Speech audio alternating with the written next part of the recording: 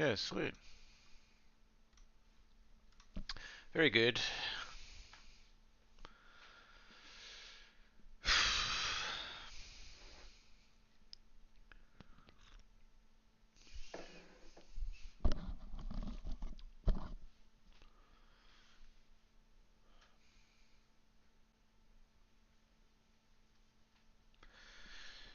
Yes, yes, yes. Very good, very good.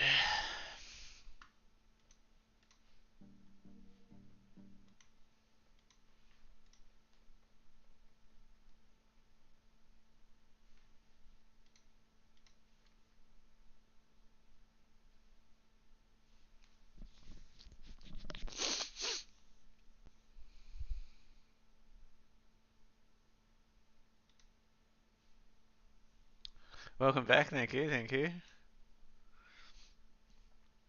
So how's it going, man? How's the Star Wars going?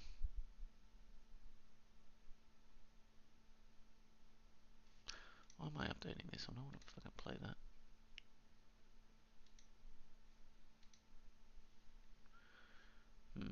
Cloud syncing. I remember this being an issue prior.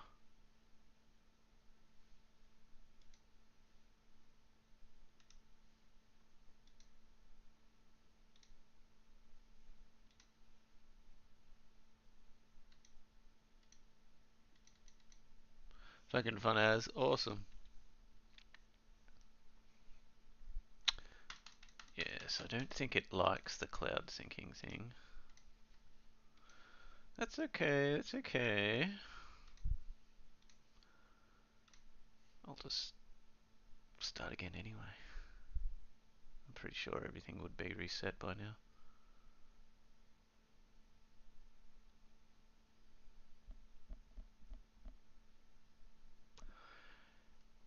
Hello, Epic Games.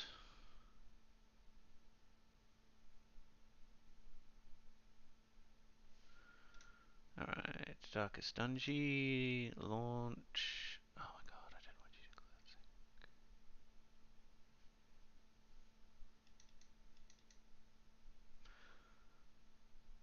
Upload to cloud then.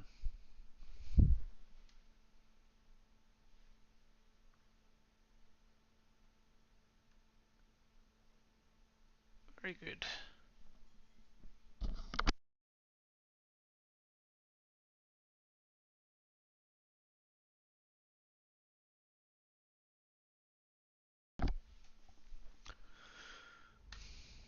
I'll assume my last save wouldn't have mattered anyway.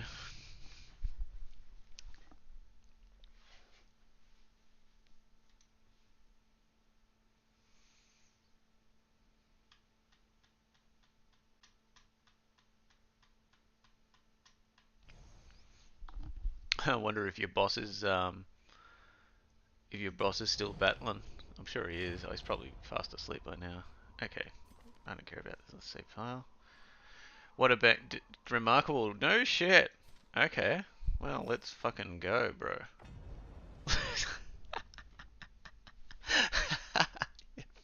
Who's an idiot, dumbass.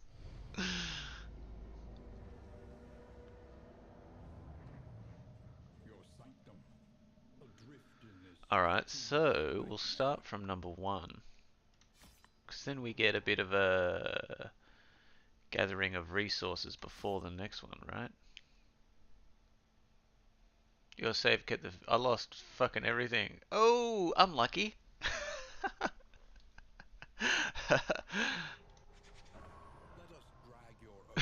Yes. Finally, something goes my way.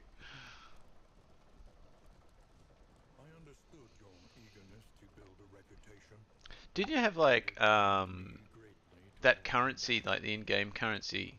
Like there was a shitload of that we were grinding at some point. I'm sure that's all gone.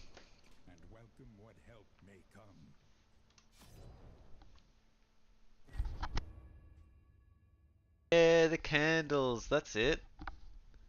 That was reset. Well, mine was. Wanderer. Oh yes. How you earn them? Oh, really? Bit more generous. Oh, we love that.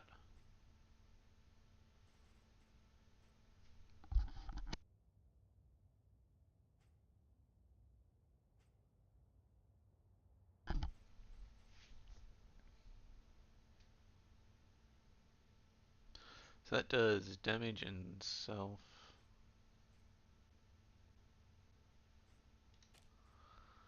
I don't want that. Remove. Yes.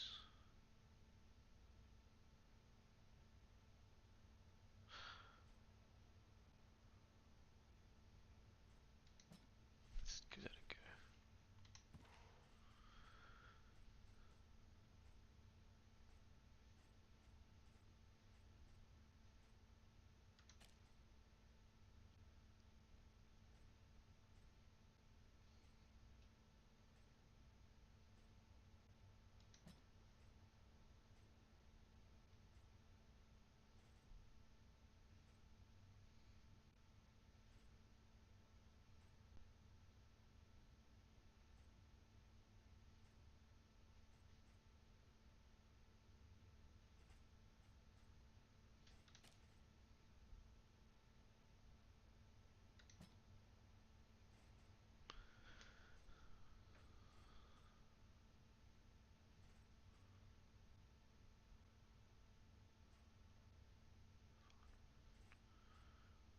Yep, cool, cool, cool.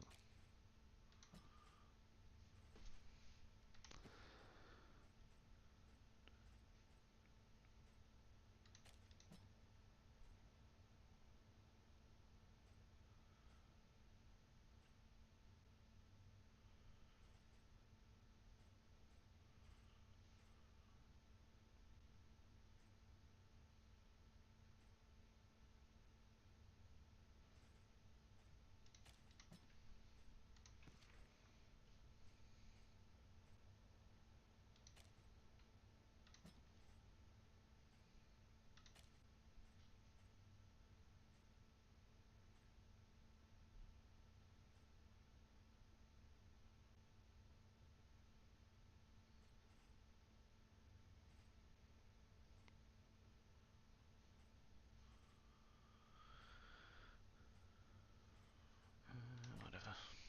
Okay. Indiscriminate science stains the surgeon's hands.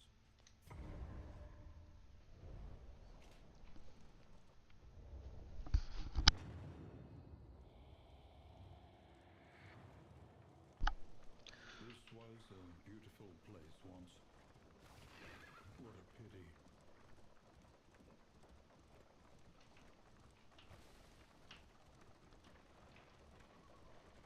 Comforts are exhausted.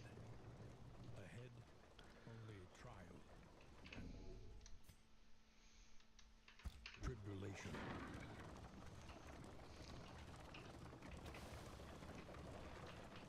You see, even your valley is not immune to the spreading stain.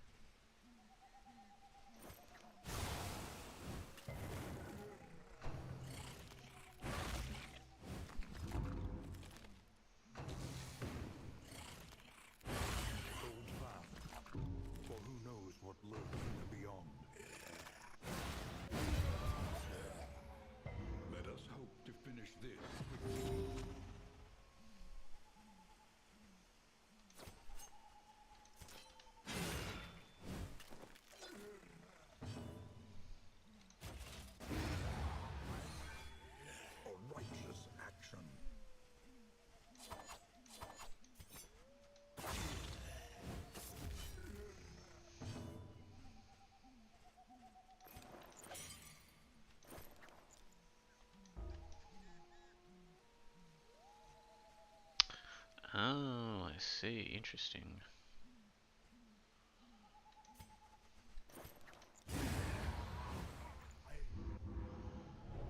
That skill's a bit different. Cut down these nightmares and blaze the trail to your redemption.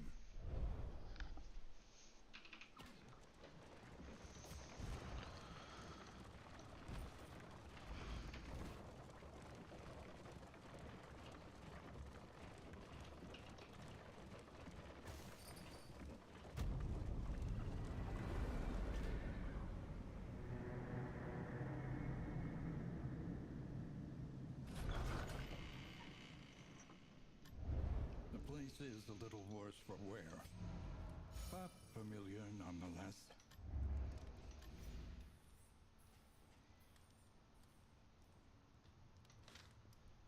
Oh, I see. Right. Conventional fare, but fairly priced.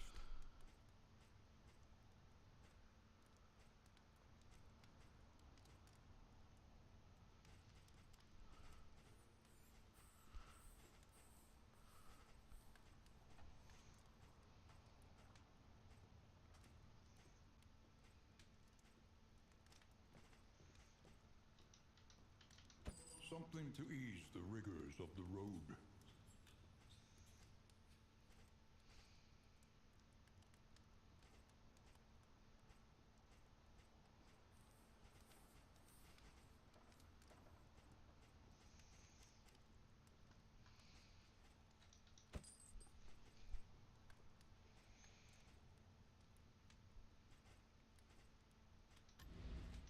Learn what can be taught, that you may stand just a little taller at the end.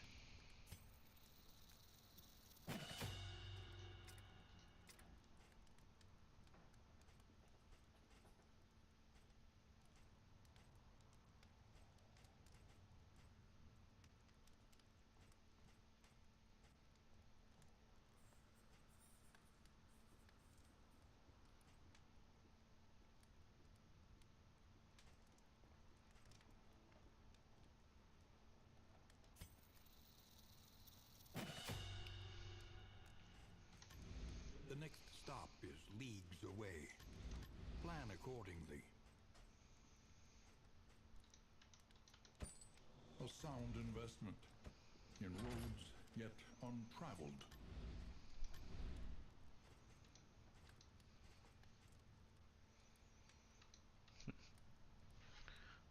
Damaged.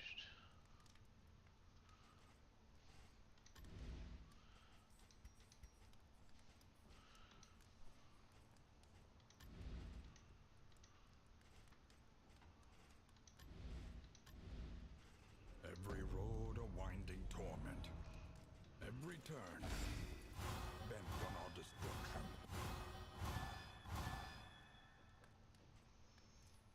Didn't have the intent I wanted.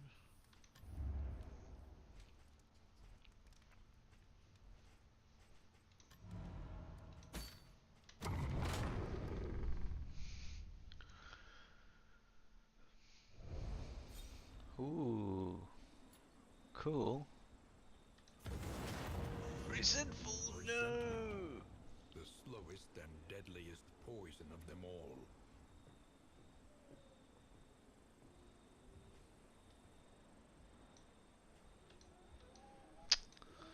Why can't you guys just get along? How nice is it? Yeah, man, it's fucking cool.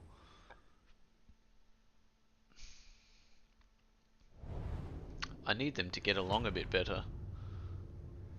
Please. Come on, guys, let's all work together. We're all on the same team. The crop grows unchecked and abhorrent.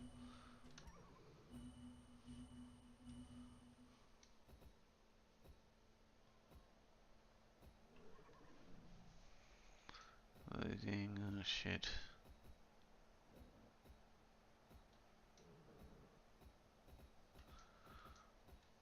Oh, well, fuck it then. A simple choice. No, the majority wants the cache, so we'll go that. Wow, it's so cool, the new things. Nuts. Oh, my thing's damaged.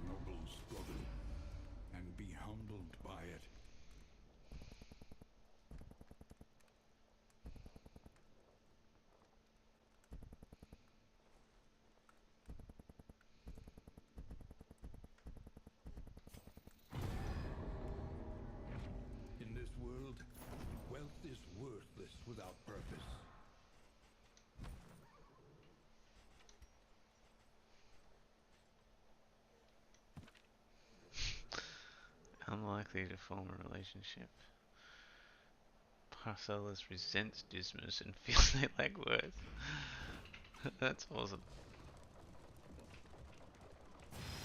The unknown awaits. Be wary.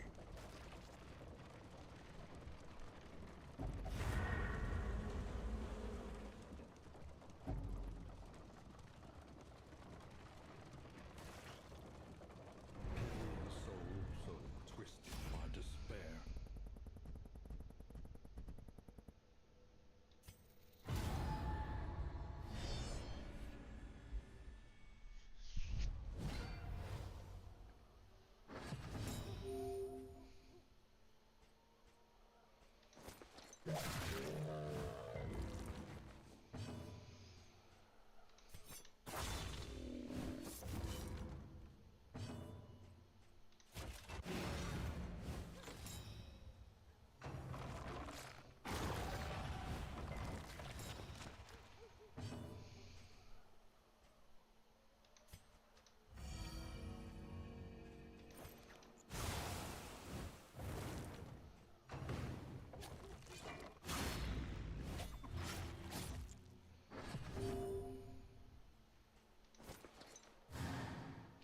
Come on, man.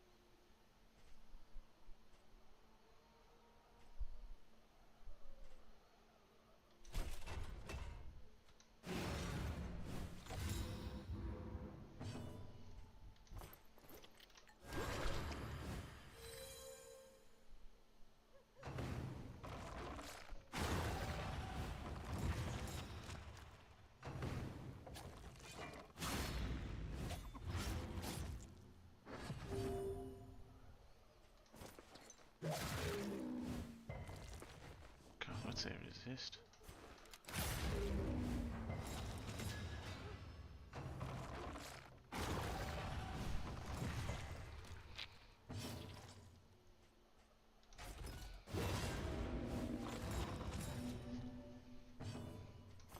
Small foundation of trust.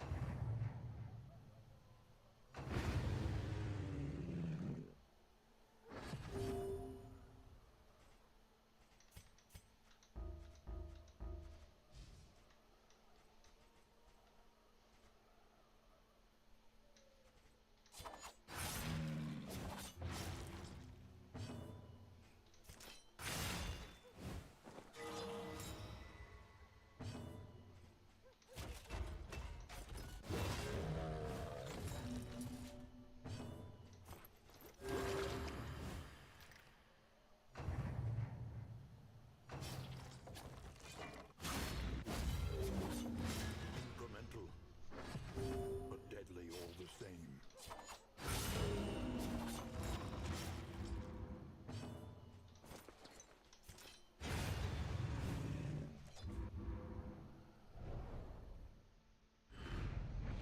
In this world, Bloody hell. wealth is Vicious worthless encounters without already. others.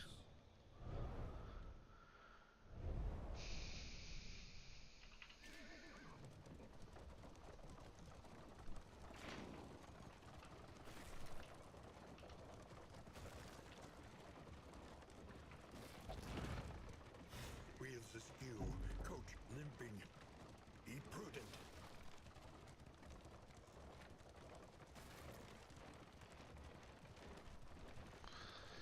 This is the second region. Yeah, I know. The shoulder more.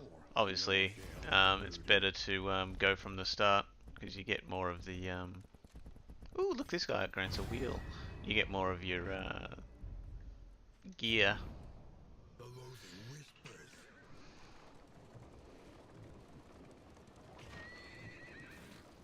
Get some more masteries.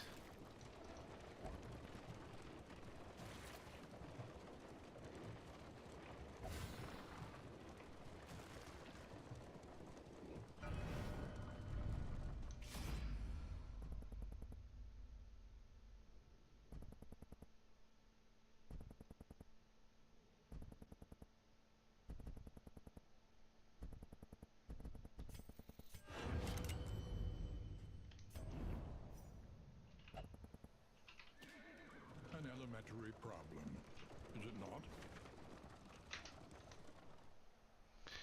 Um, one loathing.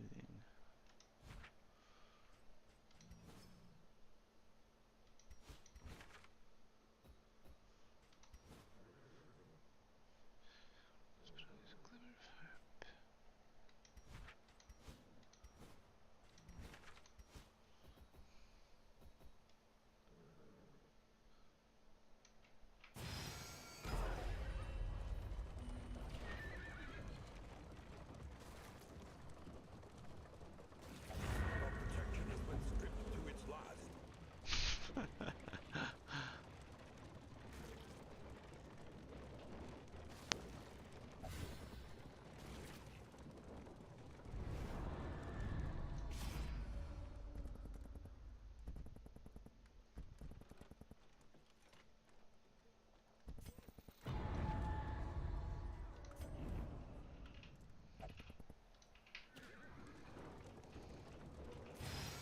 The void has rendered reality once more.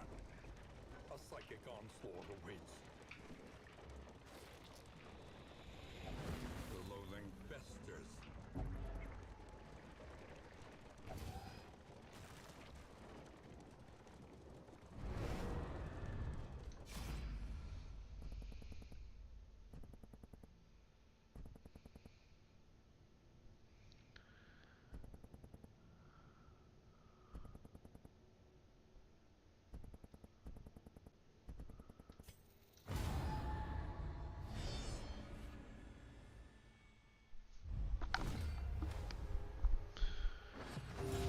I hate these fucking things.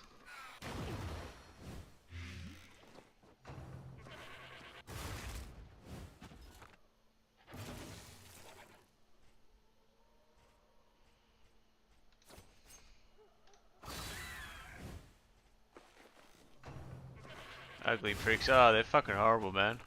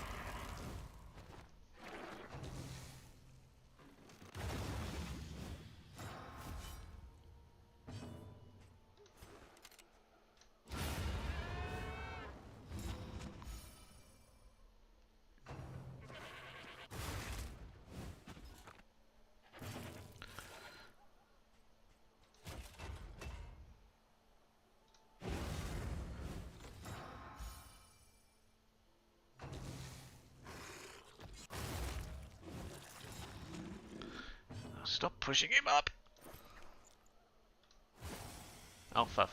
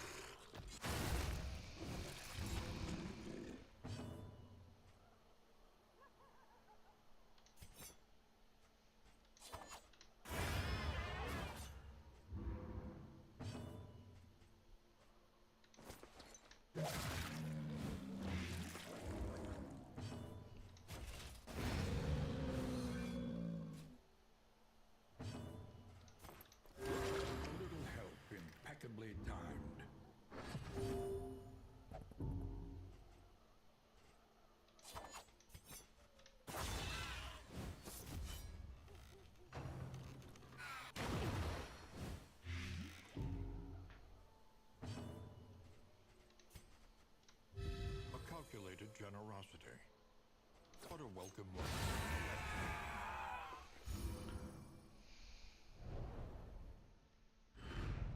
In this weighty gloom, a spark. We're doomed.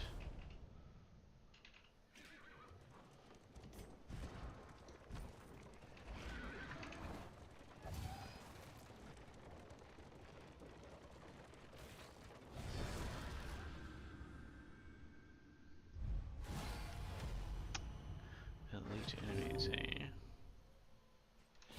Let's see about that.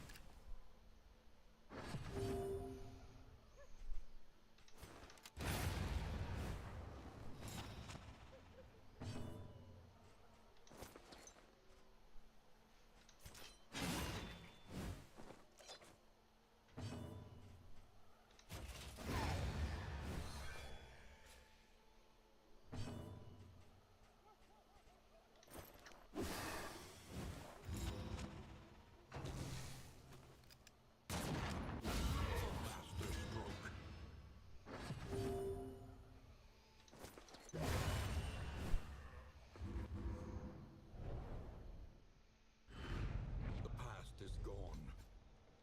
Let it die.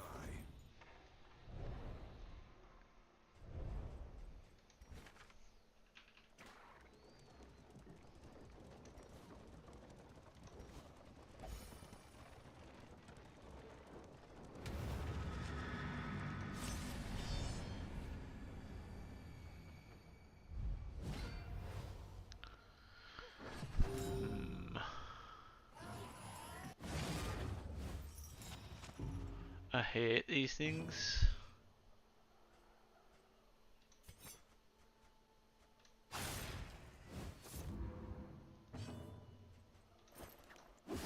Miscalculation, perhaps.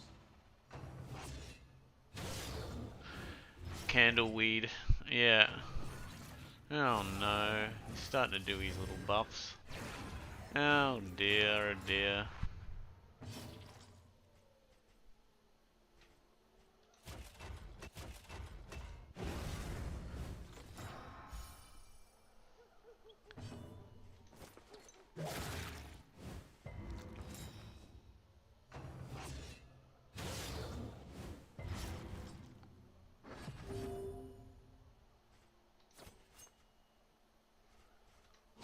Excellent work.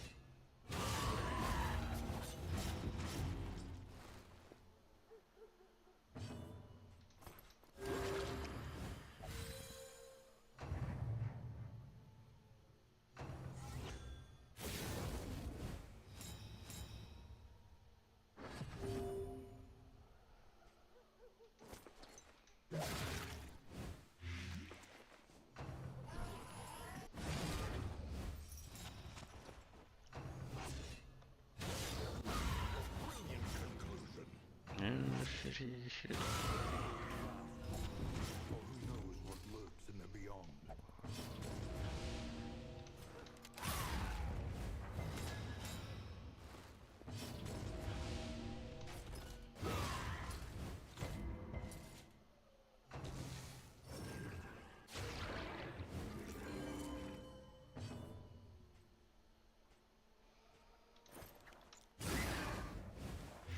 The fiend's strength dwindles.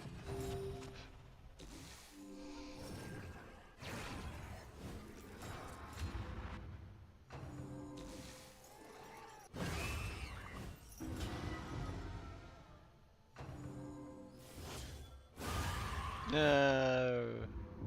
At last, the battlefield has claimed its due.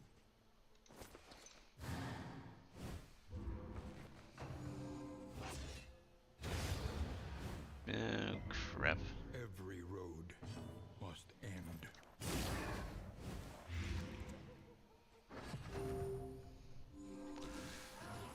At least the candle guy will die. That'll give me some satisfaction.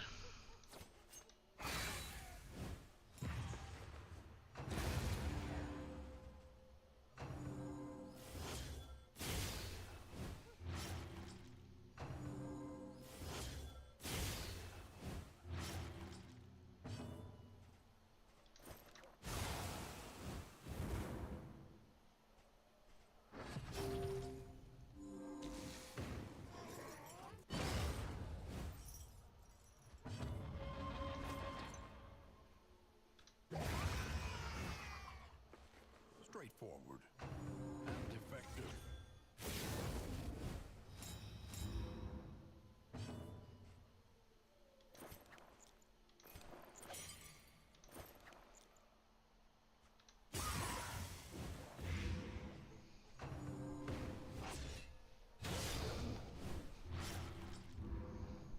Fight through the fatigue.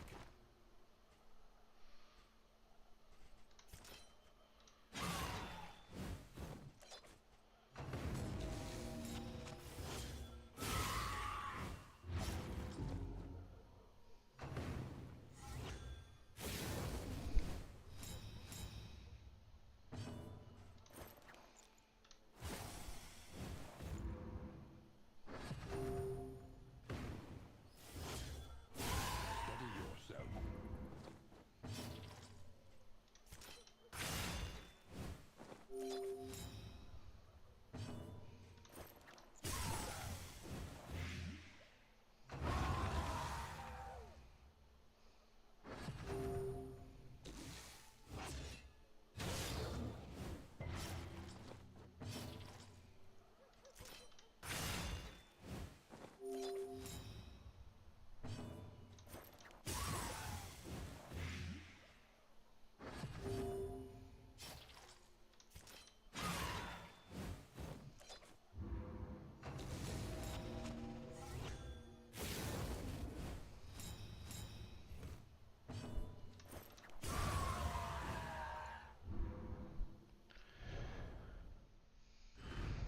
In life or in death, we are all prisoners here.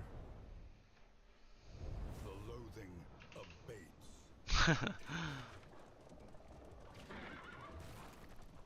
At last, respite within reach. The inn. Thank God.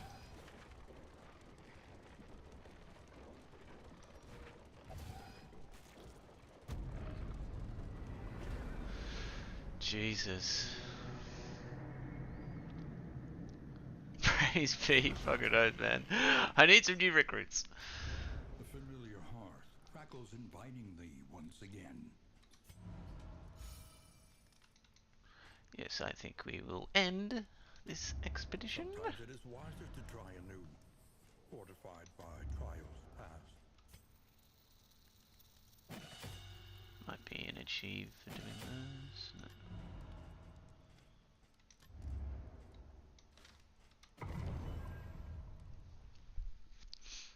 We escape with the hope. Ooh,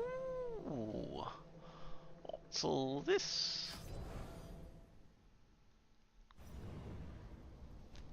Ah, that's right, you had all these things. Study the winding roads and books of our kingdom. Find any advantage.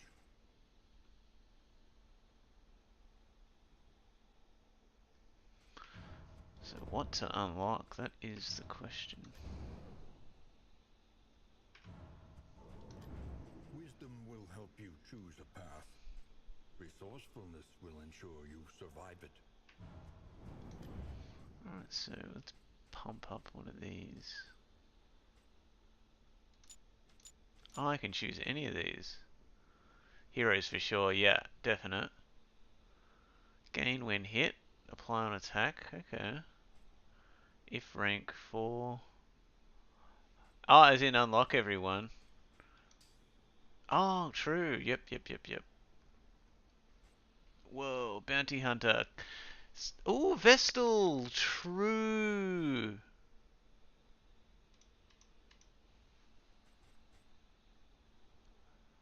Oh, I think I'm gonna go the old vest. Vestal.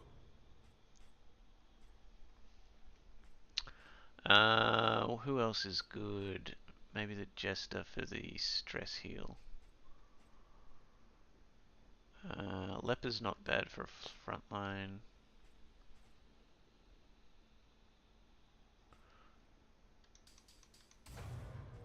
Jester. Oh, okay, we can get Leper. probably all of them. Hellion. Runaway. Oh, might as well. Occultist.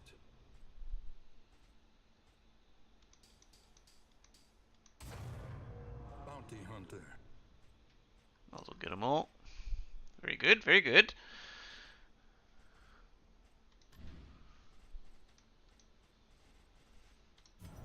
Sanctuary. As fleeting as a dying star.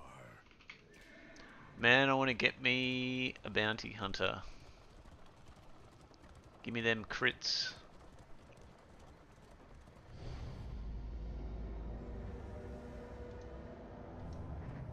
You must face your failures. Let's do denial Or be first. consumed by them.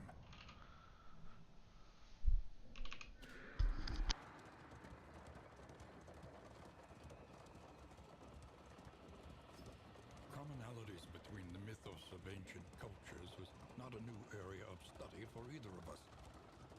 But it was there that we first noticed the pattern. The crossroads, where lost souls hope to find their way.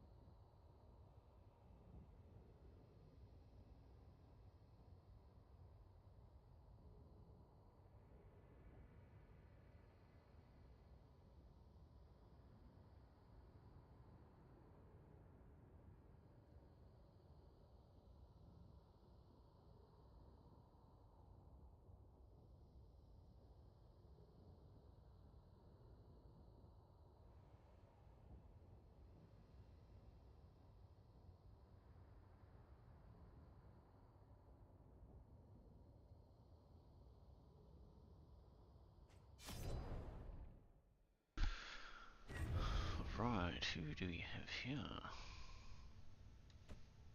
A sister of battle, Hand repudiated of Light. but unbowed.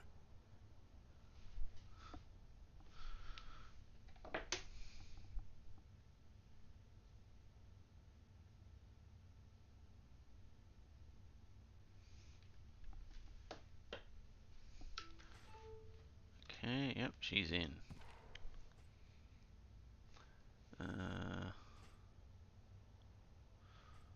Yep. Forward.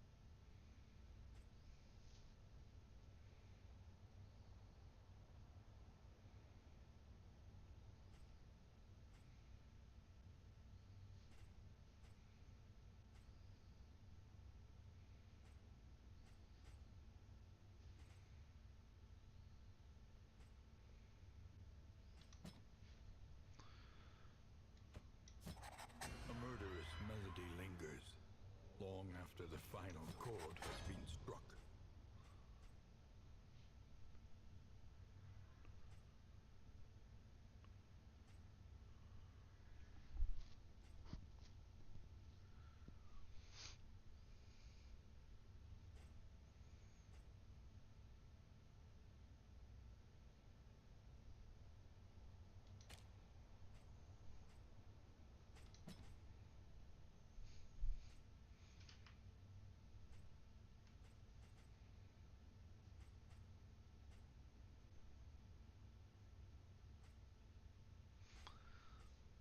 Okay, who do we want for our second line? I think this dude.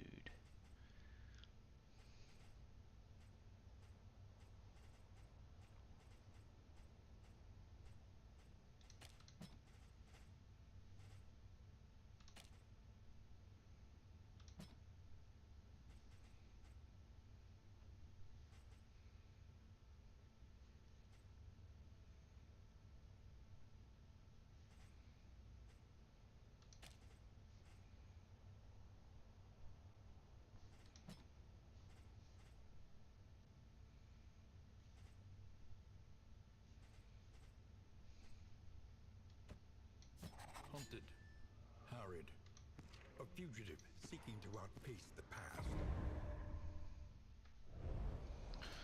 Alrighty.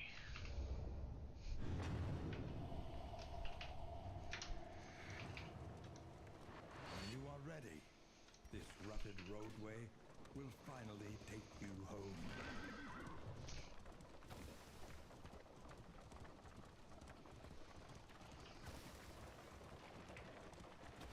You can feel it, a change in the air.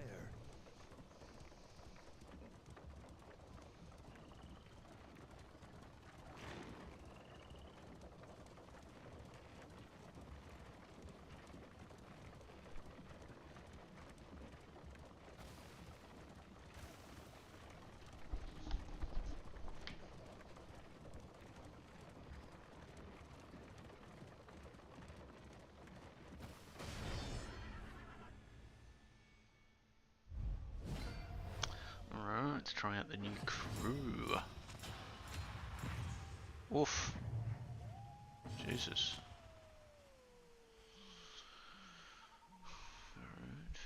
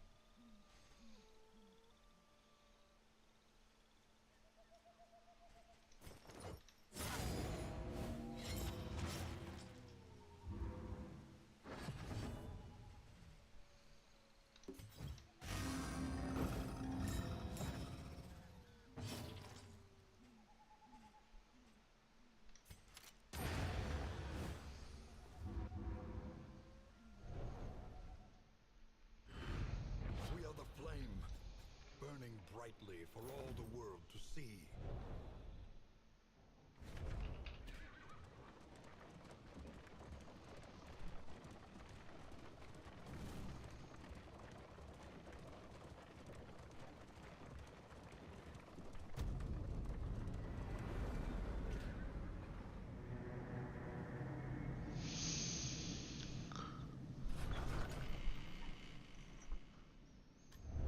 Rest now for a time.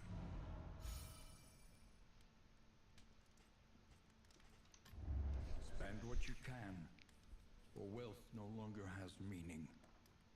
If indeed it ever did.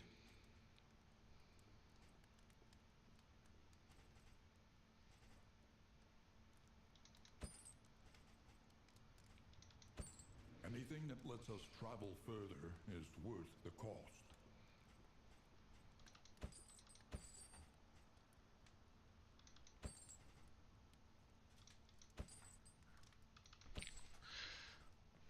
Right.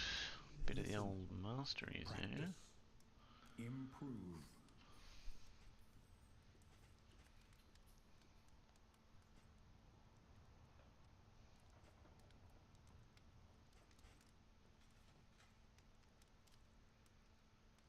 Hmm.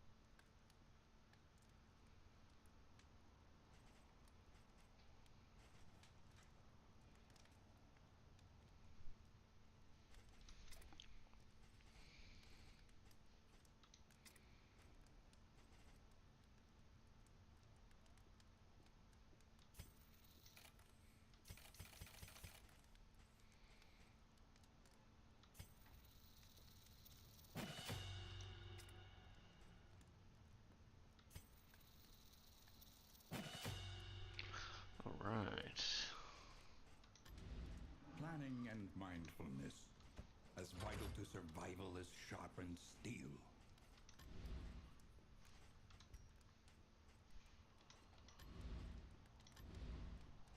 Rain, fire, and rot. Is there no sanctuary from this madness?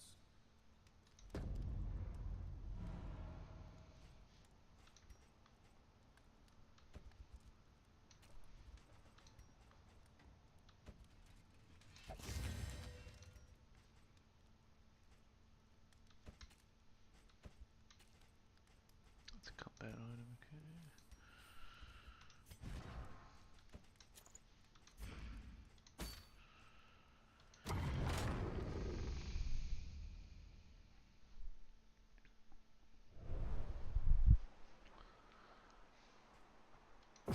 No hatred there, that's good, that's good. We love that.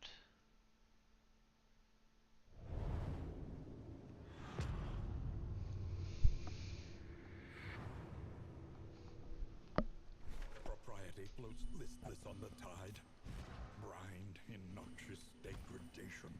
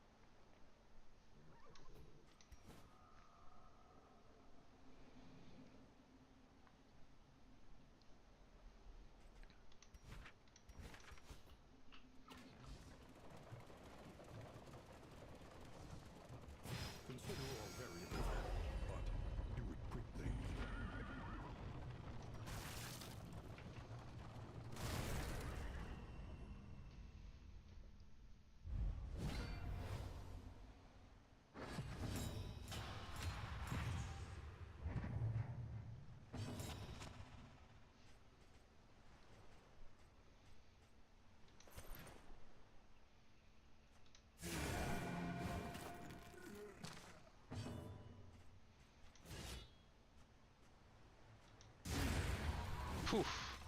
Nice Let us one. hope to finish this quickly.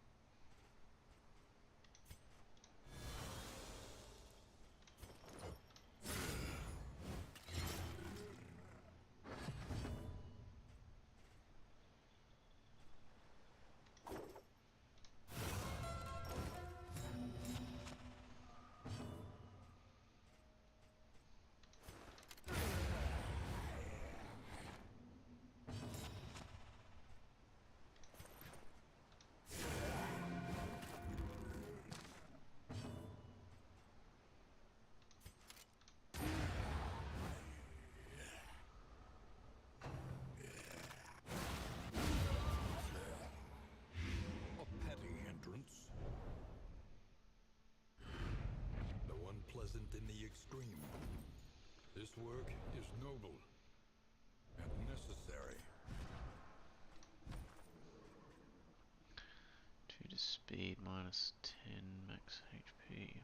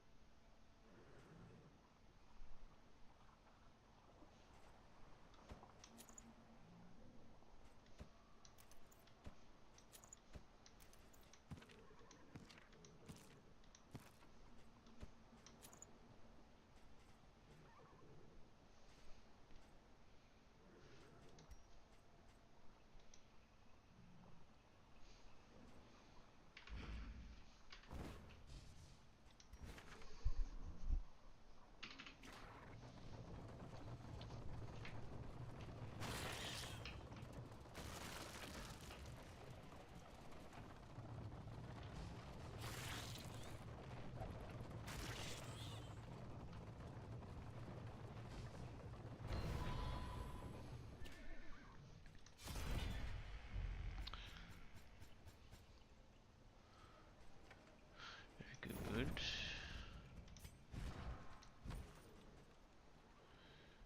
Resistance piercing. Yes, alright.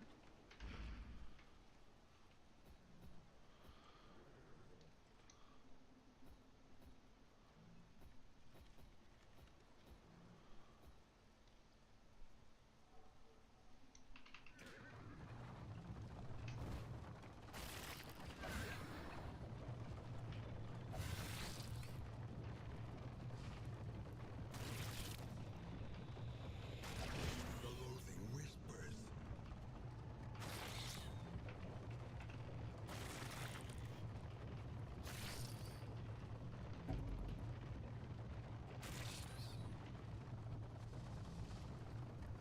Let us hope their desperation can be eased.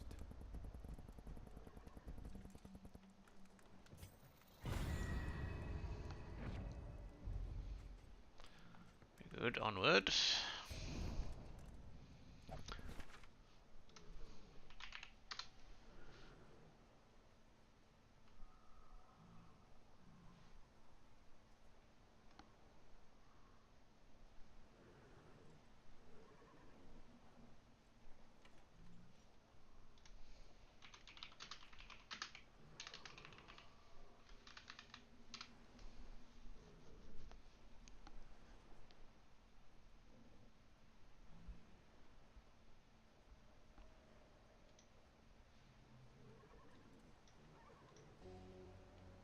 You're listening to Ricky Gervais with Steve Merchant and Carl Pilkington. Well, now time for one of our regular features, Monkey News. Do the jingle. Oh, chimpanzee that Monkey News. Right, what we're doing here is just giving you a bit of monkey news that's gone on, right? Where a monkey's been involved in it. Good little story in that. Yeah. Are you familiar with the one that went into space? The first sort of thing they ever sent up there before man did it and all that. You see, this is what annoys me with it really. Armstrong gets all the glory, but do you know who went up there before him? A monkey. Yeah. Yeah. Dog went up first. But what was the monkey called? Oh, I don't know. No, sure, okay. So it's not the most informed news bulletin. The dog was called Leica. Was it? Yeah, they couldn't get it back there. They sent it up there, did a few tests and stuff, and they couldn't get it back. They weren't prepared to bring the capsule back yet. Brilliant. We could all do that. So is that a good mission?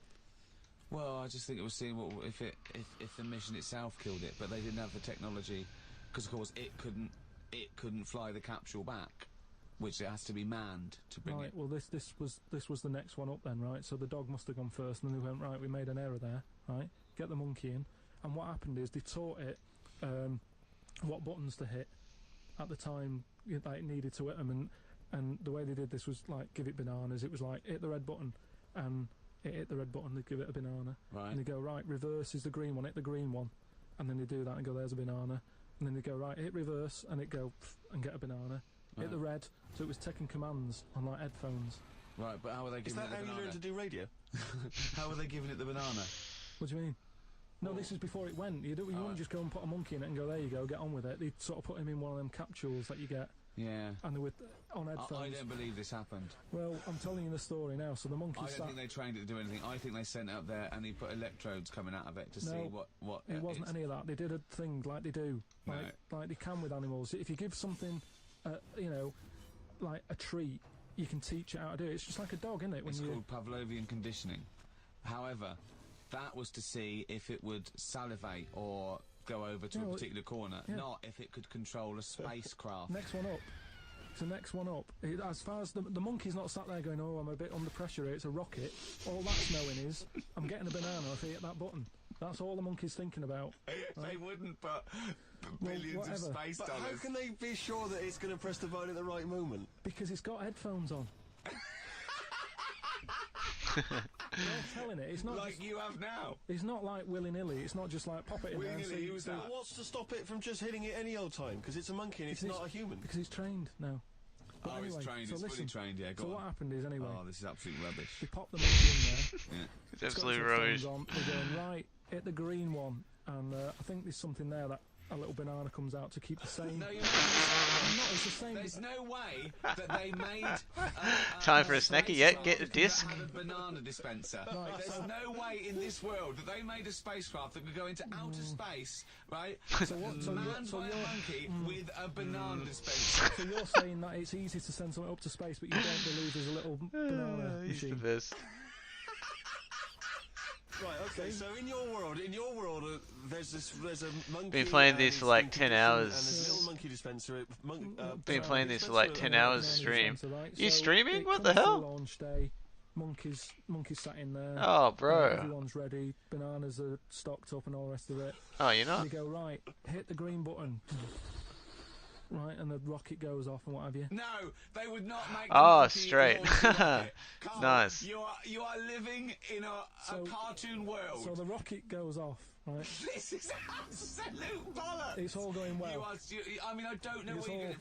It's not going well. it's going There's well. no way a monkey launched It's a going- rocket. There is no way a monkey launched a rocket, you So idiot. it's all going on. So they're going to hit the left button and it's... it goes a little bit left. Left button. Right, Oh, so- well-known spacecraft command. This is Houston. Hit the left button.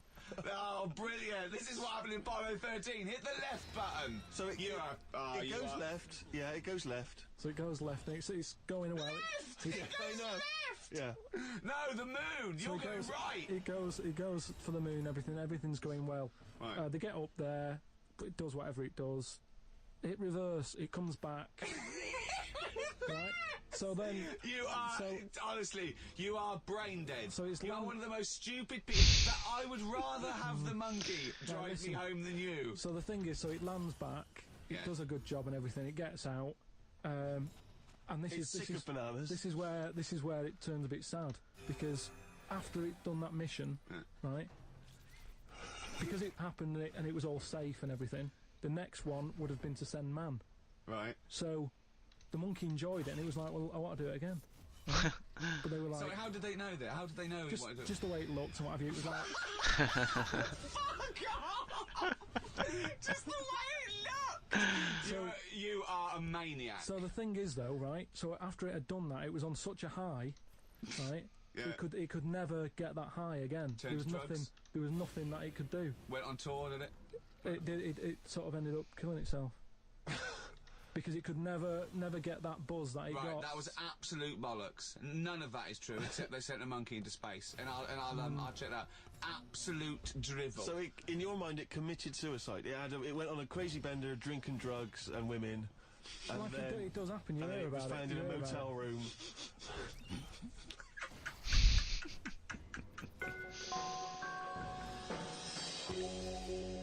Right, do you know, like, you don't believe in, like, scary stuff? Just like, you know, ghosts. No, I believe in scary stuff. I don't believe in things ghosts that are totally and that. logical. Yeah, ghosts. Vampires? No. Anything made up by man.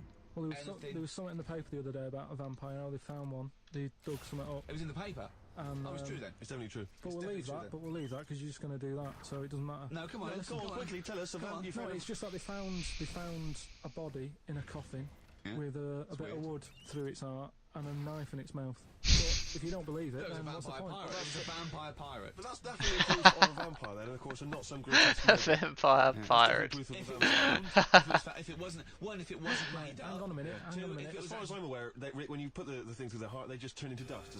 and also all their victims get their own life back. Yeah, exactly. that's Right, the and truth. here was the second bit. Yeah. Somebody dug it up, Yeah. got the heart, blended it, burnt it, popped it in some water, drank it, and they're in prison now. Now, if it wasn't dodgy stuff, why are they in prison? Why don't you Because just they're go- mental. Because they Like dug up Gooch a in that body, old land put it on its photo. heart, burnt it and drank it. There is- Fucking vampire. But anyway, that isn't what I'm talking about, right? But I met Yeah, Derek true. Acorah the other week, Oh yeah. right? Who's he? Fucking He's, pirate uh, shit. Is he a medium? He can contact the dead. Oh, He so just good. chats to him and that, pass his messages on. Nice of him. So I said, oh, tell us something a bit weird and that. So he said, what do you want to know? I said, just something weird. So he goes, all right then. He said, here's one for you, right? And he said, there's this pub out in the country. And he said, there's this mug. Do you know those old mugs that they have? Where they used to like leave their own cup knocking Like a about, didn't tankard. they? Oh yeah. Tankard thing. Yeah. So there was one of them mugs in there, right? And everybody Tankard. Let's use tankard if we've All right, established that's the tankard, word. yeah. Because you're the only mug in this story. Right, Not so- even it all. High five. Great. So this tankard's knocking about, right? And everyone who's running the pub keeps going, oh, I wish they'd stop leaving this tankard about, right? And they pick it up. It must be a pain. Having a tiny, small tankard in a pub. That must be a real grind. So they sort of picked it up and went, well, I have to wash that, and they popped it on a different sideboard. Next thing you know, that person who's touched it died, right? Sure. So, They must have been going through bar staff. so they kept getting a new staff and that, and they were like, oh, what's the connection here? What's the connection here? So Fuck. anyway, so Call Australia, we've run out. they sort of, someone notices and they go, you know, it's a bit weird, it's that cup, right? So they get Tankard. they get, so it's that tankard and that. So they get a vicar in Of course they do. and they go, look, there's a lot of weird stuff going on here. This tankard, Oh, what? every He time killed someone him? Are touches you it, fucking serious? they die. So he said, leave it with me. He gets his Oh, special she's water out melting and what have you. He comes down. round, does a little prayer, sprinkles it. He goes, right, not a problem, don't worry about it. He picks it up, chucks it in the bin. Guess what? What? Dies in a crash on the way home. Because he picked it up. Well, but Carl, you're telling me this like it's fact, and I'm meant to go. That's Derek amazing. Acorah, he told me. It's Carl. I have no opinion of that story, other than I'm pretty sure there was absolutely no connection between touching the tankard and him dying. That's all I'm sure. It's of. not just him though, is it? I'm not going to even contest Damn. the chain of events. All I'm saying is there is no connection. There is no connection possible because I believe in logic and the laws of the universe. So when you're telling me miracles, Oh, and man, I got strange so things, long. outside coincidence, Can we you bail? may as well be telling me about Back the Tooth Fairy and the Easter just Bunny because go home? they're equal to me. That it's ludicrous. It's absolutely ludicrous. So what would it take though for you to go, oh, I'm actually a believer now? But what you're saying is you're I can't answer that question because I'd have to base my beliefs on some of your premises, which I can't do. It's like you saying, but what if you found out that Hasn't 2 and gone 2 according to equal plan, 5? Mike. I can't. It's a necessary truth that it doesn't. This I'd have is to, a I'd have to disaster. go back and fundamentally disagree with what I think twoism is, two-ness and fiveness. And you've never been in a situation though where you've gone, this room feels a bit weird. Could be something, do you know what I mean? Could be something knocking about, or. But that's a different question. I could go into a really rough-looking pub Oh and think, dearie, dearie, dear. this isn't good, because it's No, based like on induction then. I Because mean, like, you know, if you've been to Cornwall on holiday and stayed somewhere and you've gone, do you know what? Sure, something's died in here. I'm sure someone's died everywhere. Yeah, but what I mean, you never pick up a vibe of. I've got a mate, right, who is living in this big stately home, right, and what it Why is he living there? he's paying £100 a month, right, and it's almost like he's being a security man. Oh, right. But he's not. He doesn't sit out the door with that on and everything. He just goes about his life, but he bases most of his work in this stately home. So what is it, like a housekeeper, like he's like a sort of bed- house sitting. A little bit, yeah. I mean, it's massive. It's bigger than Buckingham Palace. This place, right? So what is it, a billionaire that's gone away or something? I think it's some sort of. I think he said something about a viscount or something. Right? He said he owns this place. He's living in America. This place he owns, but it's falling to bits. Wow. And he's worried that people are going to go in there and squat and what have you. So he said to me, mate, you know, there was an advert in the paper, he doesn't know him, advert in the paper saying, do you want to live in a big house, 100 quid or whatever? And he went and had a look, right? And he's living in there now, he pays £100 a month. There's about 80 rooms. And it's this big stately house and what have you. And I went down there, he said, oh, come down and have a look, right? And from outside you go, oh, this is brilliant, it's like something out of, you know, like the Man of Born or something. You go, this is impressive. But then when you get in, it's like, it's a wreck. It's Right. just falling apart because they can't afford... Well, it's just been left. No one's doing any vacuuming up or anything. There's like rat poison everywhere. Like windows are smashed, doors kicked in. That's a Oh, real shame. Why is it? Is it? I don't think he's doing his job, is he? Is it Yeah, it that's costs, what I like, was just millions thinking. to do up or Well, something? apparently it'd be like I think they're going to have it done up, but it's going to cost like 80 million, right? So anyway, That's a big house. That's a big house. so we go to the pub and what have you. We've got like a little torch, and we're wandering around looking in all these different rooms, right? And I'm asking him how's it got in this state? Do you know what I mean? If someone's had it, why have they let it get to this state? And he was saying how, you know, it was like a mental home at one point, and it was like a drug thing as well. People who had problems with drugs, he popped them out there because it's in the middle of nowhere. Do you know what I mean? If you needed drugs or anything, forget it. It's not going to happen. Do you know what I mean? So that's straight away. Do you know, like, have you ever been in a hospital when it's been shut down, or a school when there's no kids in it, and there's that sort of bad atmosphere of like weirdness, Yeah. right? For the So- sake of argument, yeah. So we're wandering about, and I say, oh yeah, what's in this room, right? And we go in, and all the floors are like a wreck and rotten and stuff. And I looked at the wall, and there was like a little piece of paper stuck on the wall, right? And I said, what's this here? So I wandered over, right? Got right up close to it, and somebody had Oh wrote god, it- let me have my turn. Somebody had rotated. Oh, Somebody had rotated. someone, Imagine when Jack and Ori. Okay. What a fucking story, I know. there's a little How good sign is there, it? Right? And I go up to it, and it says flies, right, with an arrow. Flies, like flies this way. Right? I think that's a bit weird. So I follow the arrow, right, which goes to this corner where there's a shelf, about 3,000 dead flies on it, Oh my god. condom stuck on the top. That's weird, isn't it? That is weird. That is weird, right? So I'm looking at that, and there's loads of stuff on the floor and that, bits of paper. Picked up this bit of paper, right? And it had, like in biro and that, it looked really old, like it'd been there years. And it had something like, need nappies, dummy, right? Blankets, like all this, like all stuff for, like, and I turned it over, right? And it said, none of this now needed, baby dead. Right. Now that's weird, isn't it? Now that's what I'm talking about. When you get a bad vibe, you go, that's who's been in here. Somebody had roted. Trying to make Carl. Just because Awesome. who's written that? Who's been in that room? Who's been in that state? and then straight away your mind starts going, oh, I'm getting bad vibes in here. But Carl, didn't you just tell us that it was once drug addicts and mentals, to Yeah. use your word? Yeah. So haven't you put two and two together and thought that was probably who wrote it? That doesn't mean it's paranormal or ghostly. You walk into a building, it's a big, terrifying, empty house. It's terrifying in as much as it's cold and dark and drafty and a little bit spooky in this sort of illustrative sense. And insecure. Yeah, you're a bit nervous because it's got this sort of, it's got its bad vibe. It's just based on the fact that Your mate's in charge. I mean, yeah, so it's like saying, are we scared of the dark? Yes, I understand why people are scared of the dark. I'm a little bit scared of the dark. You're walking along. Because you don't know what's in it. Yeah, you don't know what's in the darkness. That's why people get nervous. It doesn't mean you have to make the leap then that you've got some paranormal sense. Oh my God, I'm Carl Pilkington, and hang on, just like Derek Acora, I have sensed something strange and evil in this room. Wait a minute, there's some flies in a condom. I was right all along. Flies in a Johnny. Oh, madness. The flies in the condom was weird. It's weird. I know that it's. But the notes. I just think of his face when he saw that. Reading it by torchlight.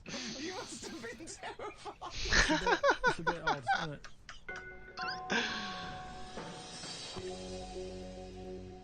Thank you very much indeed for listening. If you'd like to get in touch with us, either myself or Ricky, or you've got something to send to Carl, then you can email us at podcast@rickygervais.com. I'd just like to say thank you to both The Guardian for sponsoring this and Positive Internet for hosting this podcast. Both great. The guys at Positive Internet know exactly what they're doing. They're my kind of people, as is The Guardian. Sorry, you weren't contractually obliged to say that, were you? It just sounded... No, it's what I think. Just what I think. Right. It's just I've not heard you mention either of them before in that way. It just sounded... Oh, you're joking. I both love The Guardian and Positive Internet. Great guys. Okay, that's just the way you feel, it's not... Yeah. The Ricky Gervais Show. Oh, on shit. Guardian Unlimited.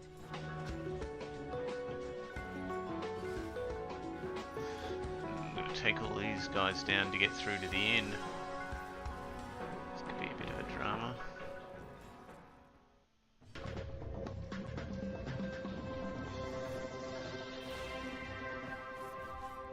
I hate this weed of a Welcome to candle, I number tell you two what. In this second series of the I Ricky Gervais hate Show, him. with me, Ricky Gervais, hello, Stephen Merchant, Hello. and Carl Pilkington. Alright. Well, I've been away. I had a little bit of an express tour of America, LA and New York, and they're all talking about one thing out there. Carl Pilkington. Really? Yeah.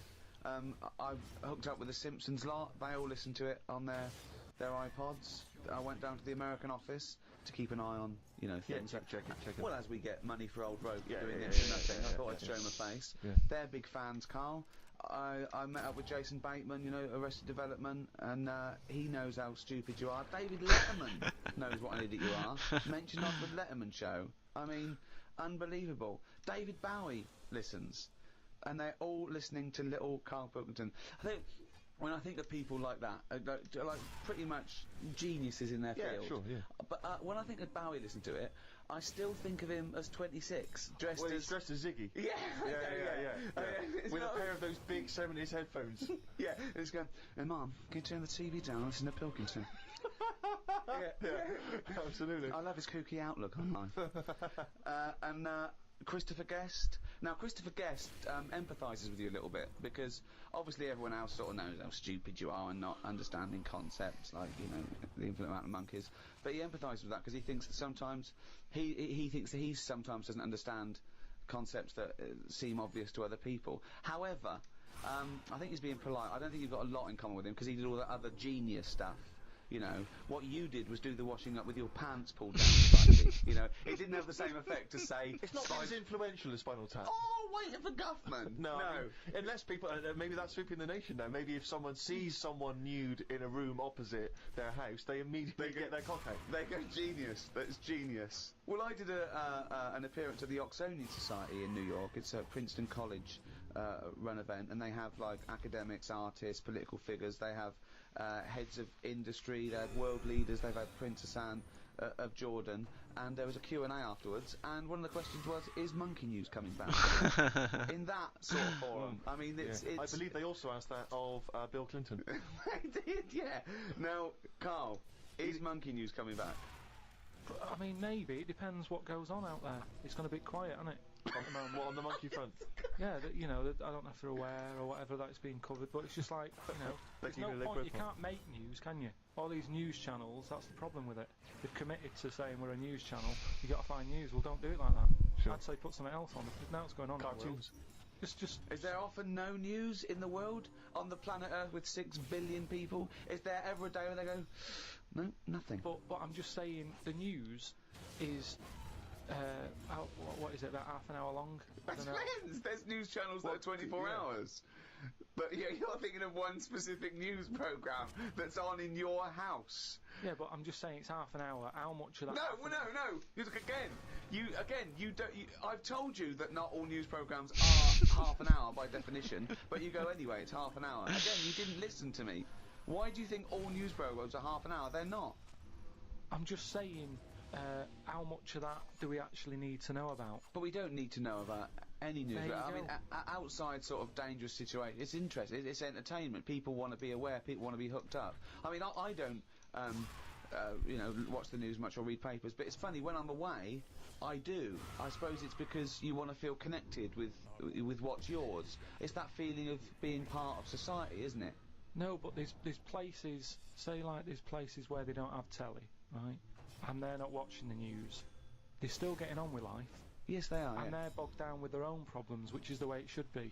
Say, like at the moment, I've got a leak in the bathroom, right? Have you? It's doing me head in. So, I put the telly on to get away from all that, and you put the news on, they go, there's a, bad weather in what's it. You go, oh, don't tell me that as well. I like it when you hear about inventions that are coming out, or, stuff they're doing in science. But you told me the other day that you thought everything that needs to be invented has been invented. Something they said in 1900. But, so what do you think? Yeah, I mean, they are sort of playing around now. Like, they said they've made, like a heart now that can be bunged into a body if yours isn't working and keep you going. But why is a heart that you can bung into someone to save their life? Why is that a bad thing? Just because it's another thing, isn't it? That's we're meant to die from the year dot. Things live. You have your bit. You knock about, and then you die. If you're going to live forever, how do you plan stuff? Right? That's the way I look at it. Sure. You sort of go. How big would your diary Well, be? that diary would become intimidating, wouldn't it? This is what I'm saying. You have to fill that in for the rest of eternity. And you get bored. You get bored with living forever. But I agree with you. You get bored of people. You'd have to keep making new mates, wouldn't you? Because you'd have discussed everything by the time you're about 110. 110. So it's kind of like... Carl, you have the same concepts that you worked out and decided that were true at about 10, I think. I look at life like a big book. Like a big book. Right, okay, yeah. And, sometimes you get halfway through it and you go, even though I've been enjoying it, I've had enough. Give us another book. No. Your metaphor, analogy, whatever you're trying to create there, falls down with let's have another book. Yeah. No. You can either opt out of life or stick with it till the end. You can't go, be someone else now. You can't do that. I know you think you can. Yeah, and I I'll think be in someone your else world now. You can, you'd possibly be injected into an old woman's head when you've had enough and you come out a little baby. What I mean is, at the moment, my life, I'm going to live to 74, 75, right? Okay, right. So yeah, I'm probably on page, what am I on? A book that's got about 200... This is painful, Steve. This is really painful. Carry on. I'm on, I say my book's got 300 pages in it. Yeah. A few pictures and that. It's a picture book. That's the great thing about Carl's life. It's a book for children. It's a pop-up book, and it just every page he pops in, he goes. Right. I'm probably on like page about 170. Yeah. He's going to die at 74. He's reading a book with a few pictures in with 300 pages, and he's on 170. Go on then. So, right, if the book was too thick, right, and there was loads more pages Let me tell you, this book is way too thick. Yeah. If the book was more thick, yeah. The book could not be thicker. If there was loads more pages left, I'd go, I can't be bothered reading on. Right. Okay, let him finish the He must analogy. have known that when he saw the book. You don't. We've got to finish this analogy, Right. otherwise we're going to be here all night. Listen, he must have known how many pages there were when he got the book out of the library. Yeah, but the way they write books, they paint in pictures more at the beginning. You're going, this is good, and then it gets a bit boring as it goes on, doesn't it? Okay, well that works. So you're saying that you were young. No, it doesn't work. Well, Well, no, you just well, accepted no. that that's what all books are like. No, but there's a little bit of poetry in that because he's actually saying that when he was young, his whole life was ahead of him. He couldn't wait the whole world, the promise that he was given of this world, and now he's a bit jaded and he's more cynical, and he realises that the world hasn't got as much to offer him as he thought it was. Is that what you meant? Yeah. Liar.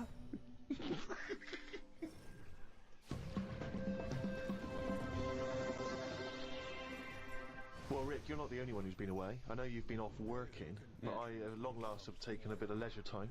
Go on. And you've probably heard of the Rio de Janeiro Carnival. Only one of the hottest, events in the world calendar. Yeah. Imagine me down there. Oh, Rio, you can imagine, did not know what hit it. God almighty. Were you like Paul the Party Animal Parker? He would not have been able to do these Classic with me. bit, Oh, yeah, what did amazing. he do? What did he get up to? Oh, let me tell you right now. Day one, I almost drowned. Day two, I got a foot infection and spent the day in the hospital. And the rest of the time, I had diarrhea. So that's. Of course he did. That was a hell of a time. Carnival. Yeah. I did. I was able to watch some of the carnival on TV, and it looked brilliant. It looked Did it? amazing. I didn't actually. It was difficult to make out because the TV wasn't actually in my room. In an effort to save money, I wasn't staying in a hotel.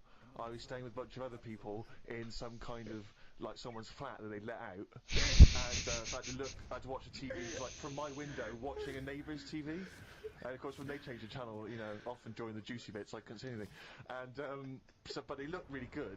I'm bummed up at the moment just so I can get through the show. But I've just been on a 12-hour flight, and it is terrifying being on a flight when you know that any moment you could go. Because you know how the problem is sometimes the toilet's free and sometimes it isn't, you've got to queue up. And the worst bit is that sort of half an hour just before you land when they say the toilets are out of bounds now. I tell you, I went twice before that in quick succession. The woman sat next to the toilet, she didn't know what was going on. The noises and stuff in there. And because I was really panicky. Oh, Christ. And so, of course, then on the whole flight, as we're landing, I'm really petrified because I'm thinking I packed a pair of underpants and jeans in my bag, in my holdall, just in case it all went. And I was really, because I hate flying anyway, and I hate landing because it's the most terrifying moment of the journey. Then it really was rumbling, and I was thinking, I got to get out of here. Of course, you know when you're in a hurry, suddenly everything makes you angry. The little old lady in front of me who's just hobbling along off the gangplank, get out of my way! Yeah. Just really annoyed. With your bad hips and your bad and legs. your Zimmer frame. I know you've been through a war, but get out of my way. And just anyone who could have even passed you, and so I managed to get there just in time, got into and it all went off. Man, With your bad hip. It was grim. But no, that was not anything compared with the first PD one. and just the first pass of it. I went for a Extremely walk, good. and Oh, of course really? Ipanema Beach is famous. I mean, obviously, the girl from Ipanema, one of the most famous songs in the world. And it's I'm gonna have to Ipanema wait. Beach is famous for just the beautiful, beautiful people that gather there. And it is extraordinary. I mean, the people are remarkable. There's so many beautiful women in Rio, it made me angry. I was angry that these women were so attractive and that, none of them were even looking at me. So, but anyway, I'm on the beach because I was shopping. Surgeon. Yep. Shit, that is pretty damn good. I thought, we in the sea. Just think of him on this beach right with diarrhea. Well, I'm wearing great big long Damn, shorts. that's pretty nice, isn't it? And you are, could I say Shit, this, the alright, whitest man yeah, I'm gonna that unlock I've those ever for met sure. in my life. Yeah. I mean, with his shirt off, you can see his heart like a newborn fish. well, this is the thing. As I went into the sea to have a wee, there was a discussion about this. As I went into the sea to have a wee. Yeah, well, I was desperate for a toilet, and I was shopping, so I thought, well, I'm never going to make it back to the I'll hotel. unlock So those I'll go next. in the sea and have a little swim and Just that seems straining. Just like a cat in a litter tray. See, there was a discussion about this because I'm very Time much of for the a opinion that you snacky should take your myself. trunks down, and some people, some of my friends are saying, just do it in your trunks and let the sea just wash it away. What a hell of a carnival. And I think I'm against that. I've always been against that in swimming pools, everything, So I think, I'm against pissing in swimming pools, full stop. It doesn't matter whether you do get in, take your trunks down or don't piss But in a what about swimming in the pool. sea? Yeah, well, fine, yeah. Fine, okay, right, Fish do it. so anyway, so I'm in the sea trying to to urinate, and so I kneeled, because I'm obviously very tall, so it's tricky to get deep enough for the water to mask what you're up to. So I tried to kneel down in the water, right, and I got John Thomas out, but then the water swept out again and just left me on the beach. But luckily my back was to everyone, so no one saw. So I can't think of a funnier sight than Steve Merchant on his knees with his little John Thomas out. I don't know how big it is. I've never seen it. But I mean, I imagine it's in proportion to the rest of it. Is it? I No? wish. That's all I'll say is I've been a little shortchanged. But so I got up and I waded a bit deeper in, right? And now I was trying. I got it out. But what I didn't realise is that the wave I've been a little bit are really shortchanged. just uncontrollable. You never know what's going to happen. So one minute they're calm, and the next minute they're crazy like a tsunami. So suddenly I see this giant wave coming towards me, crashing towards me, and I got the cock out and everything, and it grabs this wave, comes over me, and lifts me up and flips me up in the water, right? And I'm floundering around. I can't see anything because, of course, I had to take my glasses off to go in the sea because I didn't want to lose them. Oh God! So I floundering around, and I'm genuinely getting scared because as I try to get into shore, the wave just pulls me back again. So I'm waving to my friends on the beach, but With everything. Well, what I don't realise is that because I'm not wearing my glasses, I don't realise that I've been dragged along the beach some way, and I'm not actually waving to my friends. So there's like a bunch of these beautiful women on Ipanema Beach watching a pasty white man waving with his cock out. And my friends were laughing. And that really angered If I me. would have been there, I would have burst. But why wouldn't you have come running? Would you have come running in and helped me? Not with your knob out. What? So even though I was screaming and I'd shouting? have thrown a rope or something, or a dinghy or something. There's no way I'd have. No, I couldn't have saved you with your glasses off and your knob out. If I ever save you, I want you to be fully dressed with your glasses on. So you'd have just let me go. That would have been what you'd said to my parents. He had his knob out and his glasses off. There was no way I was gonna. I can't think of a funnier sight. Oh.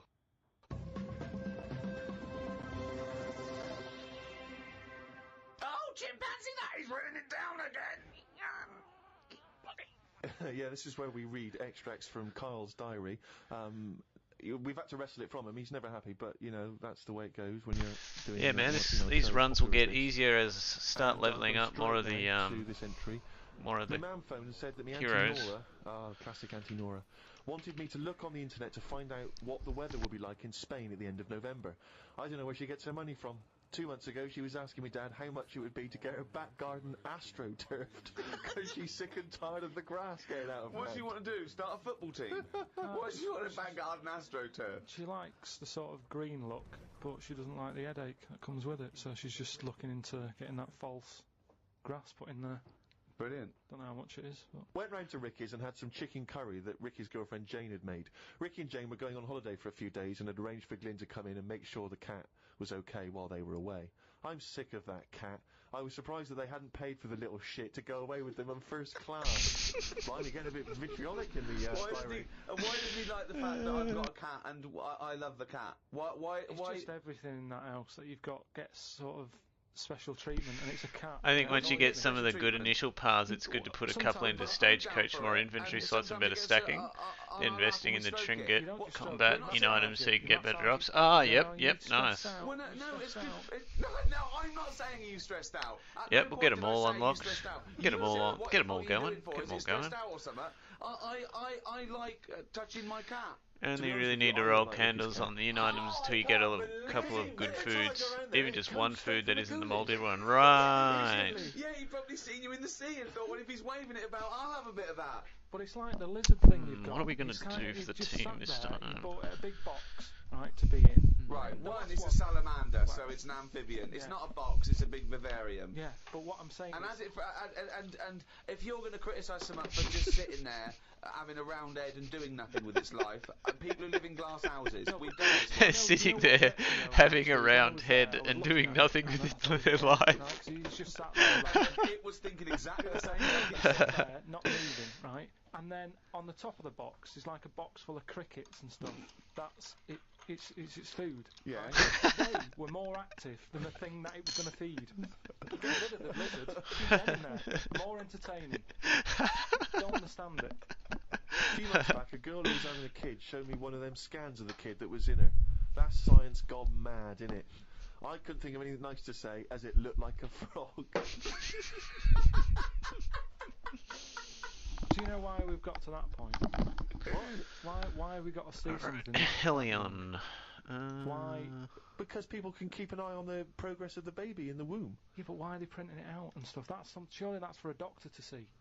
Well, that's just an added bonus for people who are interested in such things. Well, that's like saying, why do you take pictures of anything? No, because normally pictures are like, you know, in Brazil, sat in the sea or whatever. You'd go, oh yeah, I remember that day. It was a good day or whatever. But wasn't. Make it's sure just you kind of select like, the path if why you have one. got to see something? You might as well. Well, yes, why have you got yes. to see something that small? So why would you take a picture of Steve in the sea? Oh, they've No, all but got them. what Oh I no, mean- this guy, why- Rogue At what True. point are we That's a gonna good one. Are we going to Definitely do start that. sort of X-raying the fella's testicles and saying, well, there it is at a really young age? Well, where are we going to stop? It's just horses for courses, isn't it? Some people like to have a record of their baby in the womb. They That's like right. to show their baby. They're They sit excited down- about it. They sit down and they show the friends the slideshow. That's you the birth. Oh, that's the conception. Oh, look, Ron's going a bit mad there, isn't he? But why do I need to see this? This is what Men I said was and an awkward one situation because called- she was happy with it. I was like, oh god. You know what I mean? It was an Vanguard odd is looking insanely thing. good. I couldn't Oh, say right. It looks like you because that would be a diss.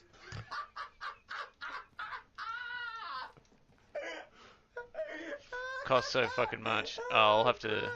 I'll Next make season a at Euston like a Station, beeline I to said get I would it. sort out the tea tonight, so I called the curry house. The What fella can couldn't I do for understand my me. front I asked line? for 2 What do I poppadoms. feel like He doing? kept saying, how many? I kept saying 2. He still couldn't understand. I said 1 more than 1. He Not understood. gonna focus on it. When we picked up the food and took it home, Need to spread there a were bit. 5 Ah, yeah. poppadoms in the bag. Unlike a few of the other things. There is a restaurant somewhere He's that good sells knobs offensively, to but eat. he's not that No, good there's not. defensively. There is. No, there's not. No, there Oh, is. let's just It go says full that women attack. can't eat too many of them, and if you want a seal's knob for dinner, you have to book in advance. Right, it's gobbledygook. This is the ramblings of a madman again. It's a trend, he writes. It won't last long. It'll be like hummus. But hummus, when did that happen? What do you mean it's still going? It's a Greek traditional food. I know, but there's a restaurant down the road that's all they do. That isn't a problem. Have you tried the That's a Hellion side order, Inquisition you know, one? It it's used to like be my having mainstay restaurants in the flogging first Darkest tomato Dungeon, ketchup. but I noticed they Hummus changed isn't her any- ability. They don't even try and kick you and get you in and flog It you. used to be Just hummus. You actually say it's this hummus one, today. Barbaric Yop. Not gonna work. We shut down within a month. Used to stun, Call and it Ricky would do asked what both the difference two is things, but between they've the changed mind it and so the brain. they Yeah, do that's half a hell of a damage phone. Yeah, now. unbelievable. Unbelievable. So it's Ricky not did explain, as but I good as can't I remember remember. what he said. I wondered at what Maybe age we'll give it a you bit of a are when the burst mind anyway. kicks in. Okay. Ricky changed the subject and said there is an island called Spider Island. There's nothing but spiders on it. Lay A bloke went to visit the island and said there was 1,000 types one. of spider in one tree. recovery. Excited by I that? didn't tell you that. No, I looked it up after talking to you. Oh, right. Is that true? Yeah, they just said there's loads of them. What do you think about that? What do you think of an island that's just full of spiders? It's a bit. Okay, bit tech daft, skill What do you think 20%. they should do Oh, then? yeah. So we do that and that. I don't know because you need spiders. I don't know what they do, but they say a world without spiders, like wouldn't be good. Who says that? I don't know, someone.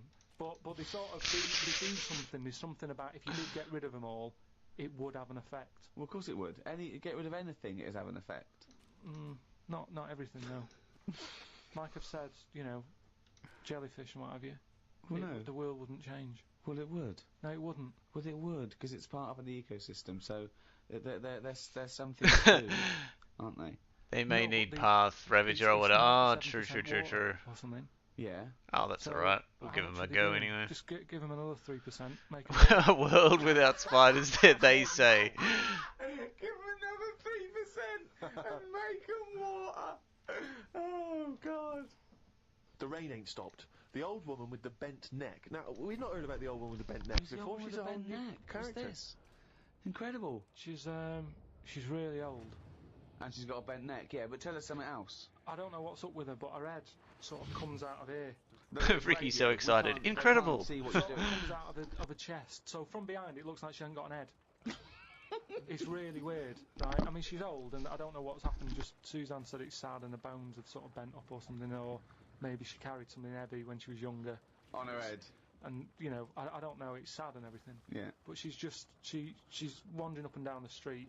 Always looks fed up. But you can see of her. You have to sort of bend down a little bit. But That's the this rest right? Just, I thought I told you about. She finds a before. lot of change. I said yeah. Well, armor, Well, actually, yeah, what it and is, like the old woman with wheels. the bent neck is struggling in the weather. The rain must be running down her back. Don't know why she went out in this weather. Me back's doing me head in today. It does this every time the Yeah, weather turns a bit yeah, grim. armor and wheels Ever and since shit. I tried to kick me height. I'm gonna have to Oh, remember that? We've heard this before. Kicked me height and landed on me arse. out of position, really? Was going to treat Suzanne to a trip to the pictures to see Breakback Mountain, but then remembered there is a programme on about two-headed kid tonight. What two-headed kid? It's just a two-headed kid knocking about. And I just wanted to watch that. That doesn't do damage, yeah, right. Two-headed kid. It was Awesome. something on the telly. I only saw the beginning of it. I thought, oh, it seems a bit heavy, this. The programme about the kid How with the new two relationship eyes works? was a Nah, bit not sad. really. They never go into the good sides of these stories. I asked Suzanne what happens if they sit an exam. Like, they've just seemed to She punch said on at she random didn't know. times. So, Rockbusters, you gave out 3 clues last week. Have we got a winner? Yeah. Okay.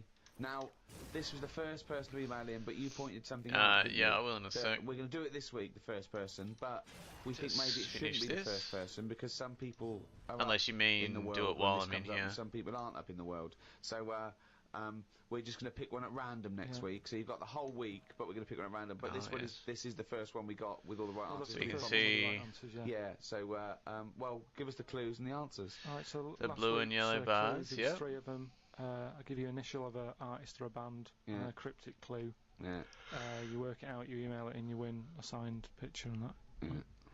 Yeah. First one was, well, I don't want a house that far away from the water. I want to be right on top of it. Go on. Right, so that was B. Yeah. That's, you know, that was Beyonce. Pardon in. Beyonce. Right. So it's Yeah, mean that's like, good as to in they come. line Got up. one. Second one, Like, yeah, they have to be under these, yeah? Beyonce. that part Beyonce. of my leg is English. The next region. If it's The yellow, there's initials a chance B. for positive. That was Ah. Britney. Right? Britney. Yeah, so it's like British. If it's maxed, it's Britney. guaranteed. So you only take, Yeah, you're right. taking the one half of her name, are you now? Well, she's known as that now. So how do I think they she's known as increase more and Britney than okay. Britney Spears. They all don't really that? call that anymore. Yeah. Also, British isn't the same as I English. guess just like Yeah, through I know, healing and shit? I realised that, but it was too late. Only get locked at ins now, right? Brilliant. And That's the what you're up against. Just like that Ollie wants to be a millionaire. The last one was the initials were KW, Yeah. and the clue was the fitness teacher has got a speech impediment, right? So you've got to sort of think about that. You've got Yeah. to think about a fitness teacher. Yeah. He's working out and that, Yeah. but he's got a speech impediment. So when it like comes to like Well, no, finishing- you didn't say all this. in the Various clue. combat no, events. well, Yeah, it and was- the it was just- decisions that on the was way. Kanye That West, some of them right? always Kanye West. So I'm just saying, Why like, you get a don't bit just say Kanye they get a bit West? because upset. he's got a speech impediment and he's been working them out. They've built up a sweat. And he's like, right. Well, no, you everyone- didn't say all that, so it doesn't matter. You don't, So how's this, right? Even if Went that is to the case, um, what is he saying? He's, That's he's a- saying, no, like, can went to we dinner rest with now? my as in, sister. can we rest now? Yeah, um, just kind of because they say brother-in-law that, and it's like, mum. right, everybody. So he's got a speech impediment. He's very, very. He calm, says and he's like, adding words. because Okay, but apart from I that, think it my works mum brought up the perfectly. vaccine or something, That is, and he was bollocks, like, "You're an idiot." So that "Yep, was, the definitely first won't three. be, Who won? It was Gwymlin. won't be getting Hal my like Jones. third one of Right, let those." me have a look at that name. And There's we're no like, such "Oh, thing as why?" What is And Gwymlin? This Is is it his, something this from is Lord his of the Rings? justification. Hugh Jones. His his boss Okay, and got a the signed says photo he goes of, he got the third one. us is on the way. Had some him. form Lucky of he- I don't know why he cardiac wants event that, but, in the well car done, he got the outside clue. I don't know if work. that's a good thing or not to get the clues. Went but to there it is. 3 different Well, specialists, there you like go. cardiologist So we're going to do specialists, some clues for next week. and Yeah, none of right. them would Again, look at same him sort of system. 3 of them emailing. because he'd had the vaccine first one, recently. the Like my initials head just exploded. RP, Right. right? Like I've got so many And, questions. The cryptic clue. Not correct. Steal. But that in the woman's interest flower, of, you know, right? not having an argument you at go. dinner, Right, we all just went, okay. "Ah." Well, no, it's different Yep. now. What is it? And on the way home, I said to my mum, You go, what is the clue? What is the clue? And "That's stick to it. bullshit. Steal that woman's flower. That's Okay. rubbish." Right. Okay. Right. Second one. B. Is that the clue or the initial? D is the initial, right? And cryptic clue. Never heard such keep absolute whacking the cooker with a nonsense stick. in my life. What is it? It's a band or an artist. They kept whacking the cooker with some sort of. What is it? Keep or stick. kept? What is it? If it's a cryptic clue, everything matters. So. Well, it doesn't really. Just think about whacking. Well, no. Give us the clue again. Okay. Just whack the cooker. No, with what some is the sort clue? of Do the clue. stick. Okay, do the clue. This is the clue, and the only right. So that happens, No, yeah. Wait. The initial is B, and the clue is. Yeah, exactly, man. Made me. whacking the That's cooker with a that's stick. what made me Right, fine. think Well, of it it. doesn't have to be a stick, though. It Well, could no, be like it could be any sort of. Well, okay then. Let's do the clue again. Okay, so the initials B. What's the clue? Keep whacking the cooker. Fine.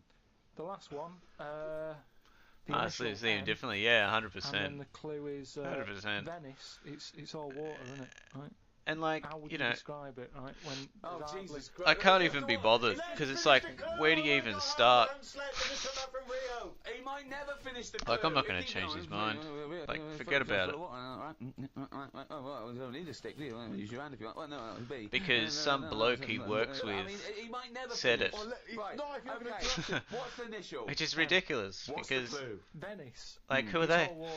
They're no one. There's hardly any land, so how would you describe it? Okay.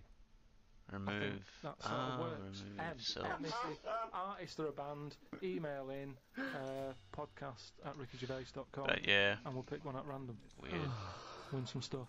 Well, that's the end of episode 2 in this second series of the Ricky Gervais Show. So it's goodbye from me, Ricky Gervais, Stephen Merchant, Oi!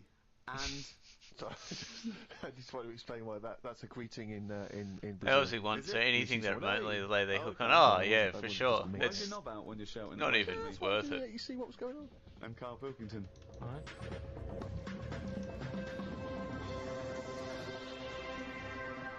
So that was good. Mud and rain, resignation and death. Audible hopes you've enjoyed this program.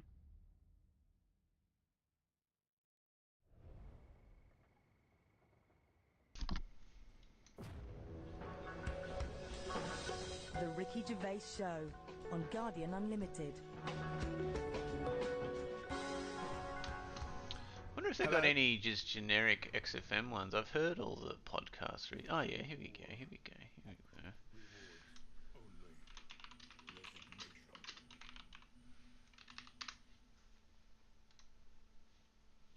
It's the best. Ho, ho, ho. That's Feeder and come back around. It's a new leaf, Steve. I'm going to do properly now. I'm not going to be slovenly. I'm sitting up straight, you see. Yep. And it's going to be a proper DJing, because I think... Coming up soon, some great tracks, including a new one from Abs and an old one from Snow. Informer. You know me, that if me eka boom, a licky boom boom down. I'm joking, of course. We've got some fantastic tracks, Good some stuff, great yeah. chat, and we've got Carl with Some me, great Steve. chat. Steve, I'm Ricky Gervais on XFM 104.9. There he is indeed, with him Steve Merchant. And Carl Pilkington, of course. Say hello, Carl. Alright. Yeah, nice. And you say you read... The beginning of a radio show is very much your wares, your shop window, laying out your stall. I don't think you could choose a better track than The Only Ones, Another Girl on the Planet. I'd love to hear it. One of my favourite intros, that. Amazing. Oh, that was dangerous. Yes, Because they're I all- once heard on Capital Radio. Oh, she's gonna be This has pissed. got to be If he the does it, greatest she'll rock be intro alright. of all time. And they played Money for Nothing by Dire Straits. Brilliant. Yeah, Brilliant, I can just imagine Well, putting her it's down. gonna I be remember a pissed friend off, of mine that's when I was at school, he just bought a car and he took me outside to show off the stereo system, Money for Nothing. He just played that. I've never heard the song before. Just played that for its entire 4 or 5 minute duration. It is a to good show off song the, for the sound system. Yeah, Huh, it's what a a good song trinket. for showing off intros and Add one exactly. negative token, Yeah. 90%, You said you were driving or around add earlier, one you saw positive someone, token, 10%. Yeah, it was one of those You're zooped up sort of sporty saloons. Nice. You know, the big back like a Mondale or something, those big, and it was blaring out. And the bloke in it was sort of like, I could tell he was 24, but already going bald. Yeah, from like obviously his estate agency job. Not Yeah, but he's made a bit of money, and he's got, and the stereo system was ridiculous. I mean, so loud, and it was going through Covent Garden. He was playing Snow in Informer.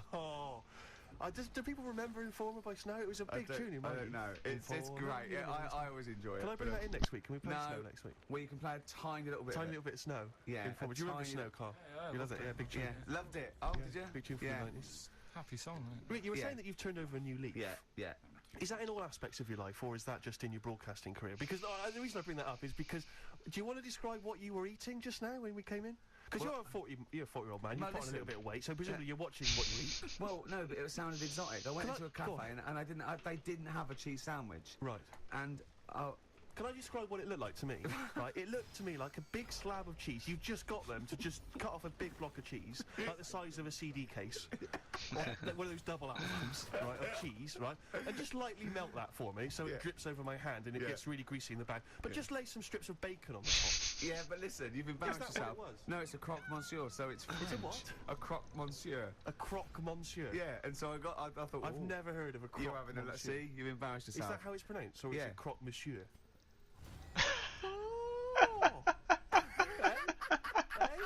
You didn't expect me to bring it out the French. Turn the music pop. Oui, je turn the music pop. Le plume de la tongue. Le syndicat d'initiative. That means my aunt's pen. So what was it then? Yeah, and it was just too greasy. It was just too, and it was all wobbly. Well, I like toast, I like it to be crisp. Sure. It's the thing with like, what? This is rubbish. Play Coldplay. Out the frying pan. Yeah. Coldplay. That's alright, isn't it? Yeah, it's not bad, yeah. Not bad. Nice little track. Yeah. Well, Steve, we've been away now for what, 12, 13, 14 weeks? Is that really? Yeah. Wow. I've been looking forward to coming back. It's great to be back. Yep. And yeah, we've had some laughs, some tears in the interim, I imagine. yeah. We've had a few ups and downs. Obviously, been working on the TV show, The Office, BAFTA winning. Coming soon, BBC Two. But Rick, I just need to mention something quickly to you. When did I last see you? I saw you yesterday, didn't I? Yeah. Because we went up to Edinburgh yesterday. We were very nicely invited to go and talk at the Edinburgh International Television Festival. It was quite a big deal. We went up there and we were interviewed. And Ricky chose to go on the train because it takes like 4 hours. Is it 4.5 hours or something on the train? Yeah. But it's quite leisurely. It's quite sort of gentlemanly thing to do. Yeah. I opted to go for the plane option and fly up there. More modern. Exactly, and they bankrolled that. They paid for it all, and that was all not very nice. And as I recall, when I last saw you, we got a cab, didn't we? And you asked if you could get the cab to drop you off at the train station. Yeah. And then it took me on to the airport. Yeah. Did I? Now that was before. The last time I saw you was before I got to the airport and missed my flight, wasn't it? Because I had to drop you off in the centre of town. Yeah. No, that was just before I had to pay £165 to upgrade to another ticket. How did you not tell me that in the last hour? £165, Ricky. I had to pay because we dropped you off at the train station. So I mean, do you want to go halves on that, or what do you want? How do you want to deal with that? How do you want to sort that whole mess out? Why were you late?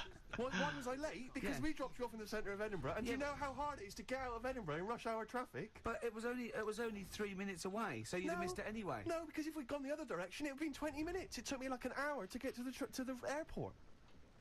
And I got there, and the plane had already left. To keep an eye on loathing in this. We're never going to make it. Loathing? You were a religious man. Yeah, what is the loathing? What is that? He was being facetious. He was absolutely right.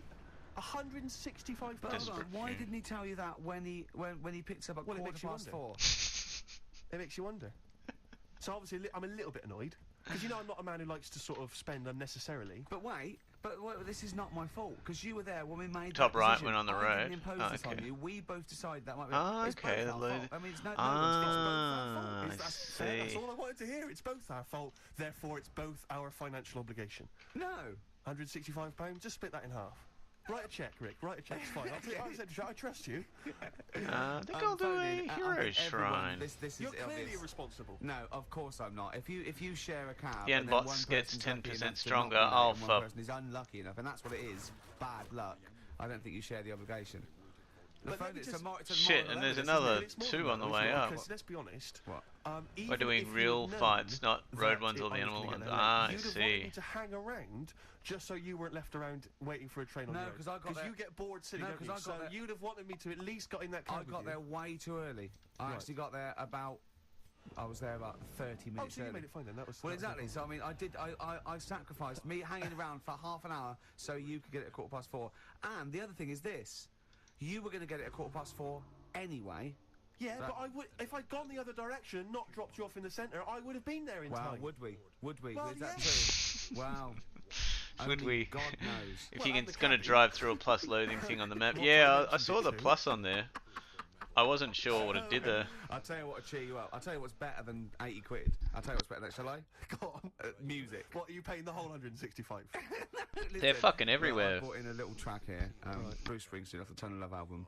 And I know you're a Springsteen fan. I'm a Springsteen fan. We should just qualify this, because a lot of people who listen to XFM are obviously a bit edgy about Springsteen. They just think he's this old, kind of ludicrous 80s rocker, the bandana, you know, the flying the flag, which he never really was. No, that was Bon Jovi. Exactly, don't confuse Bon them. Jovi. But seriously, no, do you know what I mean? He did write some great music in the 70s, Yeah. and he just got a little bit kind of pompous in the 80s, but he still turned out some amazing tunes, one of which I imagine is this one, Rick. This one's called Brilliant Disguise.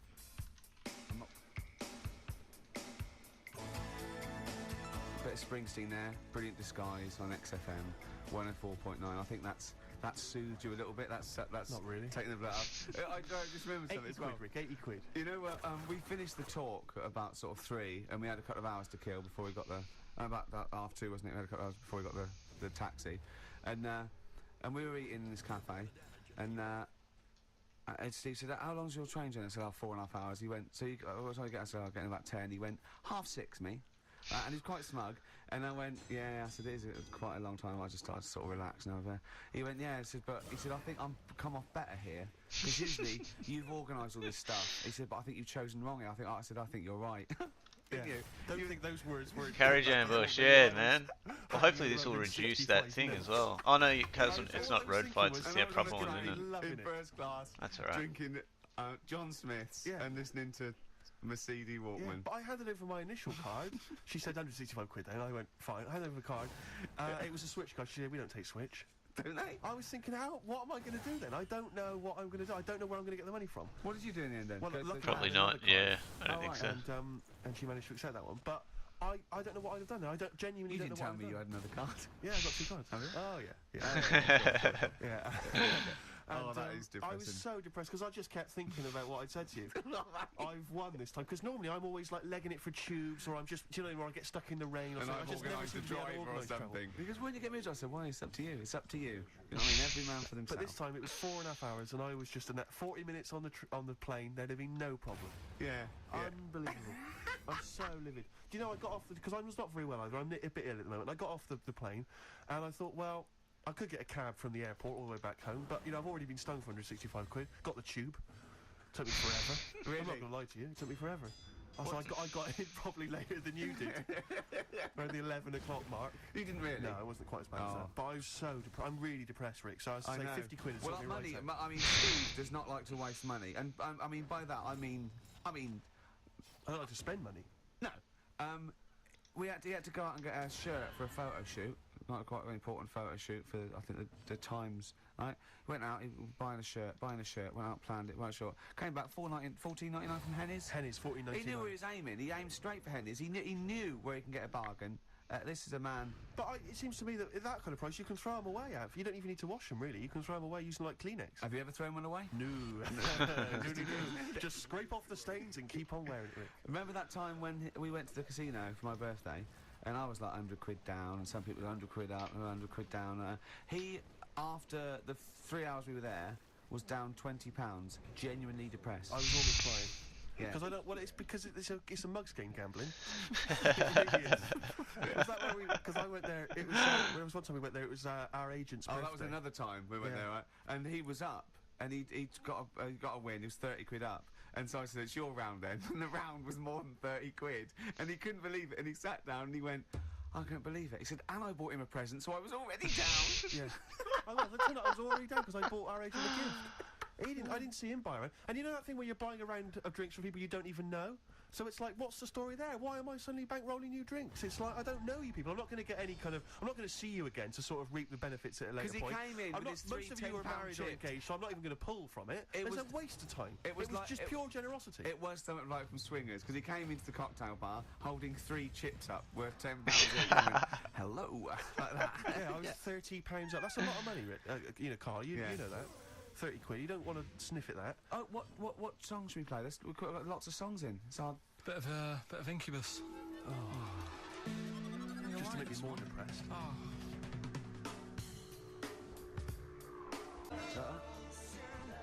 Do you like that? Oh, I thought it was a bit slow. I know, but I'm a fan of it. I like slow songs, but I that didn't really really do I've anything for me. always been a fan of it, even from early days. Yeah. I thought his first song was really great and much maligned. People didn't like it because they were expecting like The Verve. yeah, Yeah. urban hymns and all that. Yeah. But that's great. On XFM 104.9. Who are you? Ricky Gervais, who are you? Steve Merchant. Who's that little round-headed Oh, fella there over he is, there? Carl Pilkington. Carl, we haven't had a lot of Carl today. He's a bit tired, aren't you? Just a little bit. What happened? Bit annoyed You with came back from Edinburgh today as well, didn't you, on the plane? This morning, Yeah, got an early flight. yeah. It's just annoying me because there was like people on the plane fighting over where they wanted to sit. Surely they've got designated seats. Well, they have, but that wasn't good enough for them. They wanted to sit next to the friends and that. And it's like, well, you can't because you didn't check in together. So that's the way it is. Yeah, done. But the thing is, it's from Edinburgh, 40 minutes, Yeah. and I just don't understand this sort of. You can stand for that long, can't you? Well, why do you have to sit next to the person anyway? To be honest, I mean, fair enough if you're going on a long flight, someone to talk to, but for 40 minutes, it really doesn't matter. I never want anyone to talk to. I don't want anyone sitting next to me to talk to me. Why? What are they there for? What? I don't mean people I go with. I mean if I'm travelling alone and I sit next to someone, I don't want to talk to me. Yeah, but I don't really know. Oh was my trying god, to he hear, I revived really him? Are don't you want you to fucking talk to me. serious? Not if you're going to talk like this. Yeah, this Oh, you sound like you're suicidal, mate. It was just a couple of people arguing. It's over, man. Yeah. The plane journey's finished. Why is it still stewing you up? He paid 160 quid and he's not whinging, he doesn't care. 165 quid. Let's get it right. If we're going to bring it up, if we're going to mention it. And it's like orthodox back to him. He said to me, Rick, it's only money, and money is just something you have in case you don't die tomorrow. He's got a great attitude towards money, Steve. It's like easy come, easy go. So just take a leaf out of Steve I'm not spending that much merchant, and you'll have a happier life. Sorry, I just need to defend myself for a minute. There are certain instances in life where, you see, you're giving me an attitude like that I'm tight. It's not tight. No, Shut up. Let me defend myself. It's not that I'm tight with money. It's that I want to get value for money at all times. Yeah. Because, you probably got a lot of cash given to you, maybe it's pocket money when you were a kid. Every didn't. penny I've ever had is been money I've earned. Yeah. So frankly, I'm Yeah. going to spend it wisely. Like, for instance, you might say you're in a party, or so you're at a party, maybe out in a bar with someone's birthday. You get talking to a girl, right? Maybe you buy her some drinks, right? You're chatting to her, and then you're chatting away for 2 hours, and then at the end of the evening, she says, "Oh, I've got to go meet my boyfriend now." Right? She's wasted my money and my time there. Yeah. That's 2 hours wasted and money wasted, right? Now she should have told me straight away that she had a boyfriend, and I wouldn't have bothered with Right. her. I'd have moved on. I'd have looked on to her. What It's if like she that thought sort she of- was just it's having a that chat with kind of another human attitude, though, being? Rick, where you are being deliberately deceived, so people can extract money from the interesting conversation. What happens if she You thought was she was after, having a yeah, chat Mr. with a Googling normal man, human yeah, being? the beady eyes, And yet she was leading me on. And she was a prostitute. And think how we felt about that. I mean, what a slap let's in the not face. try and cheapen it with that kind of cheap sexual innuendo, right? She occasionally slept with me for money. It wasn't for money, it was for meals. Yeah. No, but the point was, do you know what I mean? It's just that sort of attitude generally in my life. It's like, don't waste my time, Don't waste my time or my money. Life is, the clock is ticking as far as I'm concerned. And, and so just, if you've got a boyfriend and I come up and I'm chatting you up, just let me know and I'll Or wear move a on. I badge. won't bother you. Or wear a Yes, badge. please. I'm glad you mentioned that because I feel they should definitely introduce some kind of badge You see, the system. problem is that women without boyfriends will be wearing those badges now, and you won't be able to, you know what I mean? You won't be able to say, have you really got a boyfriend? No, I just think there should be some kind of there should be an etiquette, there should be an understanding. Yeah. Because they know they can see what I'm after. It's obvious. Is it obvious, is it? Yes, I make it very clear. You're not a subtle man. No, I just come over and pant. Do you still try and attract their attention by throwing small rocks at them as they Yeah. walk down? Has that ever worked? Occasionally. Is it really? The desperate ones or homeless ones. Oh, the homeless But- ones. He once, right, he said to me, he came in to work and he said, I gave a homeless girl £1, right? Because I fancied her. He said, is that wrong? Is that really bad I of me? don't think it is, you see. I don't think it is, because it seems to me if she was an attractive homeless girl, then she deserves some of my money. 'Cause I in just my imagine mind- him slowing down. I imagine him like, going past loads of tramps going, get out of it, get a job. And she goes, hello. I have to say, I did for a moment just pause and think to myself whether I could kind of scoop her up in my arms, take her back to my place, and kind of turn her life around like My Fair Lady. Oh, yeah, You know what I mean? good, And yeah. kind of teach her to speak properly and dress her up in smart clothes and take her out into sort of society. Yeah. I think that's where your first mistake was. You said, listen, love, I'm up for it if I can hose you down. That was where you went wrong. Smiths, Cemetery Gates, Great, wasn't it? Always cracking. Off Queen is Dead, voted best album of all time, I think, in the NME poll. I don't think it is their best Stranger album. is Here We Come. I agree. By far the best. I agree. Yeah. Yeah. Cracking.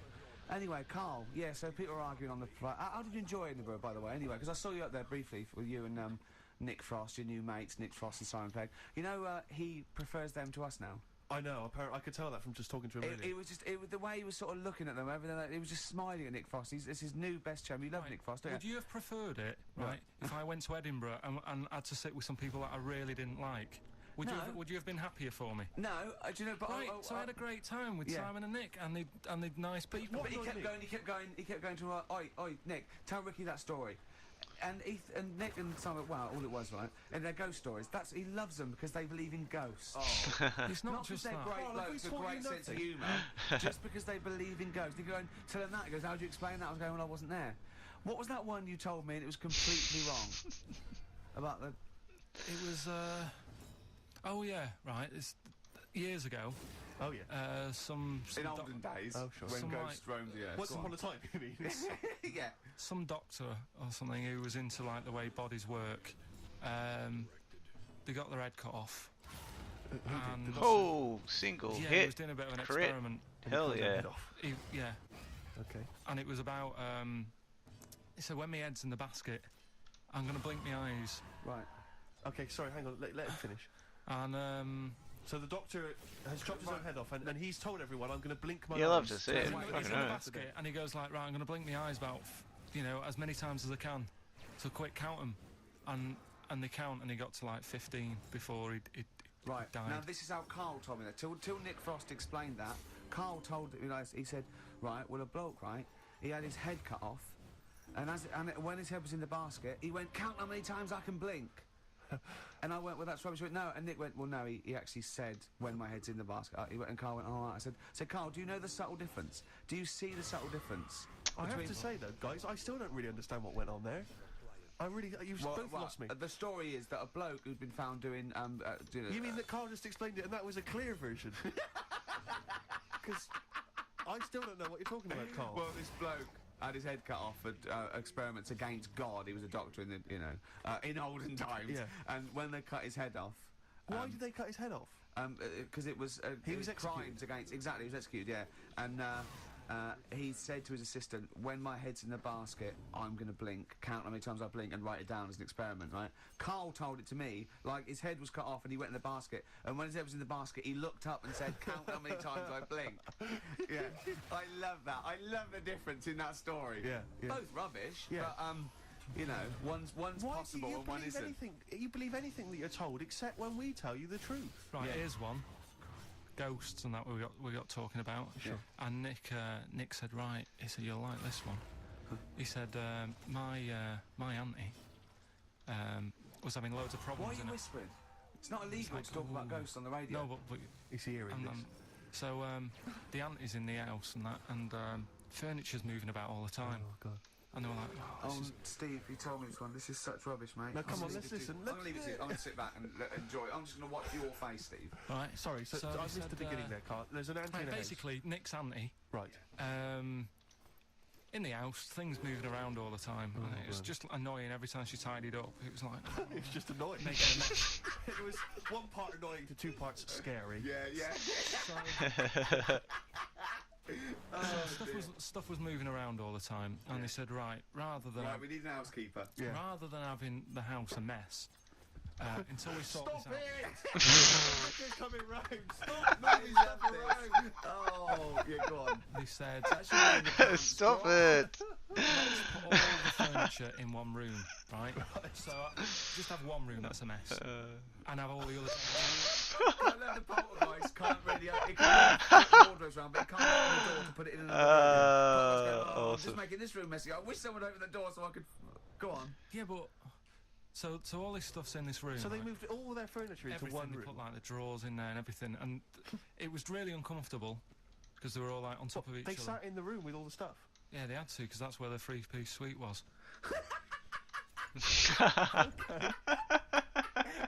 All right. So they sat there, like, all crumpled up and that, but nothing can move because it's so tight. Things, Yeah. I think things were trying to move, Yeah, but yeah, everything yeah. was so tight. It's They just like, foxed that poltergeist.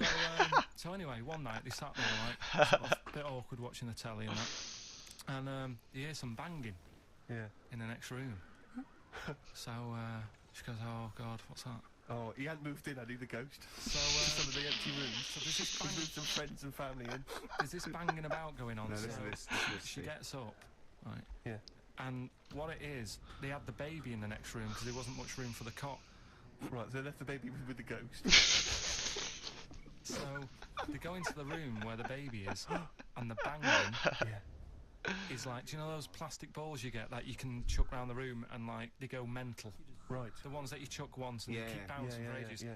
That was bouncing around the room. Wow, what, the hitting all- baby had thrown it? hitting all the walls, and the baby was there, stood in the cot, sort of laughing Right. and looking at the ball, and wherever it looked, the ball went. Yeah. And then she said, "Stop doing that," Yeah. and the ball just stopped. Did it? And it rolled a bit and stopped. Right. So the baby had thrown the ball and it was watching it as it bounced around the room. It wasn't throwing it; it was in control of it. No, the point is, Steve, the baby had been doing it. Would have been the baby all along.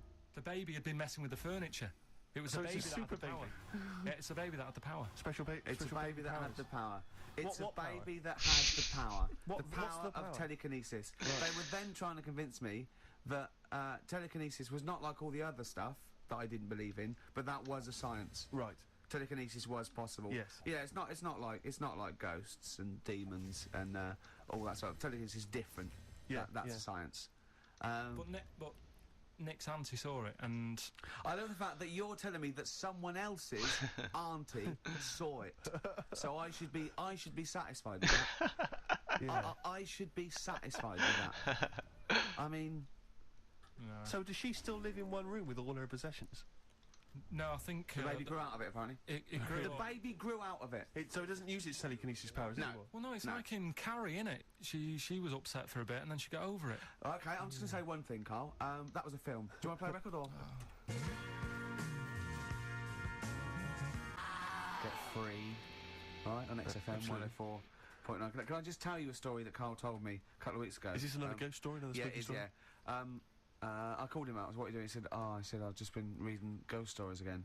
He went, he said, right, he said, you don't believe in them, but how do you explain this? Right, I went, go on. He said, I'll tell you as he told me it. He went, bloke, right, just sitting at home, doing, watching telly with his cat.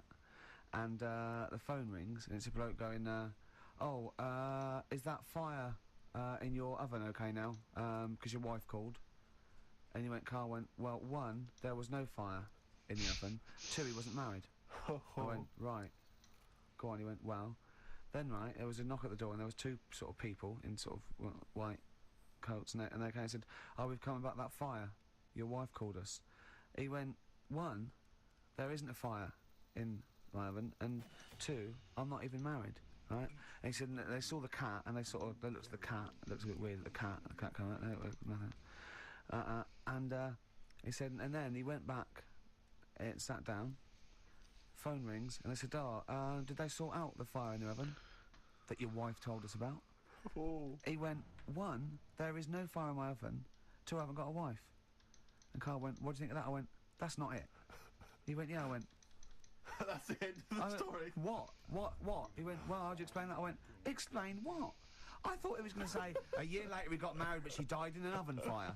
Right? I thought it was going to be that. And I went, That's what? people winding him up. Yeah, or someone did report a fire oven, and their name was Johnson, and they looked up Johnson, they got the wrong thing, it was the gas board, and they sent it round to the wrong person, right? You know, he went, yeah. I said, I explained it to him. He went, yeah. Why did they look at the cat funny? Oh man alive, Carl. This is really weird, right? I was in my house once, right, and the doorbell rang. Yeah. Right, I opened the door, there was no one there. Yeah. Right? And then I looked across the street, There's right, some and kids there were some running- kids running away. Yeah. Now, how do you explain that? Yeah. There was another time, right, where, like, I opened the door and there was a bloke goes, you've ordered pizza. I went, I haven't ordered pizza. And I heard my mate upstairs giggling and putting the phone down. Yeah. How do you explain that? Carl, seriously, why did you tell me that story? What did you think it was weird about that?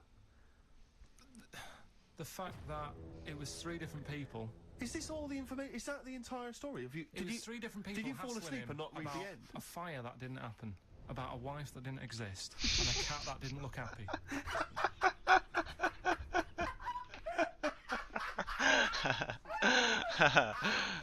Awesome. I'm gonna have a heart attack, Carl. What? I mean, why did they look at the cat funny? Because cats don't like spirits, do they? What? The other blokes were ghosts? Yeah. Yeah, that's it. So these are kind of beetle about type ghosts. These are ghosts who walk the earth as the undead, just winding people up slightly. That's lovely. That is lovely. Seriously, and a cat that did not look happy. But seriously, why would ghosts wander around just like winding people up? Oh. Maybe something did happen there years ago. Some fire, some woman might have died in a house of a fire or something. Yeah. And it sort of all happened again. Bit of a, yeah, it's certainly a mystery. I mean, if you don't It is a mystery. I mean, I can't. What's this book you were reading? You were reading a book, which is interesting enough. it was the For Tea and Times. Oh, Carl. Yeah. Well, I don't know what to say. Well, I'll tell you this, Carl. There is a track that will spook you right out. This is Warren Zevon from what was it, like about 1979, early 80s? Oh, great track. Werewolves of London. Play this, Carl, but don't be scared. From 1978, Carl, Werewolves of London by Warren Zevon. Are you a fan of that? It's alright, that. Great track, isn't it? Fans of Warren Zevon, maybe if you should know he's got a new album out as we speak. Although, if you're a fan, you probably know that already. Yeah. If you aren't a People fan, who hate him would be interested in knowing that he's got a new album out. Yeah. Do you believe in, I think, lycanthropy? Is it not called? What's that, sorry? Lycanthropy. What's lycanthropy? Isn't that werewolfism? Really? Isn't it? Do you believe in that, Carl? They've found stuff, haven't they? They've found kids walking about who are all hairy. Because they've sort of grew up with wolves and that. Yeah. So No, you see, two things there. Right, you cannot take on acquired characteristics genetically. So, if you grew up with wolves, it wouldn't suddenly make you hairy.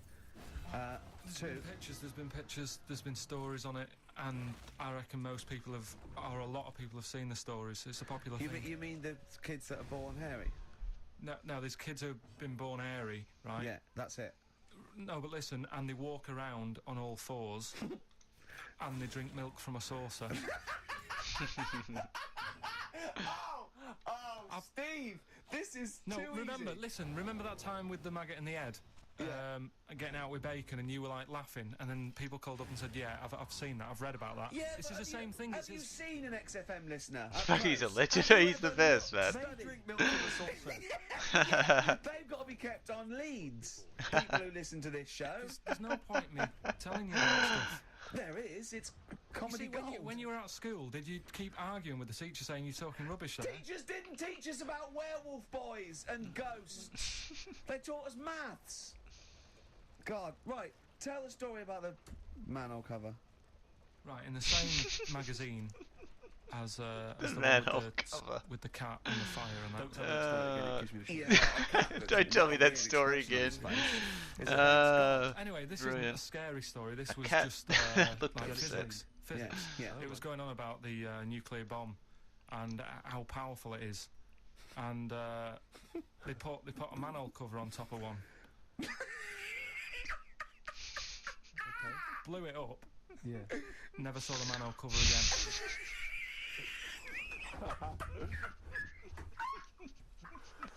Man alive, Carl. What's going on there? Something weird is happening there. Oh. If anyone's ever seen that manhole cover, please get in touch. We'd love to know where it is. Oh, that's fantastic. That's actually a true story. Yeah, I bet. That's fucking awesome. £1 billion research budget. They're Oh, going, where'd it go? we test everything. What would you do to manhole cover? Don't know. That's like letting Fuck, who knows, mate. Exactly, yeah. Control of a nuclear Do you sub- reckon it can Let's send a put this traffic cone yeah. into orbit? Go on then, put it on there. I love that. Imagine that. What value is that? I might tell you what we could do. We could put the manhole cover on it and aim it, and then blow the bomb up, and the manhole cover would have someone's eye out.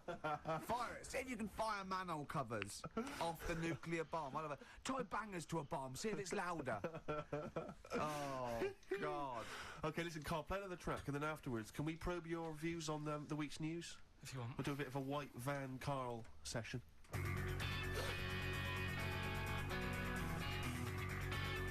Smashing Pumpkins. Today is the greatest, because we're back. That's true enough. All right. I hope people, Rick, were listening to that loud in this lovely summer's day. Or I mean, no, not too loud. Well, don't annoy people. White Rick, Van, Carl. Yeah, White Van Carl. I mean, for those that don't know, we do this. We once ask a week. Carl the questions that the Sun asked someone else. That's right. The Sun every day asks some, average Joe his views on the week's big stories. Carl, let me ask you now. What do you make of Prince Harry smoking openly at a polo club? Are you aware of this story? No. Was it? Go on. Prince Harry, you know that he's one of the royals. Yeah. And he was seen smoking openly, a fag, a cigarette, a polo. Third in line to the throne. Something like that, yeah. Imagine that. Someone smoking a cigarette was third in line to the throne. A cigarette, Carl. Is it a non-smoking polo club? Do you know, I don't know, but if it were, would that make things even worse for you? Well, No, yeah. seriously, what do you make of it? This is, the whole, the furore is he's a role model, he's a royal. Should he be seen puffing away in a public place? I don't think it matters, does it? Not concerned for you? How old is he? Is he old enough to smoke? I think he probably is, yes. Right, yeah. Well, it's I fine. think the trouble with this role model thing, with anything that's legal, it should either be illegal or not. Yeah. I just don't think you can impose things like that, because you could say that it is bad for you, and it is bad to start smoking, and it really is bad for you. It causes cancer and everything. But everyone knows that, don't they? Well, yeah, but you should either make it illegal or shut up about it. So this is Carl you're asking, isn't it? I am indeed. So Sorry, we can throw these questions your way as well if you fancy. Sorry, yeah. It doesn't matter. But Carl, what are your views generally? I mean, it's obviously cigarettes are perfectly legal and so on, but what about stronger narcotics? Because I know you're very scared of drugs and stuff, aren't you? You're Yeah, very... I'm not a fan. I don't No, know. what's your concern? What's your worry? Just like you might get into them. Sure. It's like you might have them and go, oh, this is all right. Exactly, Carl. Yeah. Exactly. Although I was talking to you about it earlier, and you weren't very sympathetic about a lot of young people who have perhaps gone to crack or smack. You didn't you describe it as their own fault? Sometimes it is, isn't it?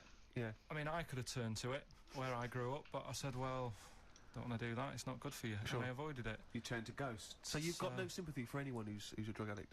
It's their own fault. It depends, doesn't it? Sure. Do you know what I mean? You can be an addict if, I don't know, something. I'm trying to think of a nice way that Well, you most might people end up. start on stuff like that because something really traumatic's happened to them. Very few people go out for a laugh one night and go, let's all try it. Sure. So, but yeah. Just anyway. say no, I suppose, is the Just say action no. in the end. Listen to the cast of Grange Hill. Now, this will scare you. Now, Carl, you will be a little bit unnerved about this. Have you seen the film Jurassic Park? Yeah. You know what happened there? Well, according to the Sun here, it says scientists are planning to clone mammoths for a theme park. Look at his face. Look at that. He looks like a dog caught in the headlights of a car. He's terrified. I love Carl. He sprung to attention Carl. there. Is that the best news you could have?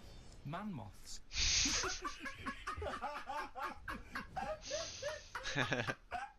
Right, yeah, man moths. I Man love moths. the fact that that's why he was so excited that they bred a man moth. What is this? Yeah, it's a human being that hides in your wardrobe and eats an entire jacket in a day. Yeah. What do you mean, man moths? Mammoths. Mammoth, the big hairy cow from the Ice Age. He was. It's so good that he was so excited at the You're not so excited man about moth that, then? prospect. You can take or leave bringing back mammoths to life, but a man moth. A man moth is a different matter. Oh, if we'd have never brought that up, he'd have gone and told someone now. Yeah. They've bred an half man, half moth. This and is that's what how, we that's how mean. things start. This is what we mean when you hear don't- these Are ghost you stories. slightly deaf? It's not that when you hear Are you these slightly stories, deaf? You're slightly deaf, and his head was in the basket, and he went, count how many times I blink. Is it? Carl, is English your first language? Are you actually foreign? Is that the thing? yeah. Should we speak When we say slower? foreign, we mean not of this planet. Yeah. Should we speak slower? Would that be a help to you? No, go on. What do you make of Do you that? think that's good? Seriously, Would you the think idea that's of good to bring bringing back mammoths? prehistoric animals. These giant elephants. They're slow, aren't they? It's not as if they're going to like get out and run fast and they can't capture them. They'd probably be a like fence, to be elephants, honest, aren't Carl. They'd probably be a fence. they? No, but you're asking it as if like, oh, it could all go wrong, but it couldn't, could it? Well, Really? but the point was about Jurassic Park is they thought it wouldn't go wrong. They thought they had it all under Yeah, but control. that was and Have you learned Dinosaurs. nothing from Jurassic Park, Carl? Dinosaurs would say, oh, think about it before you do it. But with a airy elephant, it's not going to. Not a concern for you. Would you go along to see him? Would you be interested in that? If it was in the area. He's the best. He's great, isn't he? I'd love a queue, Nothing right? impresses No, him. but what I'd like to do is Carl sitting like Yoda in a little cave, and I'd just like to see people like Tony Blair and, you know, Stephen Hawking in a queue, and they go and say, Carl, got a bit of a problem, Yeah, and thinking of cloning a man and a moth. Problem? Not an issue. No, if I'm in the area, I might cruise around and have a look at it. Otherwise, just don't send it near my clothes. Oh, that's fantastic. So it's just for a second. As the words man moth came into your head, how excited were you? I mean, were you both terrified and excited? Just for the moment when you thought that they cloned a man and a moth. I pictured. What kind of face did he have? Did he have the moth's head, or was it a man's head? Just a little head, little man head. Right. What was his face? What did it look like? He just was like a bit shocked. Perplexed. Yeah. Yeah. So it was like he'd been grafted onto the body of a moth without his consent. And when he was asleep, he'd woken up. he just went in to have a goiter removed, and they said, "We've He replaced woke up your with goiter with the body of a giant moth." Yeah. Is that all right, Mr. Jenkins? So he had the head of a little. Was it a little boy or a man? Little man. Right. Okay. And he's just bumping into a lamp. He's just bumping into a lamp. Carl, if you went into hospital and they'd done something, what's the worst thing they do, right? What would you rather have done, right? You wake up and you've got lobster claws for hands. Right. You wake up and you've got duck's feet. Or you wake up and you've got one horn coming out of your head. The worst thing, Yeah.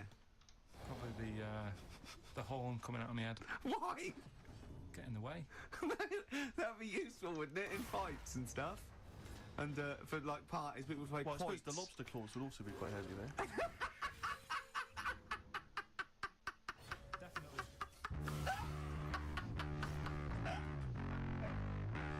Black Rebel Motorcycle Club, spread your love.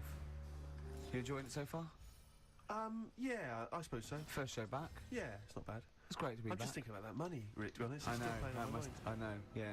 Could we maybe get like a sort of telethon type thing going, or a little charity thing, just sort of help me pay? You can't really ask people to send you money. It's Really? technically begging. Is it? Yeah.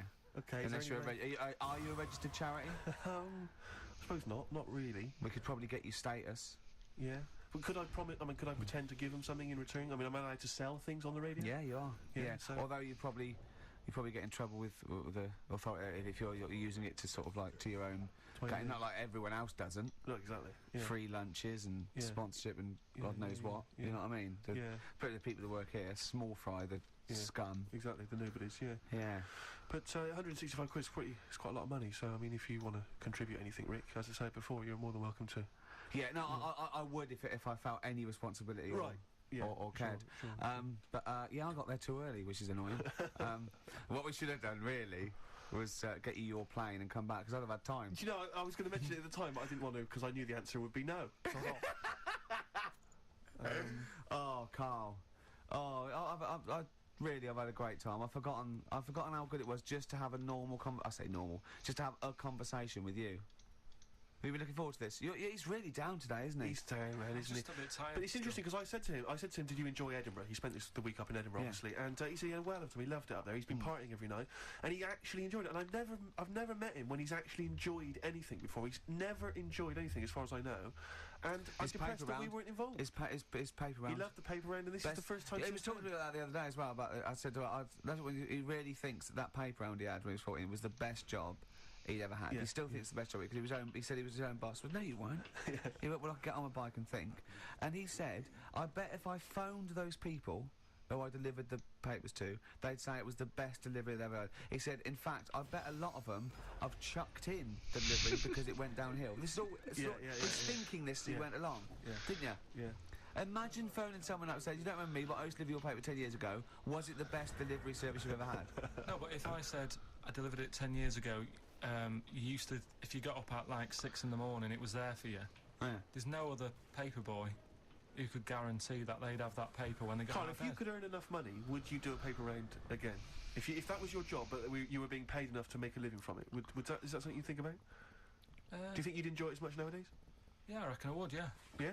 Yeah, listen to some music. Sure. £1,000 a week, would you do the best? Yeah. Would you really? Yeah. Is there anyone out there who is willing to test that? Is there anyone who's willing to pay Carl, right, grand? a grand Yeah. to take a week off work and deliver papers just for that week? All day, though. It's all day. No. I'll What? get up and the customers will have their paper. Yeah, but can I tell you 6 what o'clock street in the it morning. is? No, because No, it's the M25. see, You are being paid £1,000. Yeah, Not it's that that bad. bad. You got to deliver to the M25. I'll tell you what. Let's take the mood down a little bit and play one of the most beautiful songs I've been looking forward to getting. I just play this. To be honest, it's Jimmy Webb's version of Galveston. Galveston, there, by the brilliant Jimmy Webb. Who wrote it? Who wrote it? He wrote it. Yes. I mean, yeah.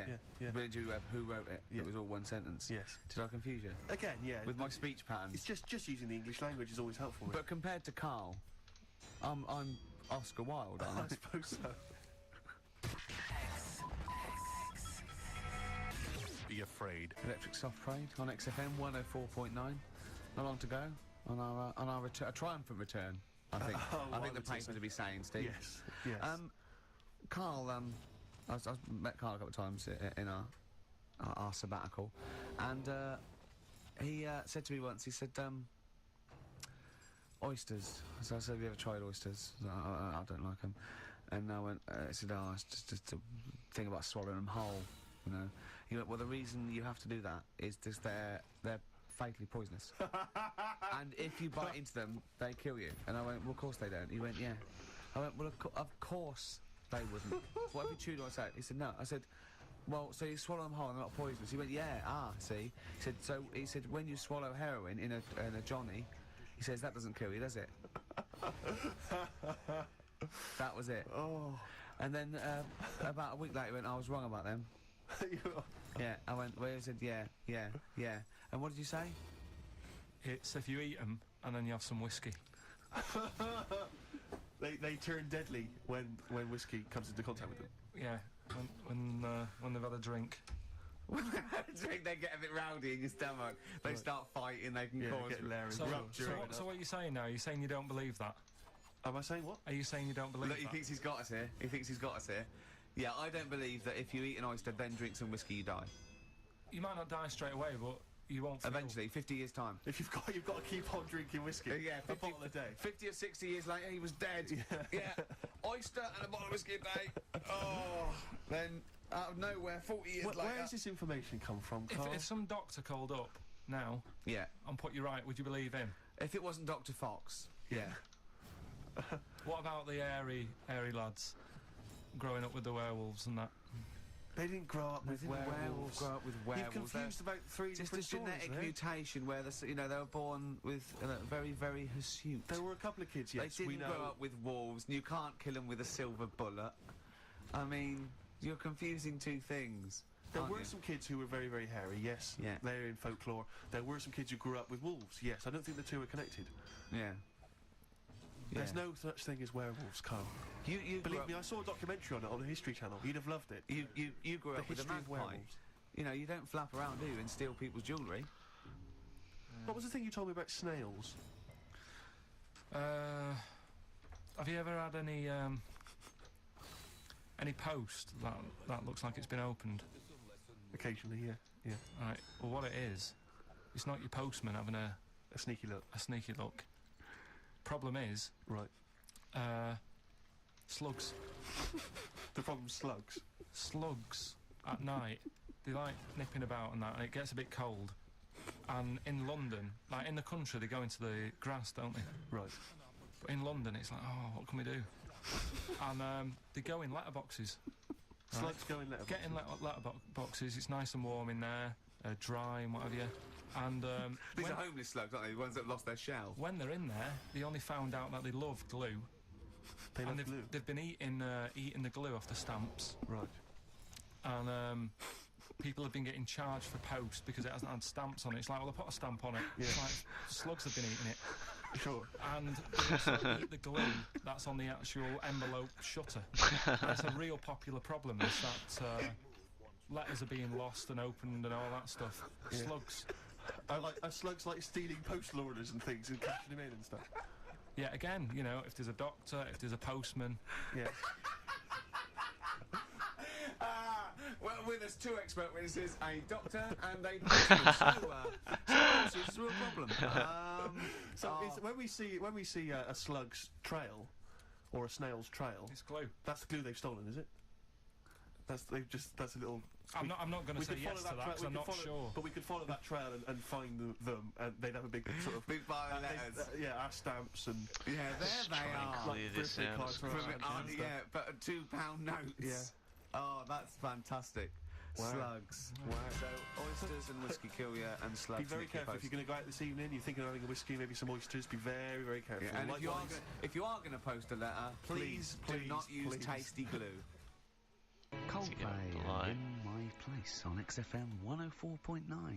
I'm Ricky Gervais. With me, Steve Merchant. Hello Steve, there. how's it going? Lovely to be here. Yeah. Carl Pilkington there, pressing the buttons. Great to be here. Yeah. How long can you maintain it?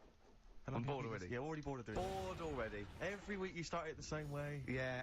That was not bad though. You actually grammatically made sense, which is really impressive. Yeah. Thanks very much. A rare treat indeed. Yeah. Gervais. Some of the listeners have already worked out. Got nothing to say at all. Sure. Haven't prepared again. No. We did come in half hour early to prepare, but instead me and Carl were playing.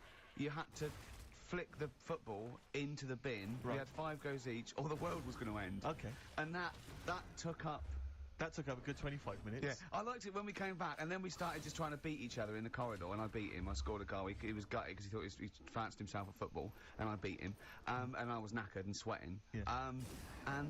As I walked back to you about 5 minutes ago, you were looking at the records. You went, and this was lovely. You went.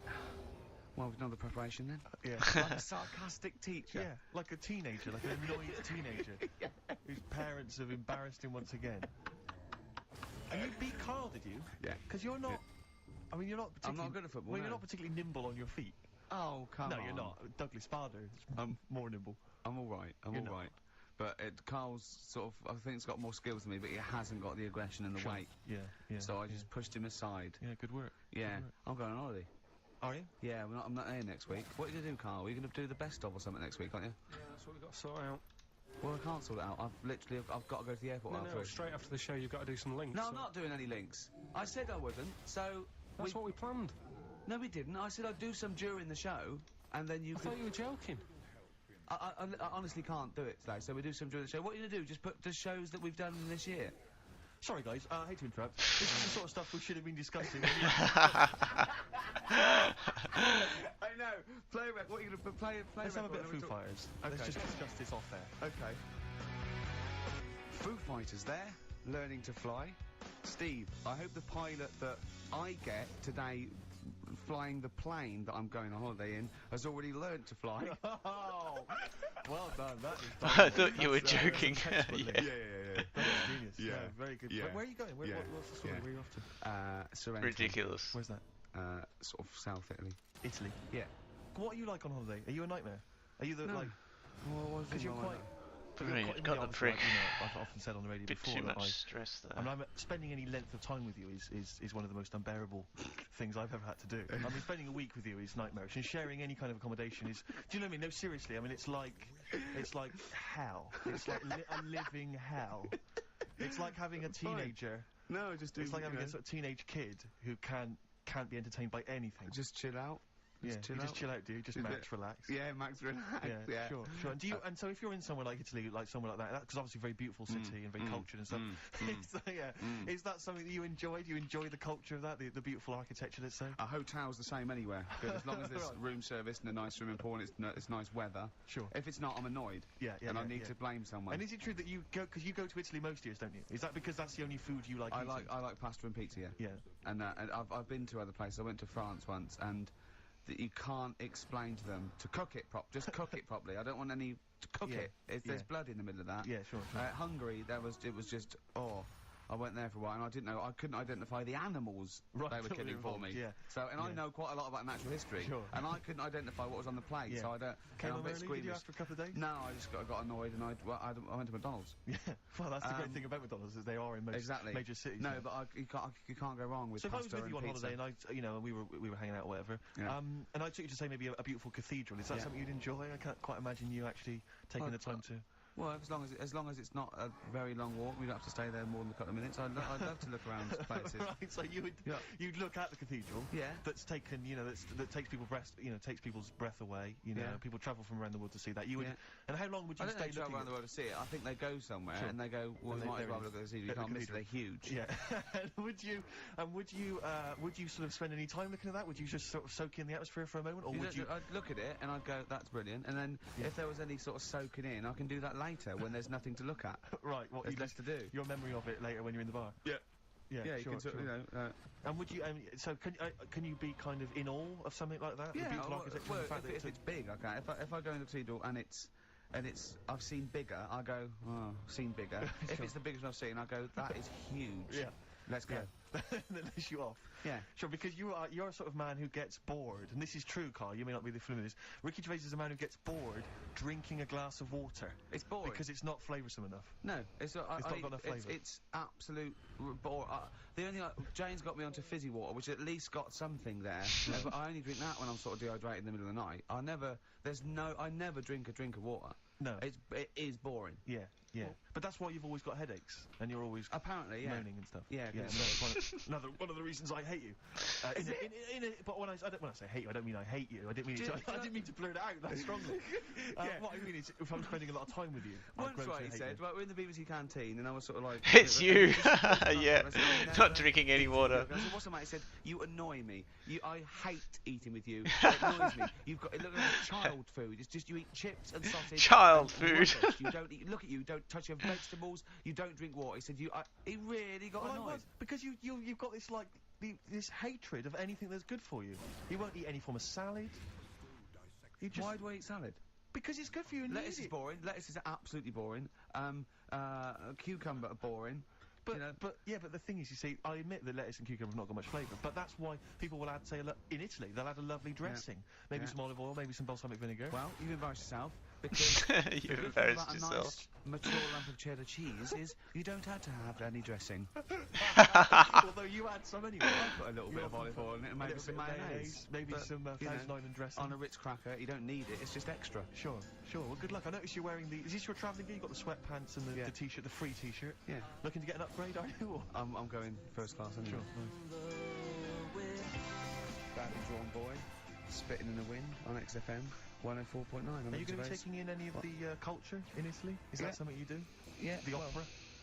I don't know about the opera. I've never been to the opera. I do like a bit of opera. Yeah, I wouldn't sit through a whole one, but I mean, I like the songs they take from it for that World Cup one, and those two fat birds that they sung in Shawshank Redemption was good. Yes, but I think I haven't gone into it extensively. I haven't studied the art, the art of opera. Also, it's in foreign, so you don't really know what's happening. It's in foreign. Yeah. So you don't. That's annoying for you. Yeah. Oh my God, this annoying bastard who keeps regenning. Fuck off and die. Yeah. Gilbert and Sullivan. To me, Gilbert and Sullivan were like probably their day equivalent of like Richard Stilgoe getting together with Tony Slattery, and then 100 years later people go, it's brilliant. It is like they might as well I don't know, make any episode of Whose Line Fucking Is It die. Anyway right, yeah. into an opera, and in 200 years' time we're going, that's genius. Yeah. Listen to this one. Look, this is Party Quirks. Yeah, Amdram Society staging Worst Step. Because I was in the Pirates of Penzance once in an amateur production. You used to like Whose Line Is It Anyway? I did. That was although I did watch it when it first came on Channel 4 about 15, 20 years ago. But we did the Pirates of Penzance when I was in an amateur dramatic society in Bristol, the Bristol Operatic Society, Light Operatic Society. I don't know why I was involved because I can't sing. My audition, I thought. This is how desperate they were for blokes. I swear to God, right, I can't sing, you know. Well, you. Oh my God, are you fucking serious? I went in and they said, you little weed. I went, well, I want to surprise you. They said, do you want a piano accompaniment? I said, no, I don't think so. I went to the back, I swear to God, I went to the back of the room and I just sang, Thumbelina, Thumbelina, tiny little thing. Thumbelina dance, Thumbelina sing. Thumbelina, what's the difference if you're very small? 'Cause when your heart is full of love, you're 6 feet tall. I just did that. And they just looked at me like I was the weirdest thing they'd ever had. Immediately put me in the chorus, because that was how desperate they were for blokes. We staged it, we rehearsed it. I couldn't remember the lyrics. Thank God you were doing Thumbelina. Yeah, yeah. Oh, but dear. I couldn't remember the lyrics. What was it for? Was it Gilbert and Sullivan? It was the Pirates of Penzance. There weren't enough blokes, right? So we had to double up. So some of the pirates had to double up as the policemen who were chasing the pirates. A little bit problematic in the scene when the policemen and the pirates have a fight. That was a little bit tricky. And the worst things, there's this sequence where, like, the daughters of the Major General all kind of like, oh, beautiful, something like, oh, beautiful little girls are we, la la la la la la la. And the women they must have all been over 40. I mean, real kind of toothless crones creeping around in their 90s. Is it the sort of women that buy one of those sort of porcelain dolls from the TV and go, look, I've had a baby. It's not real. It is a real baby. I'm going to stab you. Yeah. One of those. Exactly. It's the sort of women that you'd see maybe on TV's Bargain Hunt.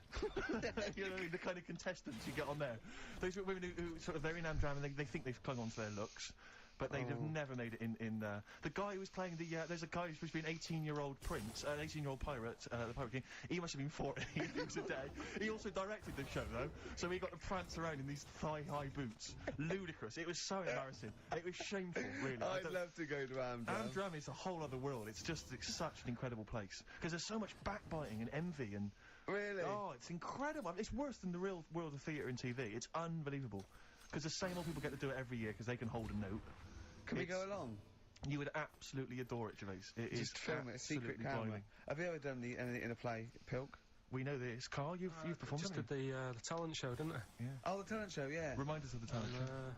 That's when I did Walk Like an Egyptian, dressed up as a woman. Yeah, yeah. And did me magic trick. Oh, is it an egg? The egg one. Yeah. What was the egg one again? When actually I've ruined it now saying the egg one, but I went on stage with like an Anki. Yeah. And I said, at this point I was dressed up as a caretaker in it. Sure. Don't know why, can't remember. No. I was stood there with this Anki over my hand. Yeah. I said, right, you're going to love this one. Yeah. I said, I'm going to make a bird appear in front of your eyes, right? Yeah. And I'm like, oh God, what's it going to do? So I'm stood there. Yeah, I'm sure they did. Pulled the Anki off. It was an egg. Had an egg, and I said, oh, it hasn't been born yet. That's brilliant. They loved it. Yeah. Yeah. Went wild for it, did they? Round of applause? Yeah. How old were you? Was that when you were like 17? Was that apart from your paper round? Was that the high point of your life so far? Is that what's the no, best? I didn't really. Carl, I'd like to see you take that on the road, or maybe at least up to the Edinburgh Festival next year. Carl, we're going to play a song now, right? One of my great track. Watch That Man off one of my favourite albums, A Love Insane by David Bowie. But during that, can you think of a couple of things for me? What's the best thing that's ever happened to you? Can you think about that for 3 minutes? Me and Steve will leave you alone. Just the best thing that's ever happened to you. Remember and think that is amazing. Yeah, can you do that? Play. Watch That Man. David Bowie. Steve's caught unaware there, just wandering around, not quite ready, were you? Well, no, I'm just relaxed, just laid back, just hanging. Yeah, Carl. Oh, thank God he best died. thing's ever happened to you. We Best lost one, event, but best that's time alright. in your life. Ah, yes, have your meltdown. I mean, there's loads of things that happen. Like, Yeah. no, but do you know what I mean? You can go for obvious stuff like, meeting Suzanne, sticking with her and Well, having a nice holiday. take that as read. Yeah. Yeah. You've got that on your desert island. That's already done. Well, And the day you got your qualification. Oh, let us limp to the bloody... probably... I mean, when you asked Limp me then, to the first end. thing that came into my mind, right, that was a real surprise, right, because it's like, you get surprises on your birthday and that, don't you? But they're not really surprises, because you're hassling your mum and dad for stuff, and then they might bite you. Yeah. So it's not really a real surprise, is it? Do you know what I mean? So I'd say something that was really like, oh yeah, nice one, I've got something here, is the time when my dad said, empty the bin, will you, right? I said, oh, do we have to? And I was watching something, it was like, why don't you, or something like that on the telly. Is this what started your tea bag and banana skin collection? Right, so it was like, in the summer holidays where you'd have dead good telly in the morning, you had like the Monkeys. Yeah, and it was banana Why Don't You, splits. banana splits and all that, right? And I was like, loving that, I was watching that, and my dad said, empty the bin. I said, oh, the Monkeys are on in a minute. He said, just empty the bin. So I emptied it, and I just put it near the door. He said, don't leave it there. He said, stick it near the bins in the garden. I was like, I'll put it there later. He said, no, do it now. Right? So I was like, The if I old miss the hope. beginning of this, I'll be livid, right? So I picked it up quick, ran out down to the bottom of the garden, slung it in the corner, and sort of went to turn back to go back in, and had to look again, because they had like a little AA truck. They bought me, it wasn't brand new, but he'd got it from somewhere, a little AA go-kart. Do you know one of them, like, little things? I mean, I was young. Yeah. Right? Yeah. And I was And just it, like, what kind of, no, the plastic ones. Yeah. When you're about, I don't know, I must have been like Sergeant. 5 or 6 or something. So I don't quite follow. Has So he me sent dad- you out there? My He dad sent- sent Surgeon, me out there with it a is. bin bag so I Yeah. could see So you like could what see he'd the got thing. me. And it wasn't my birthday or anything, he'd just got it from somewhere. You sure you hadn't just nicked it and dumped it out the back? Possibly. Sure. But that was like a genuine like, oh yeah, smart. Yeah. So I went back in, watched the telly and Yeah, you that didn't for a play bit and with your went back go-kart. out. You thought, Went- that Did I went tell back out. you about my go-kart? Yeah, like Yeah. about your dad giving it away. Yeah. What's the story? I think I've told you some of that. Have you gone? What? Tell it again. Well, have I told it on air? I can't remember. Maybe I just told you it. When I was about 8 or 9, I had a go-kart and I loved it. It's one of those that you press back and forth. Yes. And I used to come in every day. Used to just get changed, run out, and it was behind the shed. And I used to just go up and down the garden. And one day I came running in, and I ran out, and I couldn't see it. And I went to the back door. My mum was washing up, and I went, "Where's my go-kart?" She went, "Your dad swapped it." Your dad swapped it? Yeah. With it was his mate, Jimmy, in the pub. He went, it's just, I said, what? Oh. She went, yeah, he swapped it for a wheelbarrow. So I went and looked back, and there was this wheelbarrow, right, that was obviously just came off a building site. Yeah. Covered in concrete. I couldn't, it was steel, right, I could hardly move it. Yeah. And I went back and I went, really?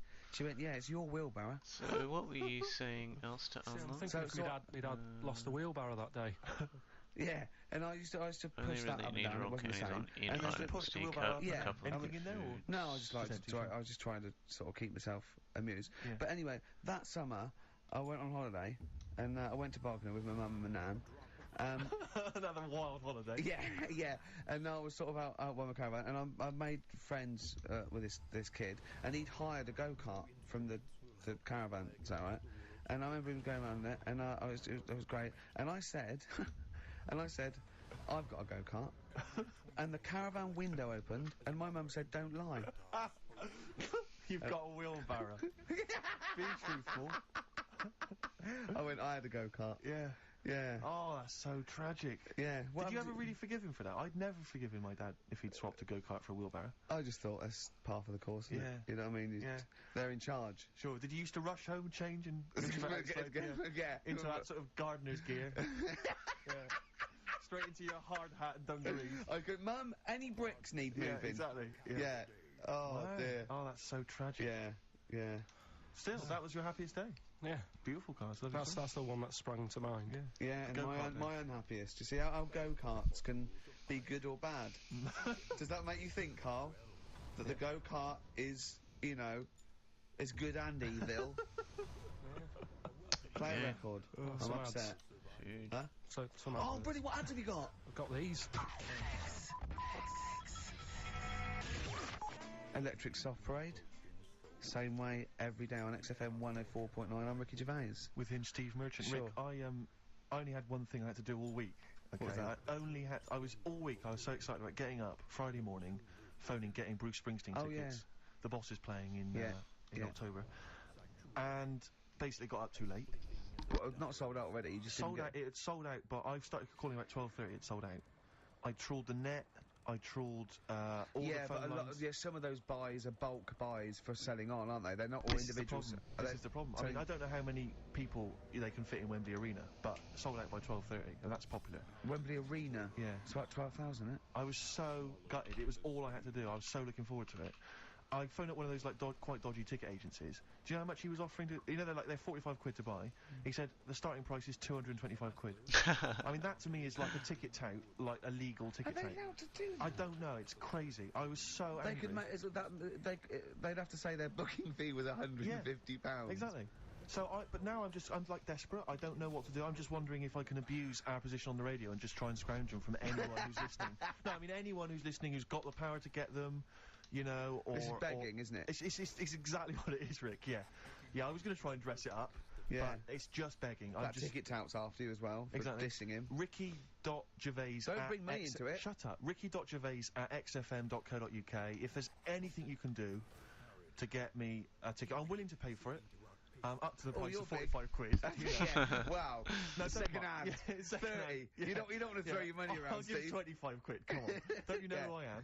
Yeah. But that, I mean, do you know what I mean? Because I'm just, like, I asked Carl if he could sort it out. He's done nothing. He's achieved nothing. I know. So I'm just desperate. I'm in a desperate situation and I don't quite know what to do. I'll tell you this though, Carl. Don't bother doing favours for him because he's not grateful. You give him something and he goes, right, does this mean I have to give you something back? And I go, well, no. He goes, good. Well, I got your Cure tickets and you did nothing Yeah, but it was whinge about rubbish, it. that gig. There you go, It was rubbish. I went along to that gig. It was a balmy summer's night. The Cure, as far as I'm concerned, owe me a balmy summer's night because I wasted it. Hour and a half they played for. They played 4 hits. I don't want to hear their dirge from, like, some dodgy album from, like, 1984. I'm not interested. Play the hits. Boys Don't Cry, Love Cats, blah, blah, blah, blah, blah. Instead, I got nothing. I was so angry. I was just... Oh, man, I was You were so probably angry at Carl, weren't you? I was angry at Carl for wasting my time getting me the tickets for Do you free. know what I mean, If I Carl? paid for it, Are you I'd have getting, been you getting to absolutely see what livid. sort of a bloke Steve Merchant is? No, it's not the point. Do you not agree, though, if you're going to go and see a band like The Cure on a summer's night, Hyde Park, you do not want to hear some obscure B-sides and album tracks. But that was a great thing about when I saw Bowie at the BBC. He played... When you what? You know about that? I don't know about this. Yeah, you do. What? When did you see Bowie? At the Jonathan Ross recording. Oh, what, your showbiz friend Jonathan Ross? Yeah. Was that TV thing he did? Yeah. You went to that? Be right back, man. You haven't told me about this. Yes, I have. No, you haven't. Well, you were away, I think. No, I wasn't. Because I watched it on TV. It was amazing. Well, don't tell me that. It was incredible. Were you seriously there? Yeah. And then I went on to a show on the Saturday. Did you? Yeah. Because I was just... John said, oh, I need someone to come in... Yeah. And I went on to the radio So 2 you were show. hanging out with Bowie? Yeah. And Yeah. Go on. Who else was there? Well, the weird thing was... Shall I go through my favourite artists and you just name them and see if they were there? Just let me know.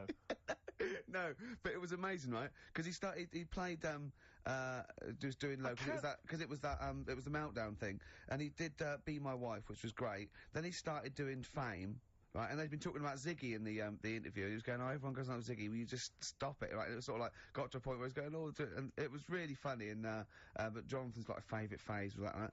And then he started playing, Fame, and it was really good, and he just went, stop this, this isn't, let's do Ziggy. And my spine tingled. I was well done. And he did Ziggy Stardust, and I'll tell you what, it sounded like the album version. And it's got an amazing band, and I love it when they do that. I hate it when just because they've been going for 25 years, they start changing Sorry, it. I can't believe that you went to this, that you knew you were going to this, and you never asked me, you never asked Jonathan if you could get me in. I mean, seriously, I mean... You know how much that would have meant to me. Yeah, but it was very tight. Apparently, I know, but it was very sought after. Apparently, Richard Branson couldn't get in. There was a queue, so I was like special. There was me and Jane went.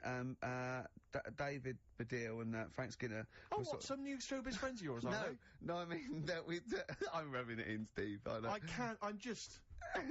But you might not have liked it. You might have complained, like Carl got you for Cure, and you turned it back on it. That was rubbish, though. That was rubbish. Well, you might not like what David did. You know, I'll tell you this seriously. If I find out that that you've gone to some secret gig or something in the future, and I find out you've been seriously, that's it. There's no more Office. There's no more. No, I'm not joking. I'm not mucking around because that to me is like that's what friendship is. That's like textbook example of friendship. What do you think, Carl? No, I just think that's really off. No, you I just think that's really off. You were no, I wasn't away. Yeah, you were, yeah. I wasn't away. Don't try and fool me. Yeah. I wouldn't have been away. If I was away, I wouldn't have been away if you told me that was happening. You were asleep. I'm seriously, we can joke about it, but I'm really angry about this. What do you think, Carl? There's a secret, right? Apparently there's a secret Bruce Springsteen gig that's been planned. I'm going. It's all, are you? Seriously, if I find out you're at that, I will, I mean... Oh, dear. Play a record so I can shout expletives at Ricky Gervais. I tell you what, lovely bit of electronic. Oh. Just to calm and soothe me. Seriously, I'm not joking, that really winds me up. The Cure was good. electronic, getting away with it. Nice to hear that again, Rick. Yeah, lovely. Level that. Someone's Well, just, you've had a slag- bit of result, haven't you? Well, no, there's a guy who's phoned up who said he might be able to sort me out with the Springsteen ticket, so deeply excited about that. But, Yeah.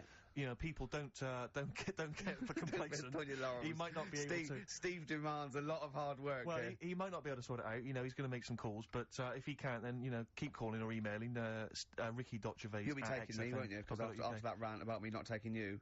Well, you're welcome to go. I mean, if you told me that before, I probably could have blagged some using your name. If you let me do that, I could have phoned up the promoter. Fine, calling on behalf of Ricky Gervais, BAFTA winner. Dear. He'd have probably sorted me right out. But yeah, no, I mean, you know, we joking aside, it is quite serious, and as I say, I don't want to pay through the nose for him. You know, I'm willing to go up to sort of £47. They cost 45 face value. Like that Steve trying to impress a girl in a queue. Offered the bouncer £2 for himself if he could go to the front of the queue. Man, that was so embarrassing. £2. I tried to bribe. Did I tell you that, Carl? I tried to bribe the bouncer. He was coming out. He thought he was in total. He was like the bouncer of the Met Club, the Met Bar or something. Tenner in. He was no, it wasn't. He was picking people off, right? That was it. He was picking people off, and he was going, "You can come in, you can come in." I got chatting to a couple of girls. I thought, I'm in here. I'm sorry, dear. And I thought I'll act flash. I'll try and bribe my way into the club. The guy was walking past. I cornered him. I went, "Wee, how much is it to go in?" He said, £5. I went, "I'll give you 7." And £2. I thought, because the problem I had was I didn't want to go straight to like a tenner, because if he accepted 7, I didn't want to be that, you know, I didn't want to waste money. You're right, so Steve. I thought we could at least haggle. It was the term. Is that frugal? What is the term for that? Thrifty? I know. No, but I'm resenting this because you are trying to create this this myth that I'm somehow, you know, like that I'm somehow cheating with my money, or that I'm not a great lover. Do you know what I mean? And that's sort of, I'm like, it's annoying me, frankly. Oh, dear. Carl, you went to, Habitat this week, didn't you? You're not going to believe this, Steve. Go on. He told me Was this. it a bargain? No. Do you know I told you about those lads at school with big heads? Sure, yeah, the big head lads, yeah. Right. And the web feet. Yeah, web dans. Web dans, was it? They weren't there, were they? They weren't there, but do you know, like, Ricky was always saying, oh, they don't exist, they only went to your school, you know, la la la. It was in Habitat, there was only one sat on a sofa. Not one of the lads, but one of the... A big-headed lad? A big-headed lad. What? Is that like, when you say a big-headed lad, is he like Frank Sidebottom big head? I mean, is it like... I don't know what it... This is why, you know, it'd be nice to... You think it's maybe a medical... Well, it'd be nice to, if there's a doctor listening, right? Yeah, a doctor listening to X-Men thinking, I must phone up and fuel Carl's obsession with the deformed. Yeah. No, but it's not really deformed. But it how was just big is the head? Probably, you see, it's weird how it's always kids who I see with it, so I'm wondering whether they have grow a into the full-size head, Right, and then when they get older, it works out all right. Like jumpers. My mum used to get me jumpers a size too big, so it'd last a year. So, I'm just wondering if it's the same So how old are these generally? Are they not like adults? They're like kids, Well, when I was at school there, I was probably about 7, and this kid on And do they have to wear Sunday, any kind of apparatus to sort of keep their head from kind of, you know, not tipping them over, or sort of staying like upright? I mean, well, I'm just worried that the head's kind of too heavy for their body or something, and they're... No, it's not that big. Right. It's just not right. You kind of go, you sort of do a bit of a double take. Yeah. Like the fringe isn't sort of, you know, just above their eyes, it's quite high up. Sure. That sickens you, obviously. And is it something that repulses you slightly? Do you get... No, that'd be cruel. No, sure. But, you know... But it's not cruel to discuss it on the radio. Well, it happens, doesn't it? Sure. You know what I mean? Yeah. So, and I'd just like to know what it is. If it's like a water on the head type thing. Water on the head type thing. Like water on the knee. Yeah. But on the head. On the head. But, yeah, if anyone knows what it is. Yeah. People with big heads. Yeah, it'd be, And it's... Yeah, okay. It'd be good. Good information. So, what time are we doing? You sure it wasn't perspective? You sure he wasn't sort of leaning forward and he was really tall? So the top of the head looked quite big, but then it went to a little body, but really his body was a lot further away. No, big head. Yeah. Just a big head. Rest of his body, fine. Face, okay, everything's normal. You weren't looking at him in a kettle. If you wore a hat, it'd be alright, but... What do you mean, if you wore a hat, he'd be alright? You'd probably just think, oh, it's a big hat, or something. Yeah, but what sort of hat? So you don't wear like a 10-gallon hat? Yeah, that would go down onto his shoulders with 2 eyes cut in it. Yeah, like something from the Ant Hill mob. Yeah, Michael Bendine's potty Right. time. How would a hat have him? Yeah. Are you sure this wasn't a Diddy man? I sure do like how at the start of this, like how at the start of each run you get to like sort of build your guys, craft your team. You want to use your kind of free Saturday. Not the doctor who phoned the bloke in America and said, "Where do I get blood from?" Sure. Not that doctor, because I assume he's been struck off now. Give us a call and sort out the whole big head conundrum. What's the number? 08700 800 1234. That's also the number to call if you have Bruce Springsteen tickets available. I will pay up to £47. Don't do it. Go yourself. Don't give them to Steve for cost price. Make a little profit. Oh, I mean, don't take the Mickey. Don't me. You know what I feel. You've already ruined the bad thing. Don't ruin some more of my dreams. But I'll tell you what, if you do get Steve tickets, he'll be so grateful that he will spend a bit of money on you, I imagine. You'll buy tickets and, you know, give him something pretty special because you're earning now. Yeah, it's fucking awesome. So let me discuss that with them. Stop making any promises. Stop making any promises. Yeah, you're in the middle of a phone call there, aren't you? Is that poor bloke still on the line? Probably not, no, he's gone. Oh, is he? Yeah, oh, you're in the middle of something. White stripes there. Yeah, alright, last dead run. leaves and the dirty ground. Steve, what are you doing? Sorry, mate, I'm just sort of preoccupied with other stuff. I've got the whole Springsteen thing I'm worried about. I've got that playing on my mind. I've never seen Steve so worried. Like, usually he sits there with his head... Rick, I've made promises to people that I can't keep. I've promised like 3 different people I'm getting them tickets. So, well, serves you right. Some calls, Rick, that's all. I can't believe it. I cannot believe it. Are we doing the game in this hour or what? Oh, we could do. Should we do that? Your game? Well, what was that thing you told me the other day as well? Of talking about it. People have been phoning up about this. I don't think we should talk about conditions of the mind and brain. Well, that woman's put you right. Yeah, shown us it's hydrocephalus. It could be, and all it is that it's totally curable and normal life. What they do is it's a baby born with sort of water on the brain, and it comes out. Must hurt a bit in childbirth, and then they just drain it off. It's just full of water. I tell you what. What? It just reminded me of weird stuff going on in the world. But it wasn't a baby, was it? Maybe it was a baby. Maybe it was a baby, but it had water on everything. Well, listen, right, this was a kid with a big head, as far as I'm concerned. He wasn't a baby. But we know what he's got, everything's sorted. But other things, right, that are weird in the world, yeah, do you know you're always like, you're going on about there's no ghosts and stuff. Yeah. Right? How do you answer this one? Yeah.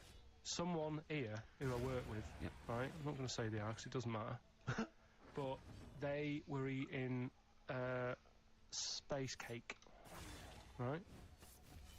What do you mean by that, Carl? Explain. What's a space cake? For people who... It's some sort of druggy cake, isn't it? Yeah. Right? A dope brownie or whatever, yeah. Right. So something with cannabis in it, is that what you're saying? I think it's something stronger than that, isn't it? I don't know. But anyway, he was having this space cake, and... You better give me the name now, Carl, because I've got to report him. No, listen. No. It really doesn't matter. No. Is it Sturgis? Is it Claire Sturgis? Yeah, she wouldn't bother. She's gone on the hardest. She doesn't bother with those. Doesn't do anything to her now. Straight to the vein, yeah. So listen, right? So he's at a party, right, with his mates, and they're listening to the Star Sailor album, right? Right. And he's sat there, and he's had some of this cake, right? And listening to the album, and his mate sat across the way talking to someone else, right? That's weird. The album's on, and he thinks to himself, this track's going on a bit. Yeah. And his mate across the way, who's talking to someone else, heard him say it, and he goes, yeah, it isn't it? Yeah. So he goes, and he goes... See, usually at this point, I say, had this bloke taken drugs, but you started the story with this bloke had done some drugs. No, if he was here now, he would say, I know it sounds mental, but it happened. And it wasn't just a one question, it wasn't just like, oh, this track's a bit long, innit? Yeah, it is. He had a whole conversation. A whole conversation with the guy. And sorry, I just want to clarify, you mean he had the whole conversation telepathically? Yeah. Right. He didn't just shout across the room. And they've recently met up and like they've sat there and tried to like work out what happened. And it's never happened again. They don't have to talk at all anymore. Yeah. Why did they meet up? Couldn't they have just done it like in their own homes? Just stay at home. Do they have to have that cake before they start having a conversation? Hold on, wait a minute, lads. Why are we using our lips? I'll take them. There you go. My only question with that is, being skeptics like Ricky and I, whenever we hear a story like that about the paranormal, the first thing we always look for is maybe some other explanation. Yeah. Maybe one vague idea. Lying? Could be lying. Chinese whisper. As I think you pointed out, there are drugs. Is often an issue as well. Madness. Yeah. Fear. Delusion. Sleep. Yeah. You know, there are so many things you go through. I'm going to go with the drugs before your dead grandmother exactly pops into the equation. I'm going to go with the acid. Right, tell the other story that you totally believe this as a true story, don't you? The fella with the being killed. Right, do you know how the other week we were talking about some fella who had his head cut off, and he said, when my head goes into the basket, I'm going to blink a lot, see how many times I can blink. But if you remember, when Carl first told me that, it was, I think it was Simon or Nick that pointed out. He goes, no, that's not quite right, Carl. Carl told me that he had his head cut off, and when his head was in the basket, it looked up and said, count how many times I blinked. Yeah, but he believed that as well. So he was happy. He was happy with that. Sure. Do you know what I mean? So yeah, a couple of weeks ago there was a guy. He had his head cut off, and before he had it off, he'd said, "I'm going to blink to show that there's life after death." And he did 32 blinks, right? Sure. So you two were sort of putting that down the other week. We were sceptical of that. So I looked again on the internet at some other website. Yeah. And there's a guy. Sorry, the website. Just to clarify, the website is the place where you bought that property on the moon, didn't you? Because it was a bargain. So this guy been gazumped. Look, we'll see who's been gazumped when this world ends. I've got somewhere to go. I know you'll be calling me up. I've got somewhere to go. Have you got no consequence, does it? No, I've got acres. You're going to have to stand deadly still on the moon in your 2 square foot. I've got about 20 There's no acres. place for Suzanne. It'll just be you. I'm off, love. It's all those people with big heads and web feet that've been buying it all these years. Well, listen, right. Go on. Anyway. Play a record, tell us the story after it. We've been chatting for Sorry, Carl. No, let's play a record. See, he's been gazumped. Let's play one of my favourite songs of all time. I'm going on holiday and getting into a... when the world ends and he's got somewhere to live. It's Neil Young. Amazing. Still to come, that competition as well. Look forward to that. Carl's quiz. What an amazing track that is. Tune, yeah. Neil Young, Dynamite. After the Gold Rush. So go on, Carl. Sorry. Go on, Carl. So take us back a few steps, Carl. What's the story? Right, so I did some research, right? Let's just recap again. There was a guy you read about who had his head chopped off. He was guillotined. Yeah. He had said to the people around him, I am going to blink once I've had my head cut off to show the brain that life can still... Or the brain can continue to work after death. Okay, so we queried that. So you weren't having any of it? Well, no, possibly for a few seconds till the oxygen stops being fed to the cells because the blood has drained away. But, you know, nothing spectacular. So right, go on. Well, along the similar sort of lines, right? This is quite a few years ago. This fella sort of upset the royal family doing something, right? So they said that this isn't good. It wasn't Ben Oughton at that Jubilee thing, was it? I can't remember what it was. And they said, right, that was terrible. We're gonna cut your head off. You know, you gotta show people that you can't be doing what you've been doing. What was this? The 1970s?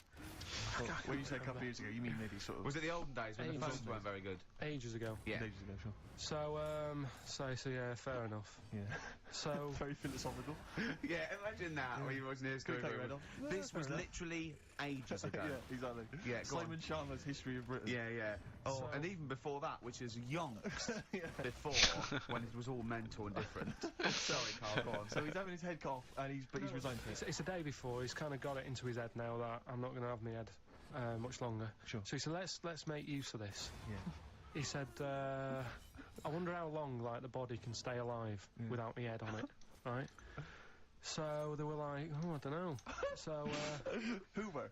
So the jailers? Whoever he was asking. These jailers with one eye. Yeah.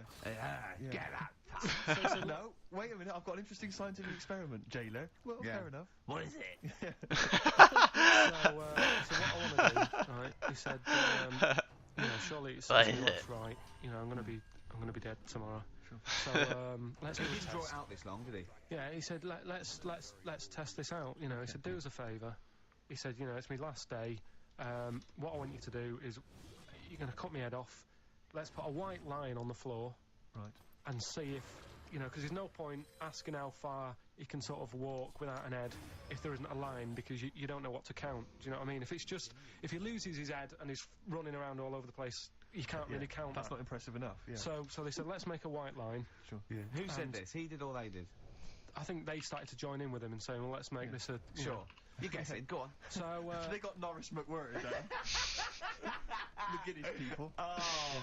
Yeah.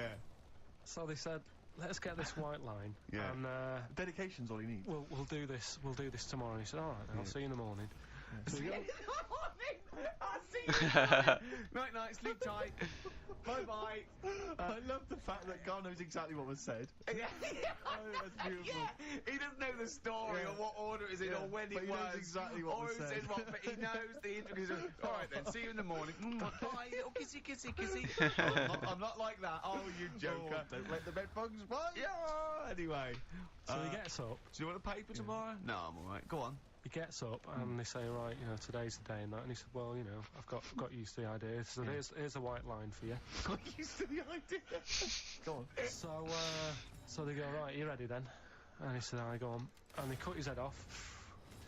And the body walked 32 steps without a head. Wow. 32 steps. Incredible.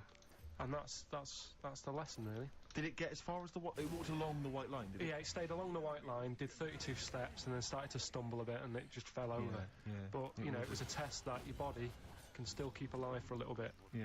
when you've lost your head. Absolute twaddle. Absolute twaddle. What do you reckon That's the with that lesson. head? Nothing. There'd be muscular spasm, right? It would twitch a bit. It would, yeah. You could not distinctly take 32 steps. The body... Well, don't...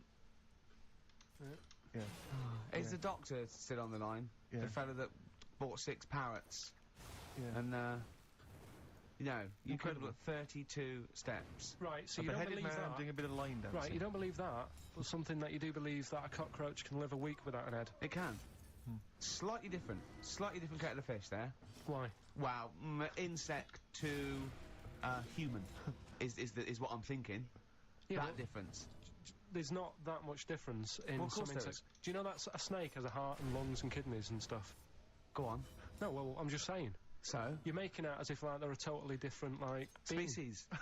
I am making that up. I mean, call me old-fashioned. Do you know what you're talking about, mate? I don't want you embarrassing yourself, Rick. Yeah, I am suggesting they're totally different beings. Yeah, that is. Yeah. Now, Carl, the cockroach is a very different thing. The interesting there is that it lives without its head, because a lot of it's on. There's some of them are phototropic, chemotropic. Some of them just literally have irritation and muscle memory. I mean, they do have a central nervous system, but it's very different. So if you lose the head, it bypasses a lot of that anyway. All this is run around. The reason it dies is because it can't take on water. But it's very different to a man, right, having consciousness and then losing that, and the body still going, no, I think I remember what I was going to do here. Yeah, so I'm going to carefully walk along the white line. 32 steps along this white line. Imagine just looking out going, oh, missed a bit. Yeah. Maybe the head was in the corner going, left, Yeah. left, left. Oh, he's now. Well, let's just put it out. I mean, if anyone listening has maybe had a relative beheaded, maybe in a horrendous car accident, but they got up, maybe they went for a walk, they had a little chat before they passed on. Carl. Get in touch. You know, Oh, Carl, you are my favourite being. You are my favourite species. Now, you, Carl, may not be particularly different genetically from a cockroach. You But are. why can cockroaches do that? Why whoever made them went? Let's play a record. We'll Do discuss you know it. when I told him this fact, I send him little facts on text messages just to inflame his, interest. I just sent him a cockroach can live 9 days without its head. He texted back, "What's the point of that? Yeah. What's the point of They're that?" not doing experiments, these cockroaches. It's a boring last week to have. And he went, and on top of all that, you're thirsty. So it's the worst week of your life, isn't it? That week without your head. Play a record. Play a record, Carl. Competition time next. Oh. We need some call. Look at his little face. Look at his If little you've not heard face. Carl's competition. Oh, he could live without an head. M&M. Bit late there, weren't you, Carl? Put your little headphones on. Cleaning out my closet. What are you doing? I've got a stuff for a face with toilet paper. Oh. Do the competition. Yeah. Do you know, when we were writing the TV show, I was filming it just for our own amusement, just to sort of, I suppose more as a document, really, so that if there was ever, a court of law that needed evidence of Ricky Gervais's, I don't know what it is, really, sickness, annoyance. He did this for about 2 hours. You see what he's doing now? He's stuffing his face with toilet roll. Yeah. And pushing the lips out so I can just show your teeth. Do you know, that actually makes me want to be sick. I know. Yeah, so you gag a little bit. Yeah. It's horrible. Good. Well, while Ricky does that, Carl, it's time for your quiz. See, this is like this is on telly. Right, an You have to be example. quiet, or you've got to take that toilet paper out of your mouth. Okay. I'm really serious because it's Alright. really annoying. Okay. You going to be quiet? Yeah. Right, an example of the game, just in case people didn't hear the launch of it last week. It's a song title. I tell a little story, and that little story is a song, innit? Yeah. Right. So, say for example, What did we do last week? what did we do last week? The woman who. Oh yeah, a woman who really wants to like have a bath because she stinks. Yeah. But she can't because if she had a bath or a shower or a wash or whatever, she'd end up killing herself. Yes. No, you Right. didn't say that. You didn't What? say she ended up killing herself. Well, anyway, as an example, that would be one of the stories. yeah, and she's the answer, electric. The yeah. answer there is Well, she's she's- electric. yeah, come on 'cause she then. couldn't have a shower because she would have ended up killing herself. Yeah. Yeah. Right. So this week's then, and don't say it if you know it, because the idea is that people can follow up, right? There's this bloke, and he buys a new house, right? And he's well happy with it. His girlfriend moves in with him and stuff, and she says, right, you know, let's clean it up a bit, Yeah. and you know, straight away it'll be worth more money. Good idea. So he says, right, you do the kitchen and I'll do upstairs and that. She's stripping the kitchen down and he goes upstairs and he's in the bedroom and notices little hole to the attic. Oh, right, brilliant. Right. So he goes, oh, I wonder how much room's up there, you know, I've never weighed it up. So he goes up there and it's all like dusty and a mess. And he goes, this could make a good bedroom, this. So he starts cleaning it all out, puts all the rubbish, like bins the rubbish straight away, and there's little boxes with bits in that don't belong to him. I wonder what's in here, right? So he opens one of the boxes, it's like a little lamp. Oh, right. He goes, this might be worth a few quid, right? And he rubs it, Magic lamp. and all the room goes all sparkly and stuff. He goes, oh, what's going on? And then this fella appears, right, in a nice sort of pair of 501s, Right. and he says, what do you want? I know it already. So all the first bit is irrelevant. Yeah, but it's about building the story, isn't it? So don't say anything. If you think you know it, Steve, Yeah. do you know it? I don't. So I just Right. quickly recap the end there. I almost missed the end. So God. there you go. He's in the attic, right? His missus is still downstairs. She's not up there, Okay. right? He's on his own, and he cleans this lamp, right? And this fella appears out of all this smoke, and he's wearing a nice pair of 501s, and he's wearing a shirt, and there you go. What's the song? What song are you thinking of? The lines are going mental. Because We're it's going so live. easy. Let's play a record, Carl. We'll come back and we'll find out if anyone's got that right. That's a great one, Carl. Really. Right, Did you just come up with that literally in the last 10 Yeah. minutes? Genius. This is genius, definitely. I mean, if those calls aren't from major TV companies, I don't know. I mean, dynamite stuff. A lot of them are. What's his name's lawyer? Simon Yeah, Mayer. Simon Mayer. Nice, this is little by little. That's my favourite thing I've done for years. Yeah, not bad, not bad. That's great. Back to form there. So yeah, okay, line. The lines are going mental just because it's easy. Go on then. So I think First one to get it. The first one to get it. But Well, it's not that though, Rick. I mean, Carl has just decided to revise the actual rules of the competition. Yeah. So that we've decided is very easy. So that's now a qualifier. And so then they have And to whoever- answer one live. Exactly. So whoever gets that one right can Is play it a for quick big money. one as well? Because some people will lose the will to live. Just cut to the chase. And because they've got to qualify now, we're throwing an Office DVD that aren't Yeah, you'll ready sign yet. that, won't you? Yeah. Yeah. No. It's That worth it. increases value by 42 pence. Right, go on. We'll just go live, yeah? Hello, XFM. Yeah, hi, how's it going? Not too bad. Not too bad. Listen, A very, very quick recap, Carl, if you will, please, for the people listening. Very quick. Right. A man ends up in a loft. Man's, after moving into this house and that, Yeah. he's in the loft and he's tidying up. His missus is downstairs doing the kitchen because that needed doing. He's up there, he's cleaning up, emptying the boxes. He finds a little. He rubs a lamp, a fella comes out wearing 501s. What's the song? What's the song, mate? are you talking to me? Yeah, sorry, yeah. Oh, look, I'm sitting in this bar, right? I'm not ringing up relating to anything that's going on right now. I'm after one of these armbands to go and meet Bowie on Monday. What? What? Piss off. You can't say that to our public. Yes, I can. One of these Bowie head Rick. armbands. Is that the Australian bloke who's got the Bruce Springsteen tickets? Hello, XFM. Hello. Are you phoning up for an armband?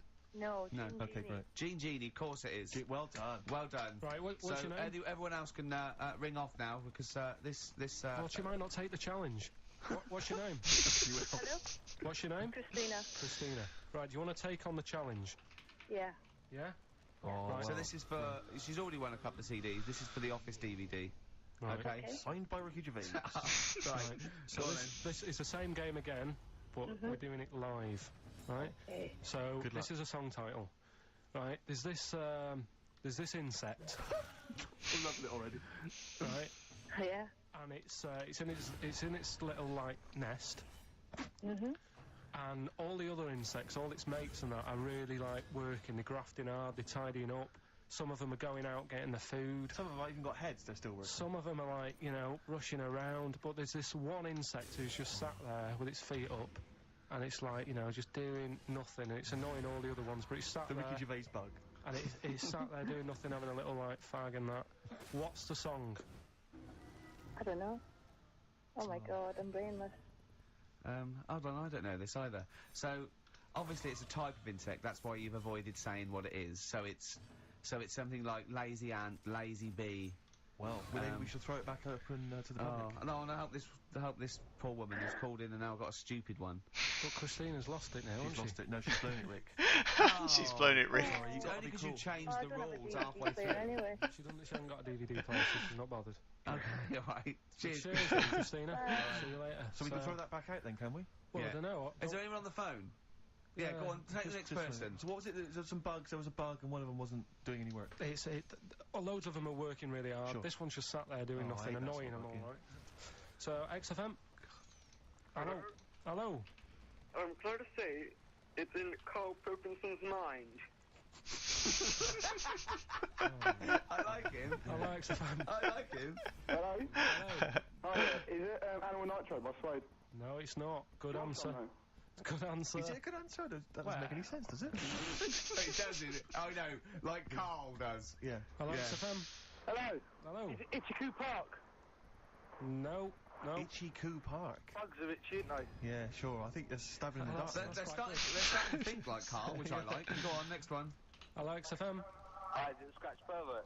No, it's not. Scratch pervert. She's come out of nowhere there. It's good. It's something to do with lazy bug, or lazy ant, or Hello, lazy XFM. bee. Hello? Hello? Hi, is it Beetlebum? Excellent. Beetlebum, of course. Beetlebum by Blur. Sat around doing nothing, it's right, bum. Oh, okay. Do I go win anything now? Well done. No, you don't. Yes, No. she does. She wins the Office DVD. Take her name and address. Signed by Ricky Gervais. She doesn't, because she didn't do the qualifier. She knows Gene Genie. Oh, Carl, let someone win something. It's Lads, painful lads, enough lads. listening to you for 10 minutes. Lads, can we give just away calm down some for a moment? things? Lads, can we just come down for a moment? Once God. again, well, I just draw you to my point at the top of the show. When you were pissing about outside in the office, we could have been working through this. Yeah. We could have been figuring out the rules. What's her name? We could Who's have had that? maybe some Who's music, that? some jingles. Who's that? Who's that? What's your name again? Can we do this off air? Let's play Hang it on. back. It's so good. Give her an address out. We're rubbish. This aren't we? is so rubbish. We are really So just rubbish. What's your name? D. D? D. D, Right, okay, right, well, right. play a record and we'll get your address, D, and we'll send you some stuff. Thank you. What I mean, you should Right. come in an hour early. We should sort this stuff out. This is what I've been saying all along. I've been saying we should come in, do a I've bit got of preparation. things to do. Simon Mayo used to come in early. That was why He he's didn't version have of to this. sleep and eat breakfast. Come back around by feeder on XFM 104.9.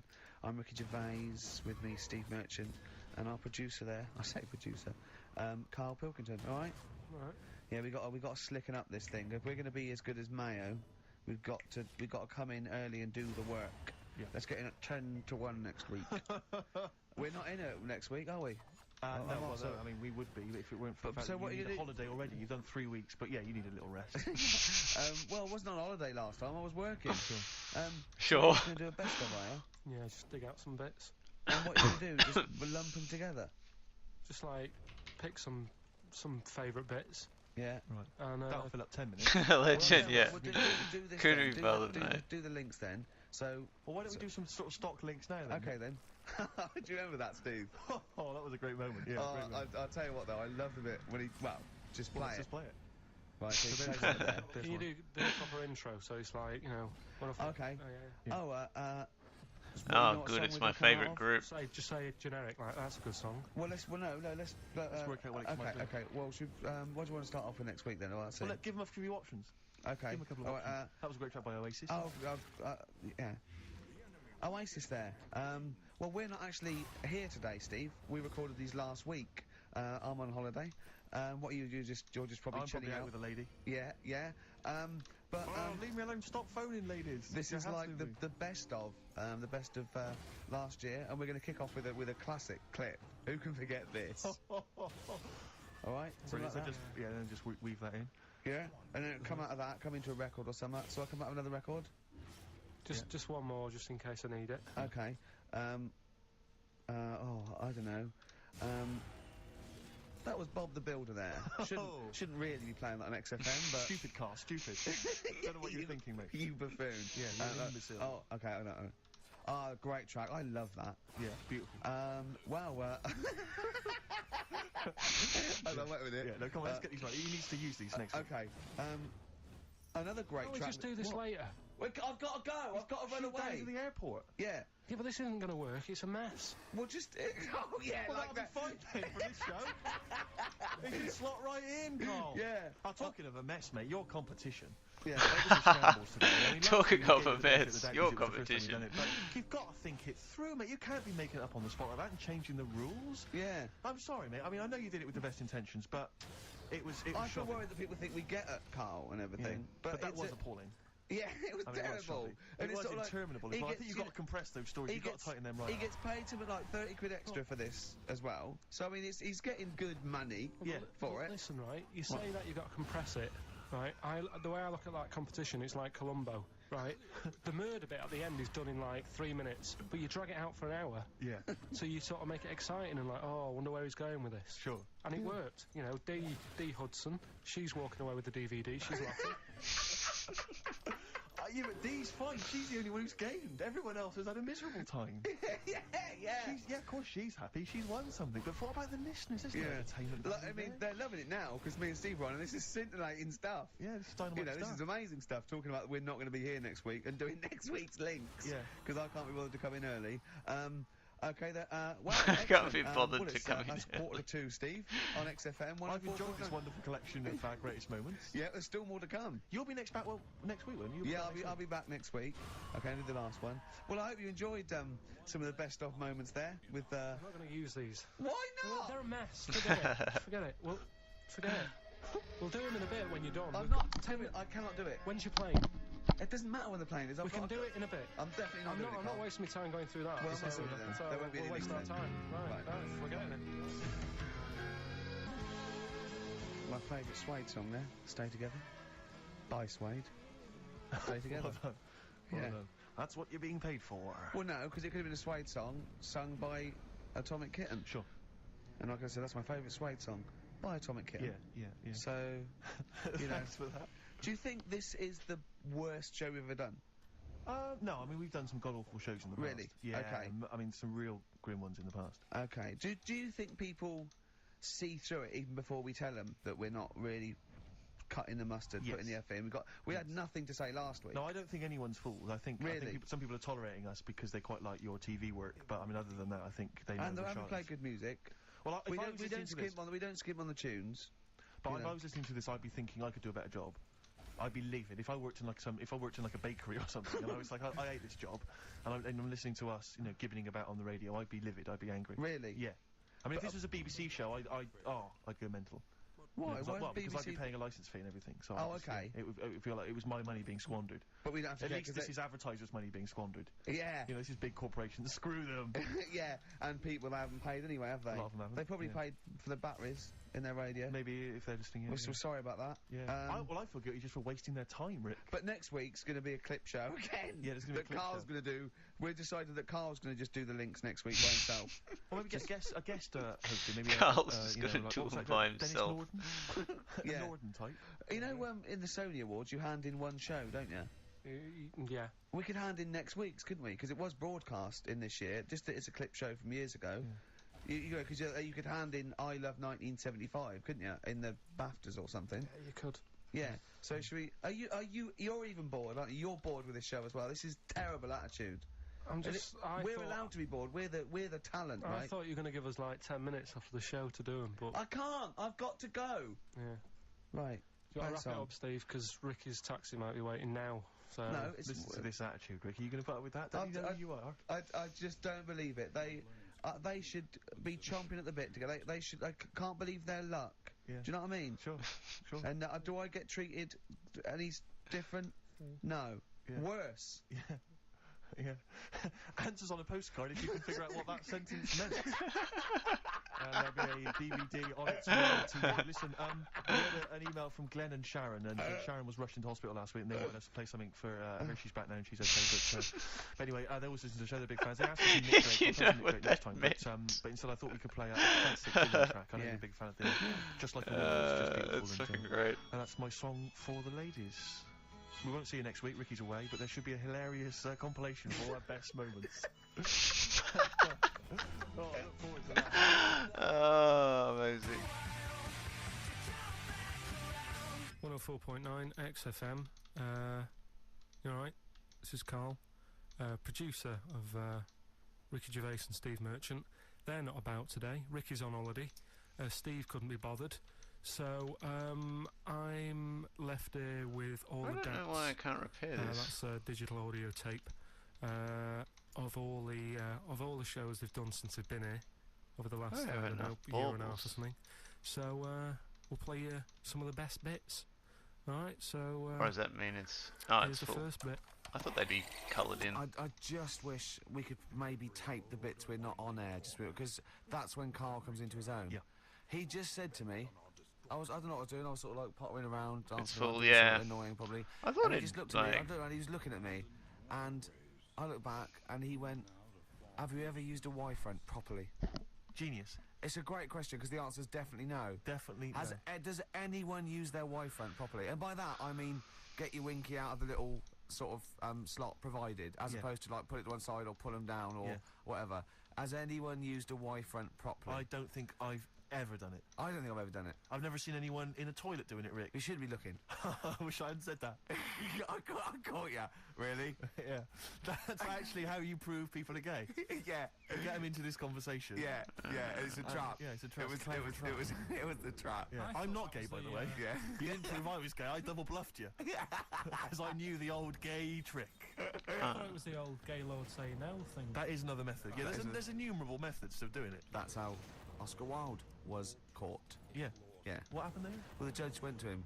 Did you see that film last night? Gaylord Say No, and he went no, and they went take him away. Yeah. Take him down to the cells. Yeah, take him to Reading. It is true. Well, it originated in America. Yeah. So many of these things do. It's Yeah. a brilliant point, Carl. I'd like to hear from anyone listening who's, and I mean, well, they'll just lie, wouldn't they? I suppose. Yeah. I don't even use sort of flies. No. Usually, I sort of pull my Y-front, my sort of tracksuit. That's why I wear sort of like elasticated Ooh, waistbands. swine like. country, Just eh? Yeah. You got to get in there with the minimum of effort. Yeah, and out. Sure. Often I won't shake. No, oh no. To my detriment, because it often leaks out a little bit later, doesn't it? Ever been out on a date with a girl where it's just trickled down your leg and you wish it hadn't, and you're thinking, what if she gets my trousers off later? She might smell or see it. What? What? I don't know. I don't know what I said there. Right. Rick, I had for Christmas something which I think might excite you and interest you, because I know you're obsessed and interested by facts. Yeah. Don't fiddle with the microphone. Well, I was just looking at what it was underneath it. So this is a book, it's just facts and trivia. It's edited by Sir Isaac Asimov, who I think's dead. So I don't know when my parents bought this book. I assume it's sort of from a second-hand shop or something. Right. It's quite long, but I got it for Christmas. I keep meaning to bring it in, because there are... Generally, the facts are quite sensible in here. And I like to think if Isaac's been involved, they're probably substantiated. It's not like kind of just this nonsense on the web. I think that this is probably... Or up in Greg's The Baker's that Carl gets most of his facts from. The ancient Egyptians trained baboons to wait on tables. Carl, fascinated. That's fantastic. But what my point about that is, why did they stop? Yeah. It's a genius idea. Would you not want to go to a restaurant where they have baboon serving? No, I'll tell you what happened. So this is rough early in the save because its whole idea is you get good trinkets, but in a new save you don't have much unlocked. Doesn't count towards the 3 regions you need to finish. And then there was some sort of rebellion. Right. Oh well. It's not this. Maybe I'll be able to escape and cash in on the old. I reckon they're like I have. I'm sure you do, Carl. like working out that sort of Cash in on 10%, the on a bill. candles. I reckon baboons would find that particularly hard. I reckon you could get away with under tipping them all the time. Yeah, exactly. Just not leaving enough and just legging it. Exactly. They go away and you go, sucker. Yeah, exactly. So I'd love to see some baboon restaurants. At least it's short, yeah, precisely. And And if you do took go pretty to a quick restaurant, care of really him. wait on those, please don't order the banana daiquiri because it comes half eaten. They can't help their little selves. They really can't. They're okay with beef and steak and chips That's and a like cool that. one. But Great there's a little roller. bag. I go, do you buy? Can you imagine that, though? Baboons serving at waiting tables. It's genius. Just stop to think about that. It's absolutely incredible. Yeah. It's absolutely dynamite. Yeah. That's a See, good zoos fact. would be a lot more popular if there was like the canteen. You could go. If and they just were serve. serving tickets to two, yeah, one Exactly. child row. Okay, go through there. But I Okay. think they should do other things, like in the Flintstones, they used to mix cement in that bird's kind of beak. Pelican, yeah. We should start doing that again. Because that also happened in ancient times. Yeah, exactly. According to the Flintstones. Yeah, before they had proper cement mixers, that's what they did. That was how they did it. Definitely, yeah. Just animal facts. I remembered one in the week. Go on. There was, do you know them two gay American men who have tigers? Okay, the two gay ones, Those yeah, are go the on. two possibly gay Yeah, guys. let's not worry about libel law anymore then. Yeah, if you go on. shave a tiger's head... whoa. Right, okay. You've got to treat that sentence with a lot more reverence than you did. Think what you're saying. If you shave a tiger's head... Not just its head, its whole body. Oh, sorry. Sorry, yeah. So I thought you were getting weird. Go on then, yeah, if you shave a tiger, yeah, go on. It's still stripy underneath. The skin's... Is it like rock? It goes all the way through. Yeah, that's amazing. Where did you hear that one? I remembered that. Like, I was Was watching... that a drunk just shouting it in the street? I shaved a tiger and it's still stripy. Get out of here. Yeah. Well, you know a polar bear? Polar bear's skin is actually black, and its fur is transparent, not white, and it gives the illusion. So it gets all the radiation possible from the sun, but it's still camouflaged. I didn't understand that, Rick. Sorry, you lost me. If its skin's black, A polar and bear's its skin is and its black. fur is translucent. And it's translucent. So why is it white when we see Well, it's just because the light hits it and... the sun reflects off it? Yeah, and it makes it look white, yeah. So if you look at each individual hair, it's actually translucent. So at there, its night hair. it would be black? Well, everything is. Is it? Yeah. Oh, not bright stuff, Rick. You've embarrassed yourself. Play a record.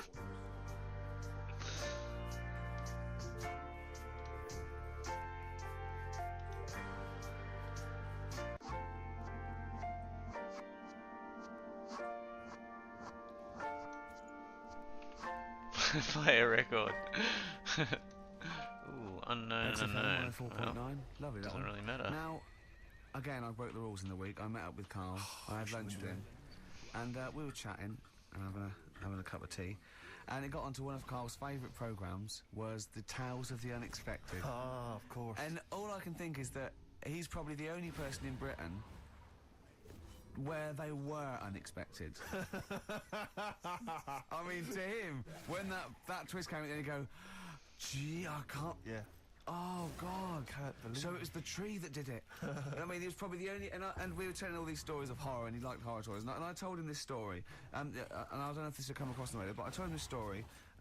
It was a short. It was a horror short. This was a film you saw, was it? Yeah.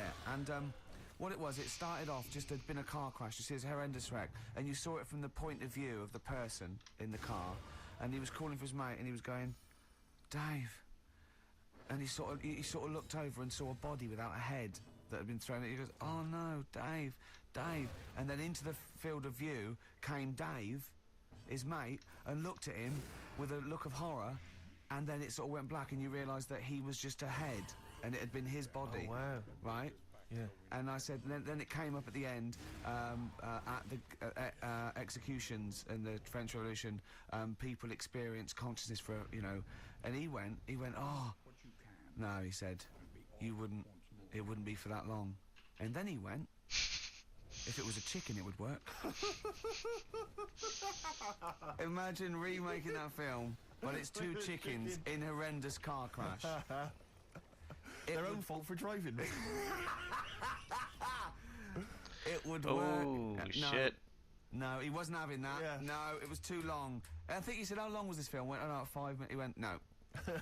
It would work if it was a chicken. I like the way that Yeah, Carl that's fine. when you It's pretty- relate an incident like that, he's appalled and offended and annoyed by the people that made it, even though he's never seen it. Oh, he's annoyed, yeah. Do you have a favourite Tales of the Unexpected, one that you remember particularly that shook you up? Yeah, we Four were of talking them. about the one on where there's some woman in prison. Have you seen that one? I can't remember them all. Right. This woman's in prison. Yeah. And she gets a bit friendly with the guy who takes the dead bodies out. Right. And he said, I can get you out of here. He said, what you've got to do, right? You've got to, I don't know, at midnight. When you hear the bell toll, that means there's been a dead body. Yeah, there's been a dead body. So what you've got to do is go into like the place where all the dead bodies are. Get in the first coffin on the right, and then I'll come along and carry you out, and you can run away and escape. Yeah. Right. So she goes, yeah, all right then. So she hears the bell go. I'll bury you, right? And then I'll come back later and dig you up. Right. Yeah, but that's the point. It doesn't matter. It does matter. Trust me, Carl. It really matters. Okay. Listen, I don't know if I'm going to ruin this for people at home. Yeah.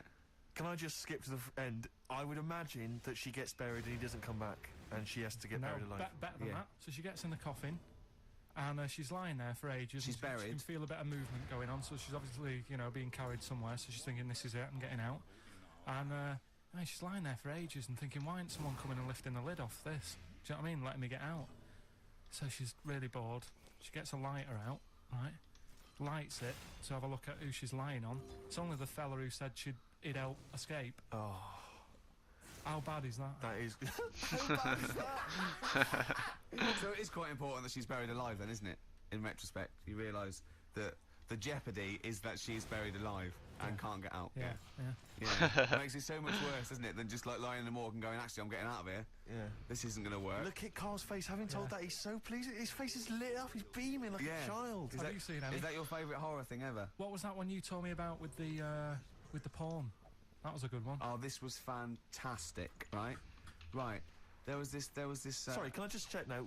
We're just remembering classic episodes of the Tales No, Unexpected now, this is important. Well, I saw one, right? I saw one on Tales Unexpected, right? And it was these two gents. What they used to do, they look down the obituaries and they'd blackmail the wife or the son of a dead eminent person, like might be a priest or a doctor, something like that, and they'd go and they'd say, he bought some erotic stuff from us before he died, and he owes 100 guineas and all this sort of stuff, and they'd pay up because it'd be so embarrassing. They just didn't want them to say, just pay him, right? And this one bloke said, who are these people? I'll meet with them. And he goes round there, and he goes round, and they go, your father. He goes, my father could not have bought any erotic material from you. No, he did it. He goes, he couldn't have. He's blind. Right, and that was the twist. And Carl went, so it was magazines, not videos then.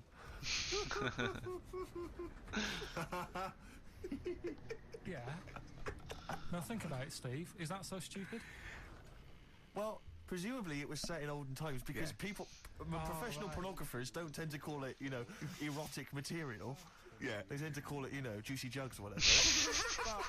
But more than that, I don't understand how a video is going to be any use to a blind person either. I know that you can hear the sound, Carl. Look at him nodding like he's caught me out. Yeah, what sound will you hear? Your meter needs looking at? Yes. Cut. What's then? What's that? Then it's just noises, isn't Occasional groans. Yeah. Right. You could listen through the wall at your neighbours. He does. I mean, that's why I save a lot of money. But I thought you were going to point out, Carl, that they could have had a Braille porno. Now, have you thought of that? Look, feel the lumps on that. Exactly. Think about it, Carl. Think about it. You're excited now. Yeah. Your girlfriend's away, Carl. Yeah, the cheese grate is only under the cupboard. No, she's a good-looking lady. Yeah. Have you ever been hated? Make you cry, but tonight I'm cleaning up my closet. I'm cleaning up my closet. 104.9 XFM. Hello. I'm Carl. Ricky Gervais and Steve aren't here, so we're playing through some of the best bits. I say the best bits.